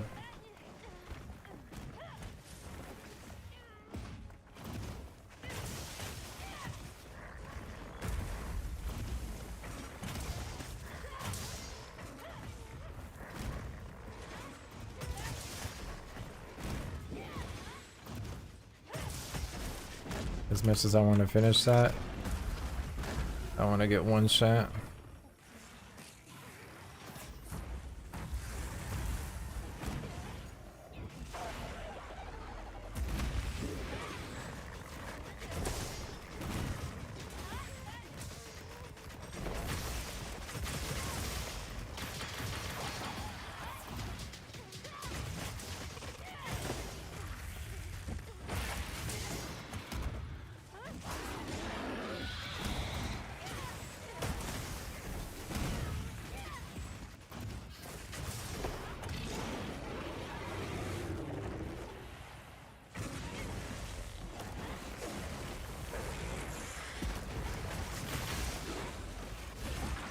How did that even fucking hit me, bro?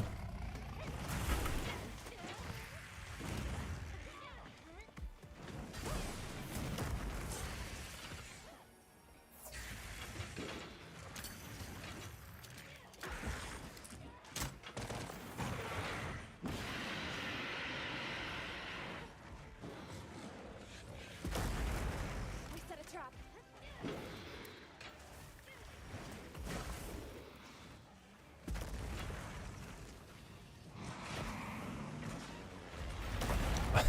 Okay, he flew right over the fucking trap.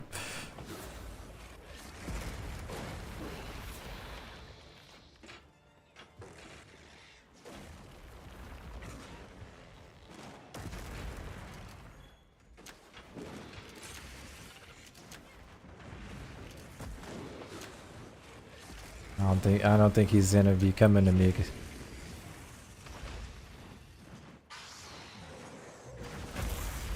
we go.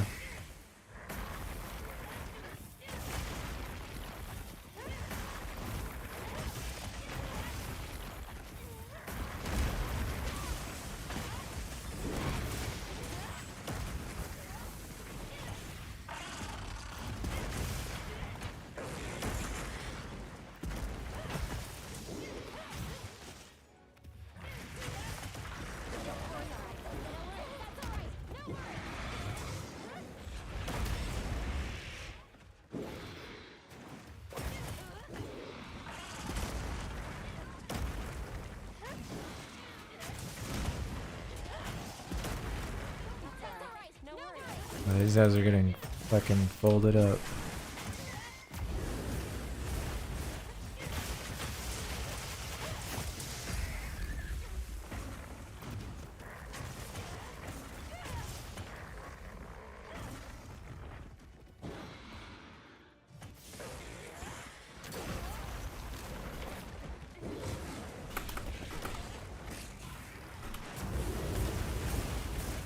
He tried to kill me.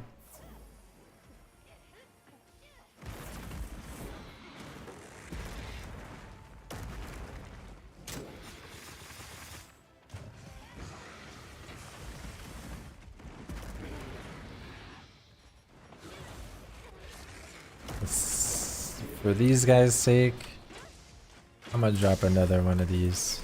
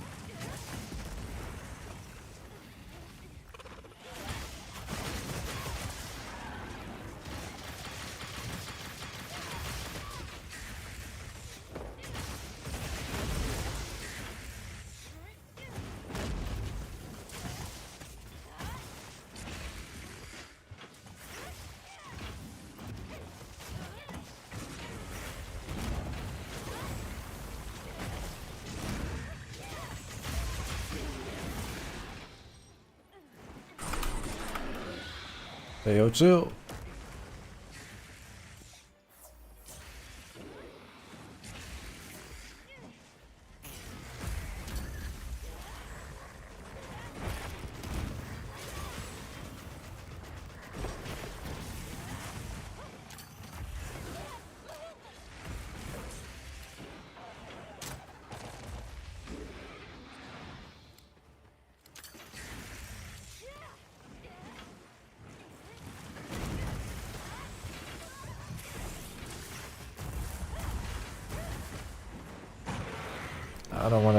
I don't wanna get one shot when he's so close to dying. I think there's only one life left.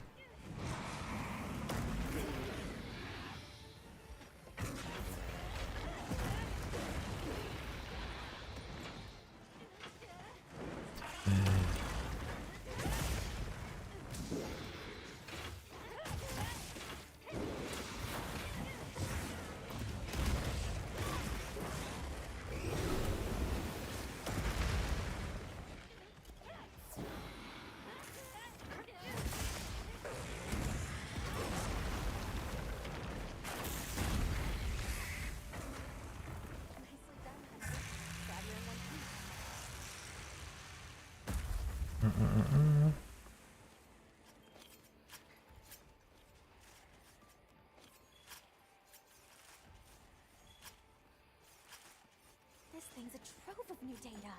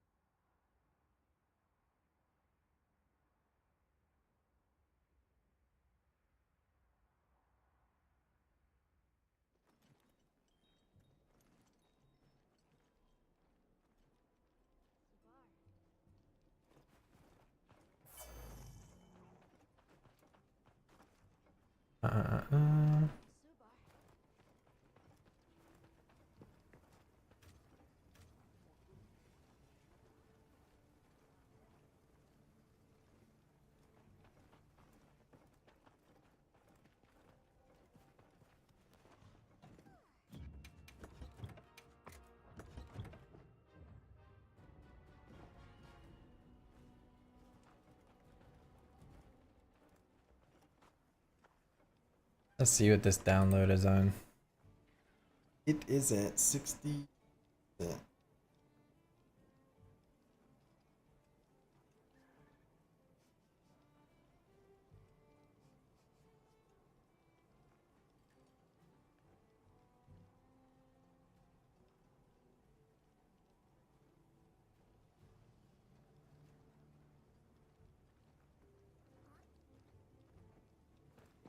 Well, what came?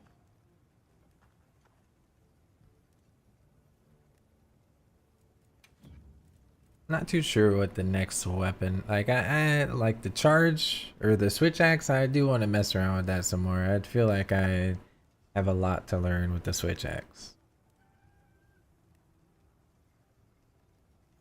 Like a lot to learn.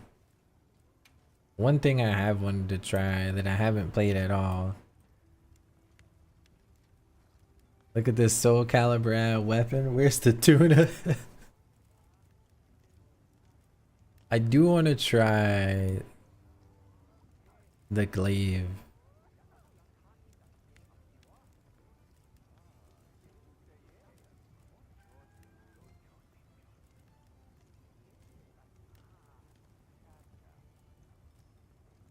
What's a good boss glaive?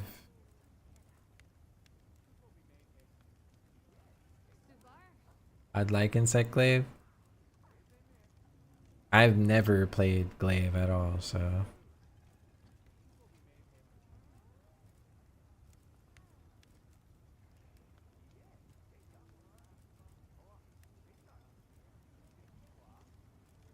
What's a good glaive? I mean, of course, the Gormagala one looks sick.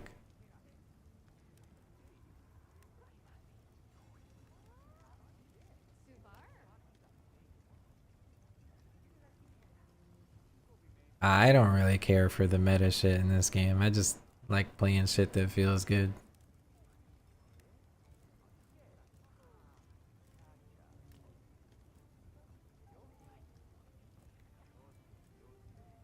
I mean, it's just my opinion, but I feel like this game is a lot more entertaining when you don't just, you know, do whatever to get the highest number. I mean, like, knowing how to get it is one thing, but like, you know, ignoring all the flair just to always do the most is kind of a killer of satisfaction, you know. Yeah, if you're doing like speed runs or something, that's entirely different.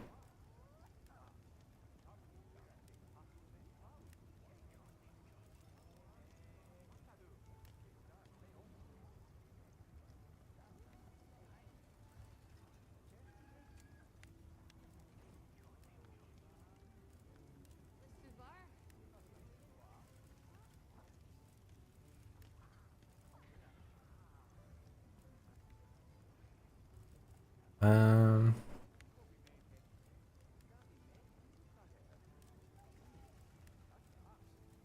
that does not look like a glaive.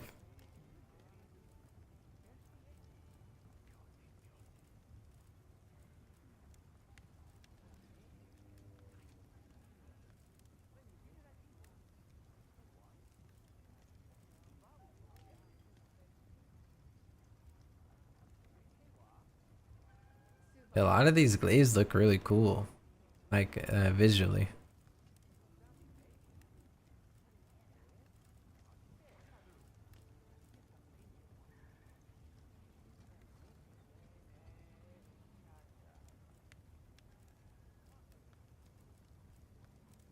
Like, how does the glaive exactly work? Because I honestly have no idea. I probably got to look at like another crash course thing for the glaive.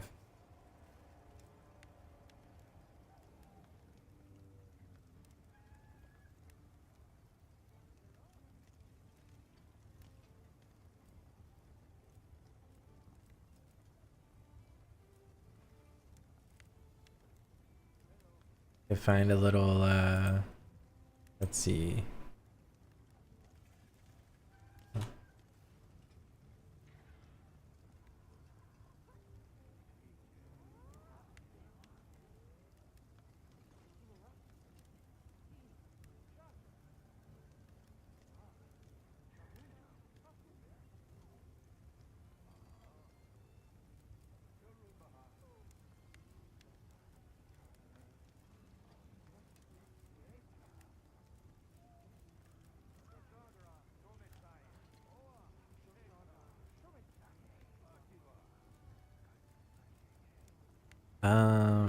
Am I looking past the one you're talking about?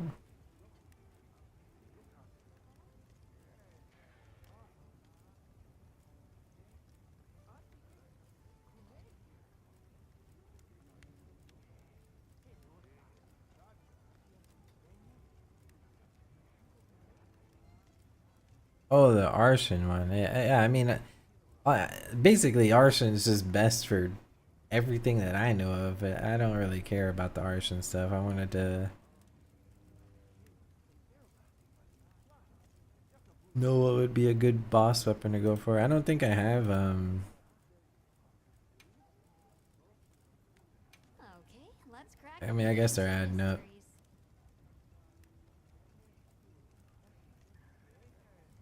I didn't really have that many the last time I looked, but yeah, I kind of just want to make like a boss one.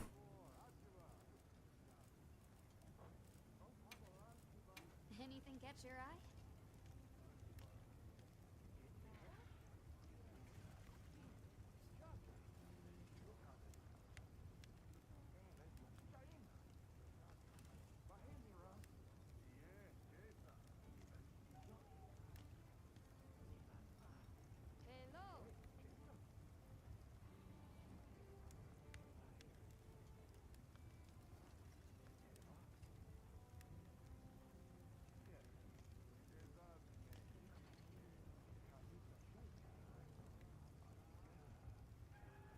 Let me see if I can find something.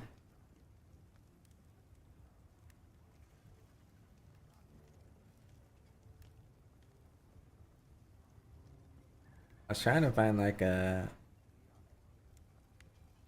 not hour-long video, like some little glaive summary.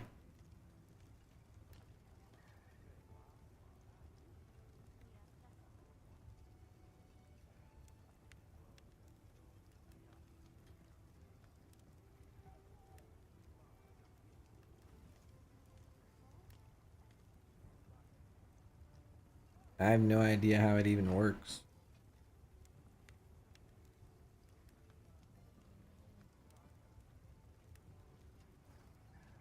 Let's see.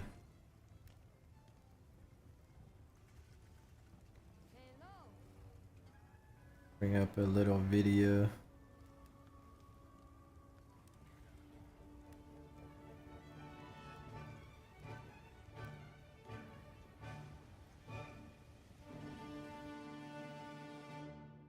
Ladies, gentlemen, and kinsects of all ages. I mean, it looks flashy. What do you mean that they aren't the kinsect?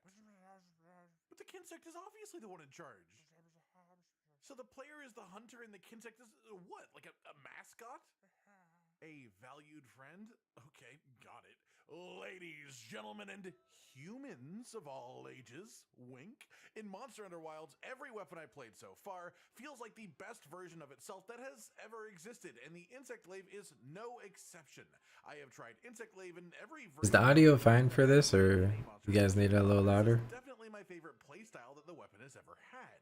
I can make it a little bigger too. It has counter potential through an extremely potent offset attack, and it's just flashy as all hell too. The only negative to Wild's Insect Glaive are the controls to use it on controller, and I have no great solution for that past just practicing and seeing what is most comfortable for your hand size and shape. Personally, I have big ass hands with big ass thumbs, so I hold circle with my thumb. I'm not gonna watch this whole thing, but everyone will have different things. I'm kind of curious. Their own hands. All that said, if you can get past the controls to begin with, the weapon is so fun to actually play. And so today, with this being one of my most used weapons so far in Monster Hunter Wilds, I'm going to try and break the weapon down into its simplest bits to help out people picking it up for the first time. And then as we progress through the video, we'll get more and more advanced to touch on more relatively deep tricks and maneuvers to hopefully help players who even main the weapon learn something new about their favorite weapon. And of course, we've got hard numbers for the best combo options so you can see what is the best in each sort of timing window as well, essentially. And then some talk about which insect glaives are best, as well as any skills that are particularly good for or with the weapon. And of course, I mean, this looks super flashy. You should use and why. Starting off at the top then, how much should you sheathe with this weapon? For the most part, you don't need to sheathe with Insect Glaive unless the monster moves like 15 meters or more away from you thereabouts. Walking speed while unsheathed with the weapon is fine, and if you have red extract, then you can charge strong descending slash while you're walking towards the monster, which is great in general. You also have access to vault using right trigger and X to jump into the air, followed by mid-air evade for a burst of bonus movement, and you can even chain one of your aerial attacks to close the gap on a monster even further, or even just to dodge attacks using vertical movement as well. Moving on then, let's talk about your kinsect itself. We'll talk about which kinsects to use over in the end section of this guide in the equipment section, but for now we'll talk about what the kinsect actually is and how to use it in combat. Your kinsect is an extremely important part of Insect Glaive. It's called Insect Glaive for a reason and not just glaive. Most of your kinsect's attacks will extract an extract from the part of the monster that it hits, which you can see in the little bug symbol under your sharpness gauge. Most kinsects can carry 2 extracts at a time. When the kinsect returns to your hunter, you'll absorb this extract and you'll gain a buff, which will then fill one of the 3 slots to the right of that symbol. The first slot is for red extract, the second slot is for white extract, and the third slot is for orange extract. You will keep these buffs for 90 seconds after absorbing them into your hunter. If you get the buffs at separate times, they will track their timers separately, meaning if you get red buff, then 30 seconds later you get orange buff, then the red buff will drop off 30 seconds earlier than the orange buff. The exception to this is if you get all 3 extracts at the same time. time. When you absorb your third extract, it will reset the timer on all of them. So when you get all 3, you will then have the full duration before all 3 extracts go away at the same time, and you have to then get them again. Red extract, most importantly, lets you use Strong Descending Slash. You can see my weapon starting to glow as I hold down the button here, and this is one of our weapon's most powerful moves. Typically, red extracts will come from a body part that the monster uses for offense, like heads in general, horns, claws, things like that from a monster. White extract is going to be your mobility buff. This increases your general movement speed, it increases the jump height for your vault into mid-air, and white extract usually comes from the body parts that the monster uses for movement, which means legs for most grounded monsters, and wings for most flying monsters. Orange extract is your utility or defense buff. Alone, it will give you a small amount of knockback resistance to those that smaller hits won't flinch you out.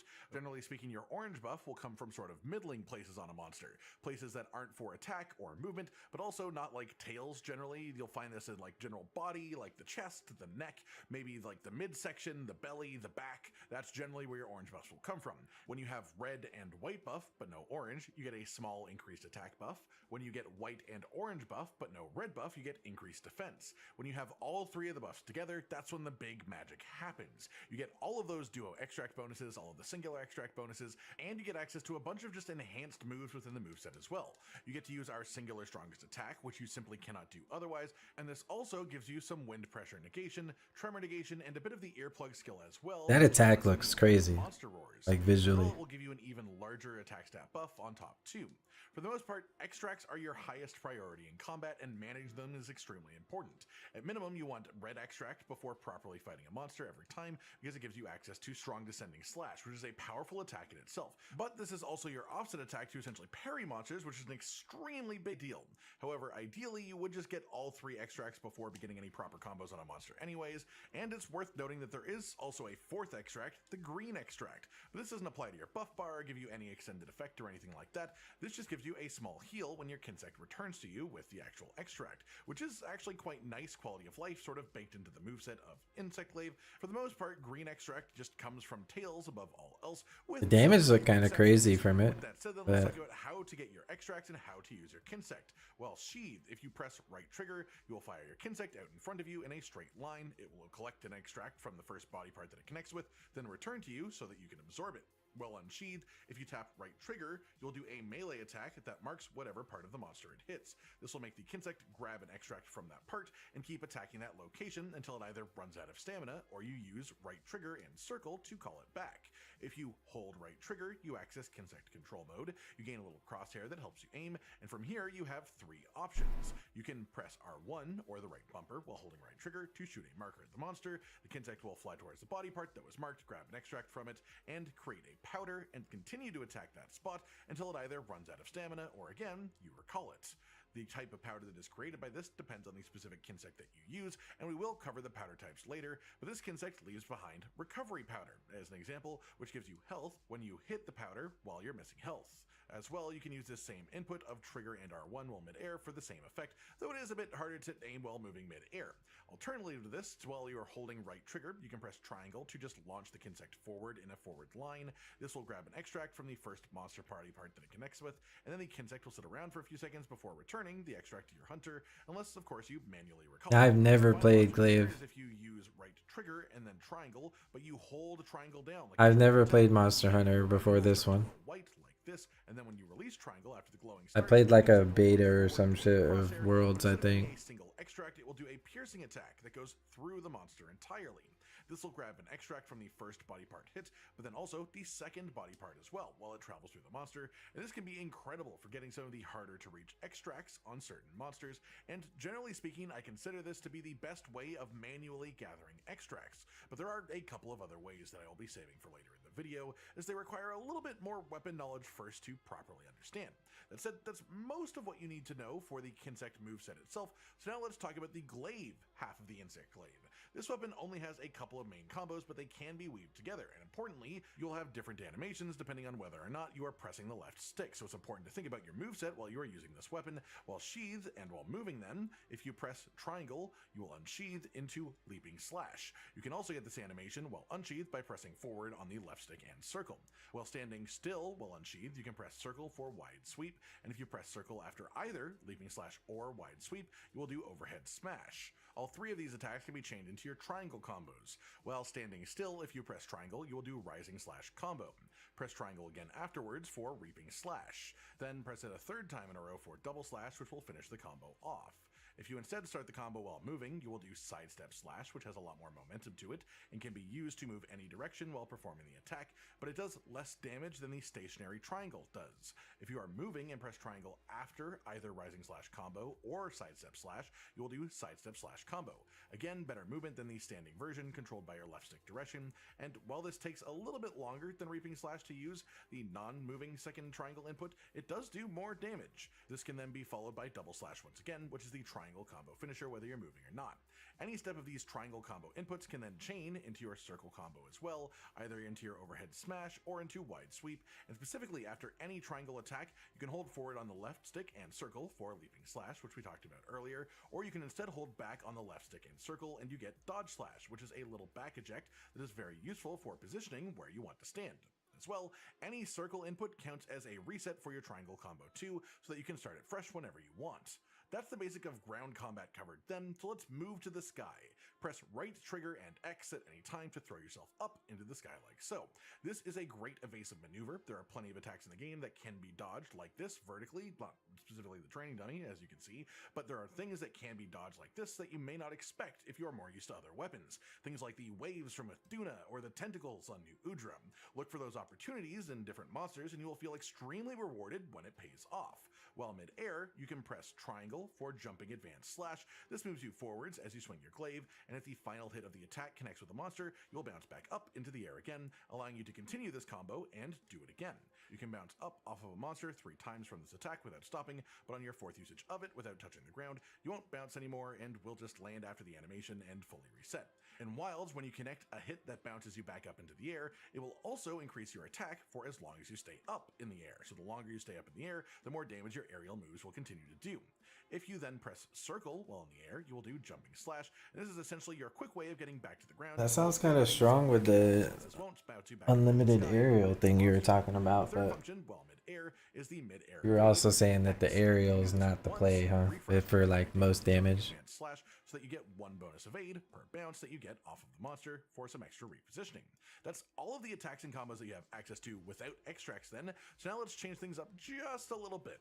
While you have red extract, you gain a new attack called Descending Slash. Hold down circle to charge this up. It has 2 charge levels, so you'll see it flash twice before it becomes fully powered up, and then if you release it, you'll do a strong series of slashes, starting with a slowly winding uppercut slash. If this first slash of it hits a monster as they are about to hit you with a physical attack, you will get an offset. This will fully negate the incoming damage. The first time in a hunt that you hit an offset against a monster, you will get a knockdown from that monster too, giving you an opportunity for free damage, which is lovely of course. The monster gains some resistance to this each time that they get knocked down, so it does take more offsets to proc each knockdown, but it is very, very, very strong, especially on the attack that it's on for Insect Glaive, because you can charge Descending Slash as you walk around, just waiting for the perfect moment to release it for the offset, and then unleash the entire rest of the attack for free, while the monster... Like the glaive itself got a buff, or the ground attacks got a buff?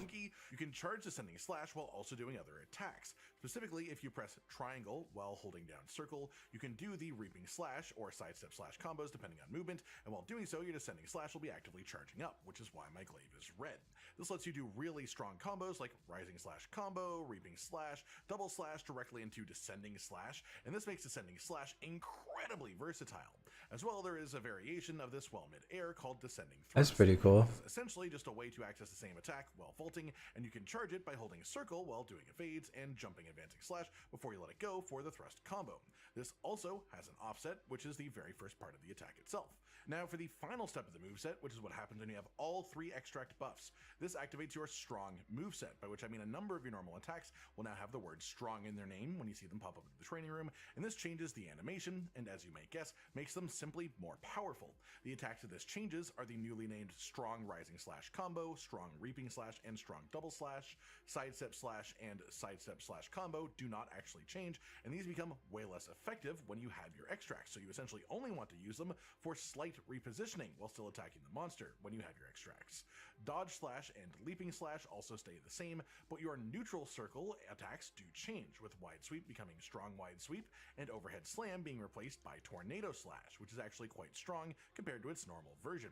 Having all 3 extracts also changes descending slash into strong descending slash, as well as descending thrust into strong descending thrust. These just have more hits than the regular versions, and it does notably more damage as well, being one of the strongest parts of our whole moveset now, especially when you consider the offset potential this has too. This is when we get to talk about the new beefiest part of the entire moveset, then Rising Spiral Slash. This is only usable while you have all 3 extracts, and using this attack consumes the extracts immediately. This is also the only attack that Insect has that does so. You initiate this attack as a follow-up to either Strong Descending Slash or Strong Descending Thrust by pressing circle while in focus mode. Simply enter focus mode during the Descending Slash if you aren't in it already, then press circle as it ends to initiate Rising Spiral Slash. Your Kinsect will also hit all of the body parts with you during this animation, so you can actually fully refill on extracts against some monsters if you position this correctly, which is quite neat to note as well. At the end of this animation, then, this will also leave you in the air, ready to do any of your aerial attacks as you please. That's all of the basic attacks, inputs, and combos to start off then. Hopefully I was able to make that somewhat digestible, as Insectglaive is a very nuanced and complex weapon as far as the base moveset and how it interacts with the Kinsect and the extracts and all the stuff like that. Before I move on then, a quick note that yes, the controls do sort of suck currently for controller users. There are a couple of settings that can make it a bit more manageable. I am a massive fan personally of putting focus mode on toggle, which you can do in the control section of the settings, especially for Insectglaive, both because it doesn't remove any functionality of the weapon to be in focus mode, so it's just one less input to think about, and because focus mode itself actually boosts Insectglaive significantly in ways that other weapons don't get. Specifically, focus mode on Insectglaive does the standard thing of making your character rotation match your camera direction, and this gives you an unexpectedly large turn radius before each and every attack, letting you simply hit attacks that you may otherwise just miss without having focus mode active. For Insectglaive, however, it also makes your Kinsect attack with you for certain moves, which increases your damage and gets you bonus extracts. For Rising Slash combo, Sidestep Slash, the first moving triangle hit, Double Slash, Overhead Smash, and Tornado Slash, which is just the overhead smash when you have 3 extracts, and then for any of your aerial attacks and Rising Spiral Slash as well, your Kinsect will automatically attack alongside you when you have focus mode active. This is especially useful because it will grab an extract when you do any of these attacks in focus mode and deliver it back to you near instantly. This is extremely useful, and in Wilds, one of the best ways to actually get extracts is just using focus mode and triangle combo attacks on the body that you want the extract from, especially as this lets you actively keep damaging the monster while gathering your extracts too.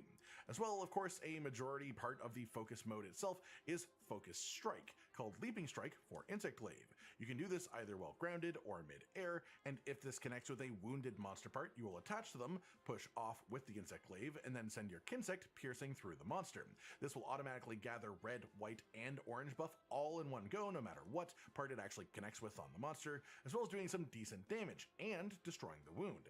This is your fastest, most efficient way to get fully buffed up with all 3 extracts, and you should always do this if you need extracts and a wound is available. Always, always, always. But a wound won't always be available, and that's why we've talked about every other method of gathering extracts. Glaive looks really, really flashy. It's cool. Do it without a wounded body part to actually hit. An important I like all the air twirling. is the interaction with Rising Spiral Slash. Rising Spiral Slash can only be used when you have all 3 buff extracts, and then it consumes all of them on use, but it is extremely powerful. If there is a wounded body part for you to hit directly after Rising Spiral Slash, then you can then immediately fill all of your extracts up again, no problem, and then just start looking for your next Rising Spiral Slash extremely quickly. But again, this is wound dependent, but something that you should absolutely be aware of.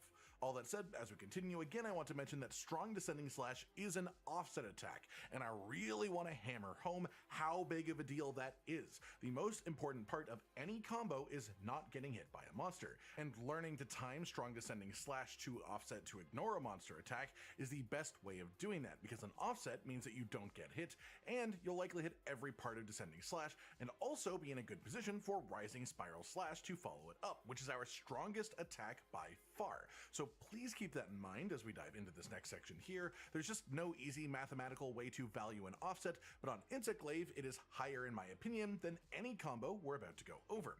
Moving on then, that's most of the actual things laid out for the weapon moveset, so now let's talk about which combos are the best, the optimal ways to deal damage with the weapon. I have collected a bunch of numbers to help explain this. All of these are from The numbers, Training Room with Macy. exactly 100 raw attack, no affinity, so no crits, no element or status, no wounds, so minimal damage variation in every way possible to allow consistent testing. On this table, each combo is described by the moves that are used and the order I use them in. Then the time is the time that it takes to do the combo from start until you are able to press more inputs and start a new combo. Oh, nigga, you gay! Damage is the damage done during the combo, and DPS is a measure of the damage done. What are the while odds performing the combo. of you getting that alert and saying that at the same time? Actually is. Yeah, makes Instead, thanks this to is thank a you for the bunch of 110. numbers, and numbers are great. They are useful. They help us understand the weapon better. But now let's apply some real life context. How you to doing, it. Migs? The first two combos on the list are a comparison without any extracts, just to show you that. Gonna need to borrow the video. Sidestep/combo instead I of wasn't reaping planning slash on watching this whole thing, but it's combo actually is this stronger video when you don't have is extracts. But once you have all far. the extracts, I don't know if it's just me, you even consider, but if you watch the first video I watched when I was trying to learn the switch axe, like, bro, that shit was too much to understand. Like, this video is really well made. Same combo being not in focus mode. A bit more than 15% bonus damage in this specific instance. I won't be going over the focus and non-focus variations of the other combos, especially as Kinsect attacks add a lot of variation and lose some. I feel like the main thing is when he's describing the combos and stuff, using the actual input to describe it, and not the names of all the fucking attacks, right? Like, he does name some of the attacks, but after, like, he'll say the inputs. The other video, the guy was just like reading out all the different actual ability names, Focus mode as it is to do them without. So always use focus mode. and that shit just got super confusing. Interaction, whether in focus mode or not, which does inflate their value a touch on this table. The numbers themselves aren't 100% representative of the gameplay, but that's why we're talking about it and giving extra context, rather than me just putting the numbers up on screen and walking away and letting you look at them for a few minutes. Strong Wide Sweep and Tornado Slash as attacks are fine, but as their own combo is very weak. They're much better being used as combo extenders or combo breakers, interrupting your other attacks to change what you are doing or change your position, with Leap Slash and Dodge pretty much only being for repositioning while doing some small bits of damage at the same time, and that's it. That said, you can extend the Yeah, I never played the glaive. loopable by pressing circle at the end of it for a full chain of strong rising slash combo, strong reaping slash, strong double slash, and then tornado slash. This can be done on loop as long as you like for our simplest infinite combo. Then we have strong rising slash combo into strong reaping slash into strong descending slash. I mentioned earlier that you can do triangle attacks while holding down circle to charge strong descending slash, and you will be at level 2 charge, the maximum after the first 2 inputs of the triangle combo. So another infinitely loopable combo is strong rising slash combo, strong reaping slash, then releasing your charged strong descending slash. If you start holding circle right after releasing the strong descending slash, you can then press triangle as soon as the attack ends, and you'll perform rising slash combo while charging to reset the loop. This is our first mega strong combo as far as the damage per second, and this isn't like a trick of the numbers or something confusing going on here. That is genuinely how strong it is to do this. You're not missing any context, and the reason for this is simply the ability to charge descending slash while you're doing other attacks at the same time. It essentially lets you chain a normal combo into a charged attack without waiting for the actual charge time at all. A similar combo that I've seen players using a lot That's pretty cool. weaker is strong rising slash combo, strong reaping slash, then strong double slash, and then strong descending slash after charging it during the first 3 hits. This is a fine combo, but as the numbers show, this is not only almost 2 seconds longer as a combo, but the damage per second is actually lower than just releasing the strong descending slash after the strong reaping slash, because strong descending slash itself is the main damage of the combo. So this is generally your sort of ideal perfect situation, bread and butter combo for the most part if you're looking to infinitely loop. strong rising slash combo, strong reaping slash, and then strong descending slash. That said, you get a very large damage increase when you also add in rising spiral slash. This is by far our strongest singular move. Generally speaking, I recommend trying to limit rising spiral slash usage to only when you know you can get at least the majority of the hits in. If a monster is downed, rising spiral slash is perfect. If a monster is stationary, maybe they're roaring, maybe that doesn't affect you because you're using Insect Glaive and you've got a little bit of earplugs to back that up, then it's a perfect time for using rising spiral slash. Is the monster doing a charge attack or moving towards another player, they're doing something with a lot of momentum, maybe it's not the right time for rising spiral slash. The other consideration is positioning and timing for rising spiral slash too. The biggest negative of the attack is that it consumes all of your extracts when you use it, so we have to go and pick them all up again. If I'm understanding that right, like, find the spot on a monster where rising spiral slash can connect with a. does that mean with Glaive you actually need to come out of focus mode quite often to not like trigger that? You to fully refresh your extracts during the attack that spends them. Generally speaking, Because you can only trigger that in focus. A general rule of thumb for this is to try and always get red buff back at minimum when using rising spiral slash, so that I still have access to descending slash and I can play around with that in the offsets while I gather the other extracts. That said, just like the non-rising spiral slash version of the combo, it is technically more efficient to do I fucking hate into descending slash into rising focus mode in this game. 3 triangle inputs beforehand. However, it also depends on how much of a timing window you have. But playing Greatsword, like, you just kind of have to use focus mode. Then you will most often still have 8.2 seconds for the full combo instead, and the damage per second is essentially identical between the two, so the choice between the two triangle inputs or 3 is pretty situational. You will get better at deciding which with practice, pretty much. That said, for reference comparison, we also have the numbers on descending slash and rising spiral slash with pure charging up, not using any attacks while you're charging, and as expected, the number for the actual damage per second while doing that Not noticeable? Isn't it hold on controller? while you're charging. That said, rising spiral slash by itself, Well, I guess you is could change so it to whatever. ridiculously strong that this is still a very good combo if you get full hits on the rising spiral slash itself, and there are absolutely situations in which that is a great option to use. I should also mention it's on the table, but rising spiral slash only hits the training dummy 3 times, whereas it can hit monsters up to 5 times if they are big enough and you're positioned well, which means that rising spiral slash actually performs better in actuality than it does even on this spreadsheet, which is crazy to say. It's also worth mentioning, specifically when you are repositioning towards a monster, I will always be holding down circle to charge your descending slash. Then when I am in range of hitting the monster, I will decide what to do next, whether that be to immediately release descending slash or use some rising slash combo types moves to actually delay it a little bit longer and wait for the opportunity to offset the monster. That covers all the ground attacks in the way that I treat ground moves in general, so now let's look at the aerial moveset section of the table. The thing that you will immediately notice is that when looking at the full combos, of course, instead of single attacks, this is simply worse output than playing ground Insect Glaive.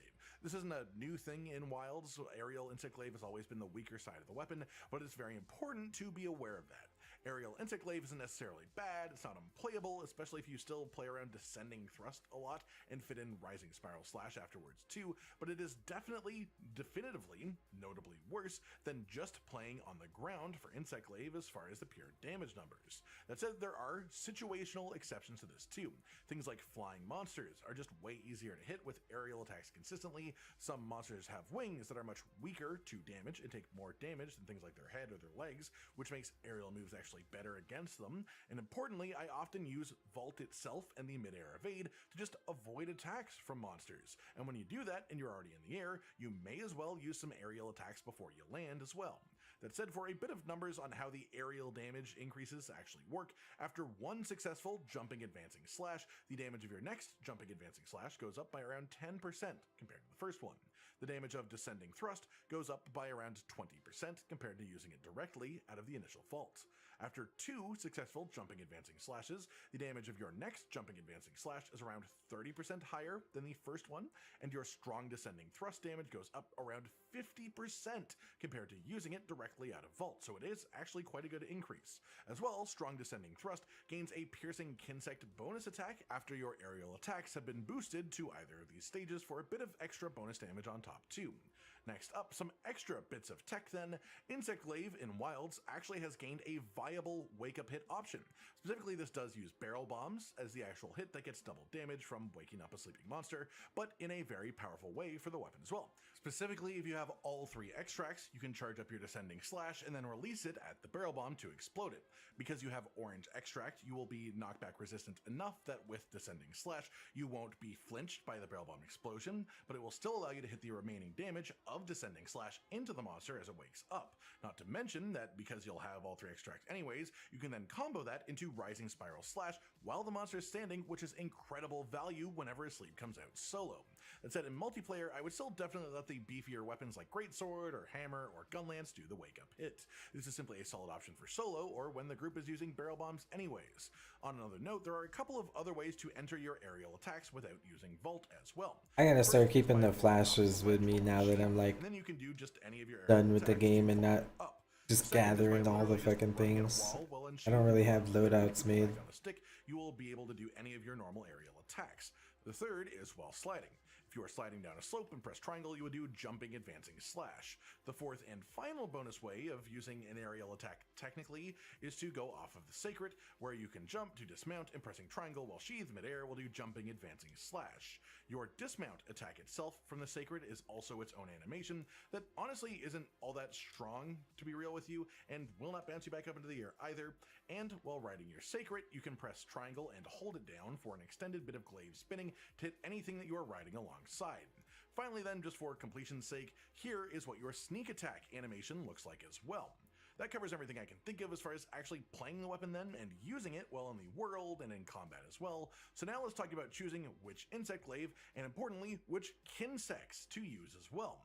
Unlike other weapons, insect glaives have a bonus stat called Kinsect Level. This decides the end value of your Kinsect's main stats. Your Kinsect's element will also always match your insect glaive itself, as will the amount of element that it will do.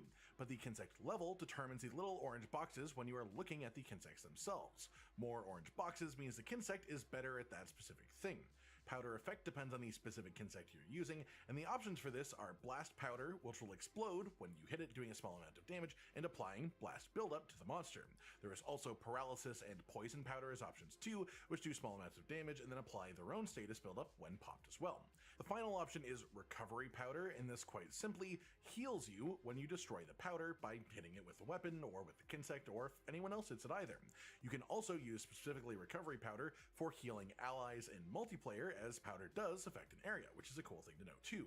Power, then, on this list is the literal damage of your Kinsect's hits, speed is the actual movement speed, and then stamina is how long your Kinsect can stay out and attacking before it needs to return to your arm and recharge. There are 2 main types of Kinsect: Severing Damage or Blunt Damage Kinsects, with Severing Damage meaning that your Kinsect can cut off parts like tails or tentacles, but Blunt Damage Kinsects are able to stun monsters when they hit them in the head. Every Kinsect is visually different from each other, and there are 12 different maximum upgraded Kinsects total, but realistically there are 6 sets of stats and effects, and each set is shared by 1 Severing and 1 Blunt Kinsect. Carnage Beetle for Blunt then, and then Monarch Alucinid for Severing is a Poison Powder type Kinsect. High power, low speed, and stamina. These bonuses that it has are Kinsect Combo Boost Element, and this very specifically boosts the element damage from your Kinsect when attacking in focus mode to make it combo with your hits, so when doing element focused builds, these are a pretty good choice for extra damage. Kinsect boosts stamina recovery, increases the stamina recovery rate of your Kinsect quite simply. Bonne Fille for blunt weapons, and then Empress Wing for Severing is a Recovery Powder Kinsect. High power, low speed, average stamina. This has the bonus attack boost powder, which increases the potency of powders. For Recovery Powder, which is what this Kinsect has, this will make it simply heal more. Kinsect Boost Fast Charge makes it faster to charge up your Kinsect for the piercing shot that gathers a bunch of extracts, and this takes about half a second off of the charge time for that attack, but I don't value that particularly highly, at least by itself. For the most part, this is just the Kinsects that you would use for massive amounts of healing through powders, which means it will also heal any group members in multiplayer hunts too, as I mentioned earlier. Arc Maiden then for blunt, and then Fiddlebricks for severing are your blast powder Kinsects with low power and speed but high stamina. These have Kinsect boost, harvest extract, which makes it so the charged piercing Kinsect attack can gather 3 extracts instead of only 2, which personally I think is super high value against most monsters, and a lot of them you can get red, white, and orange buff just by firing this down a line. Then we have Kinsect boost fast charge again, which synergizes nicely with harvest extract 2, and these are my personal 2 favorite Kinsects, and I'll go into a bit more detail on that a little bit later on. Then we have Lady Pavise for blunt, and then Kincada Man for severing Kinsects, and these are also paralysis powder Kinsects. Low power, medium speed, medium stamina, and they come with Kinsect combo boost element, which we talked about before, and Kinsect stamina boost recovery, which we also talked about before. These are another good option for element focused builds specifically, but I prefer this to the earlier choice that I mentioned, as this comes with paralysis powder, which can be a big help on a hunt.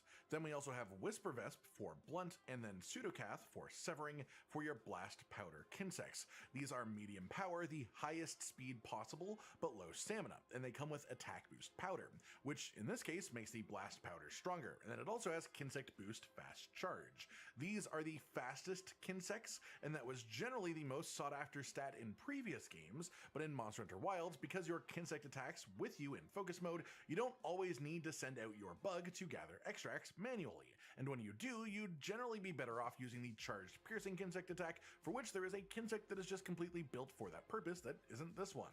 This is still, however, still totally worth using if speed is your preference for this, but it's much less of a simple choice than it was in prior Monster Hunter games. That said, finally, Bullshroud for blunt, and then Grand Cathar for severing are your recovery powder Kinsects. Low power, high speed, medium stamina, and then Kinsect combo boost element and extract boost recovery, which boosts the effectiveness of the green extract. Quite simply, these are your choices for pairing with element focused builds when you want some extra healing. All that said, now that we've gone over all of the options, really my simplified recommendation is to use either the Arc Maiden or obviously the Fiddlebricks as the other option, which is the same set of stats. Kinsect boost, harvest extract, and fast charge combined make this the most consistent Kinsect for quickly generating extracts because of that piercing multi-hit attack that you can do with them. Our strongest attack and our strongest combos with Insect Glaive consume all of our extracts, which makes these Kinsects really good even in element setups too, because they let you use Rising Spiral Slash more often. As for Arc Maiden versus Fiddlebricks specifically, blunt versus severing essentially, Arc Maiden is the technically better choice in most situations. It deals blunt damage, which means it can build up KO and get stuns on the monster, which are knockdowns that allow you to do extra free damage. Though Fiddlebricks is the same in every other way, except for visuals of course, and I sort of prefer Fiddlebricks personally visually speaking. Moving on then, let's talk about the actual Insect Glaives themselves. There is no value currently in Wilds in going for pure elementless weapons, as especially in the endgame, weapons that have elements or status will have the same raw attack numbers as an elementless weapon will, meaning that you are essentially just throwing away free damage or free statuses if you go elementless. That said, as of this current point in Monster Hunter Wilds, none of the important endgame high tier monsters are weak enough to elements to make it worth going for full element focused builds on Insect Glaive right now.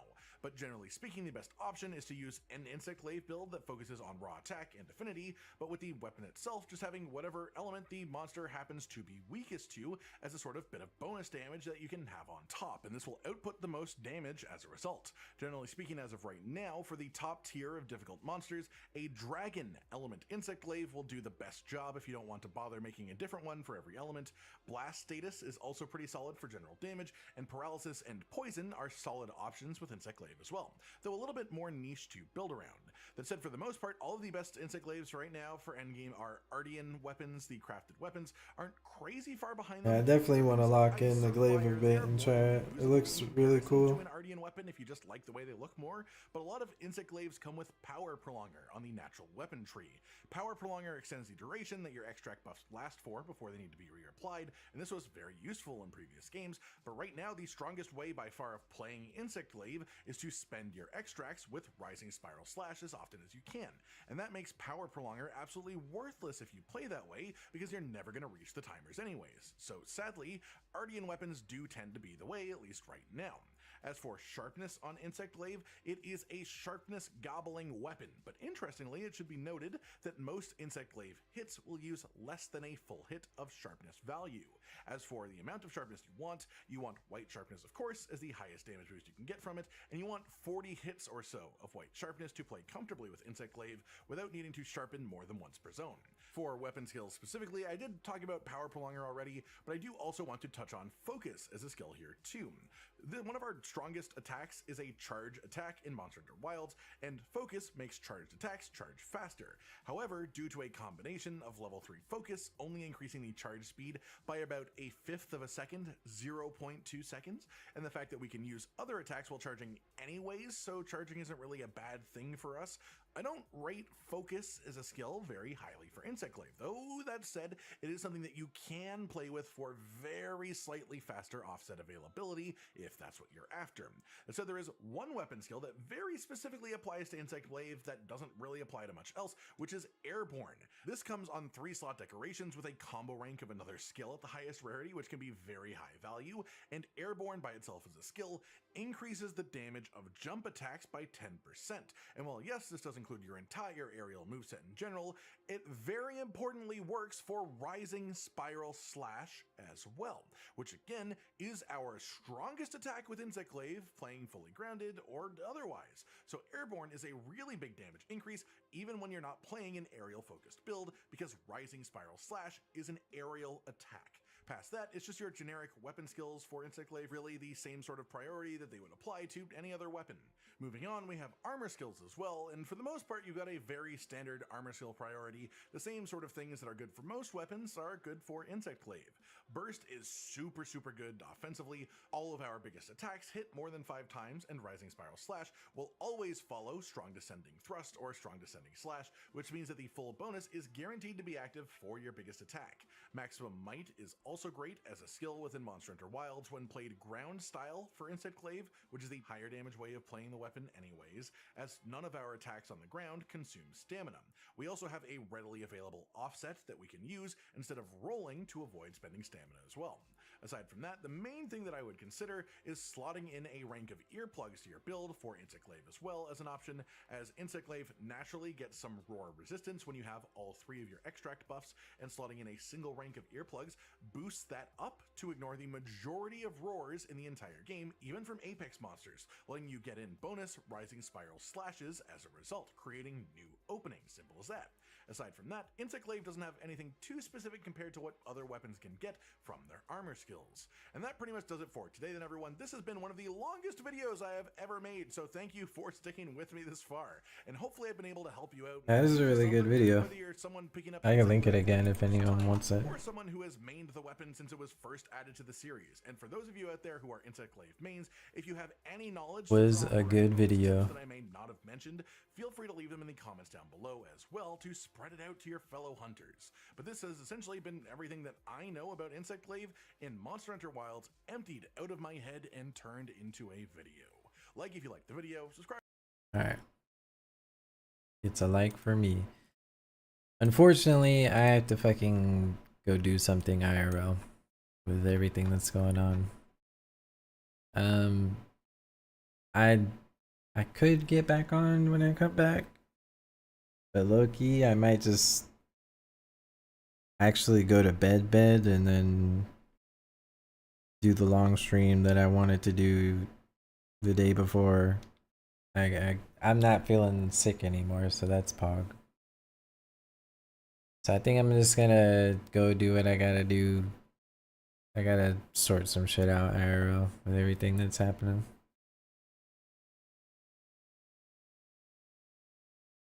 And then when I get back on, it'll probably be, I don't know, maybe like midnight-ish. A little sooner, a little later. Depends what time I wake up.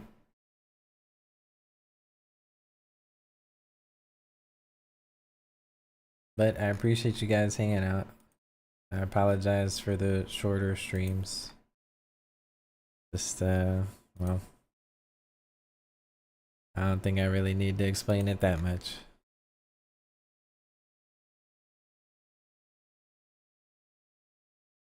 But when I come back, it'll be a very long one.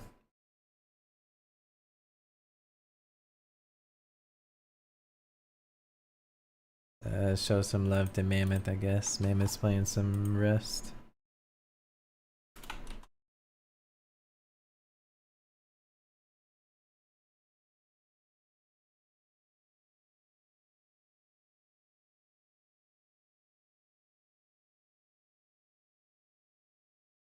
Alright.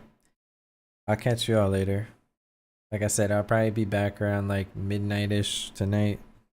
It's 9:38 a.m. right now, so see you later.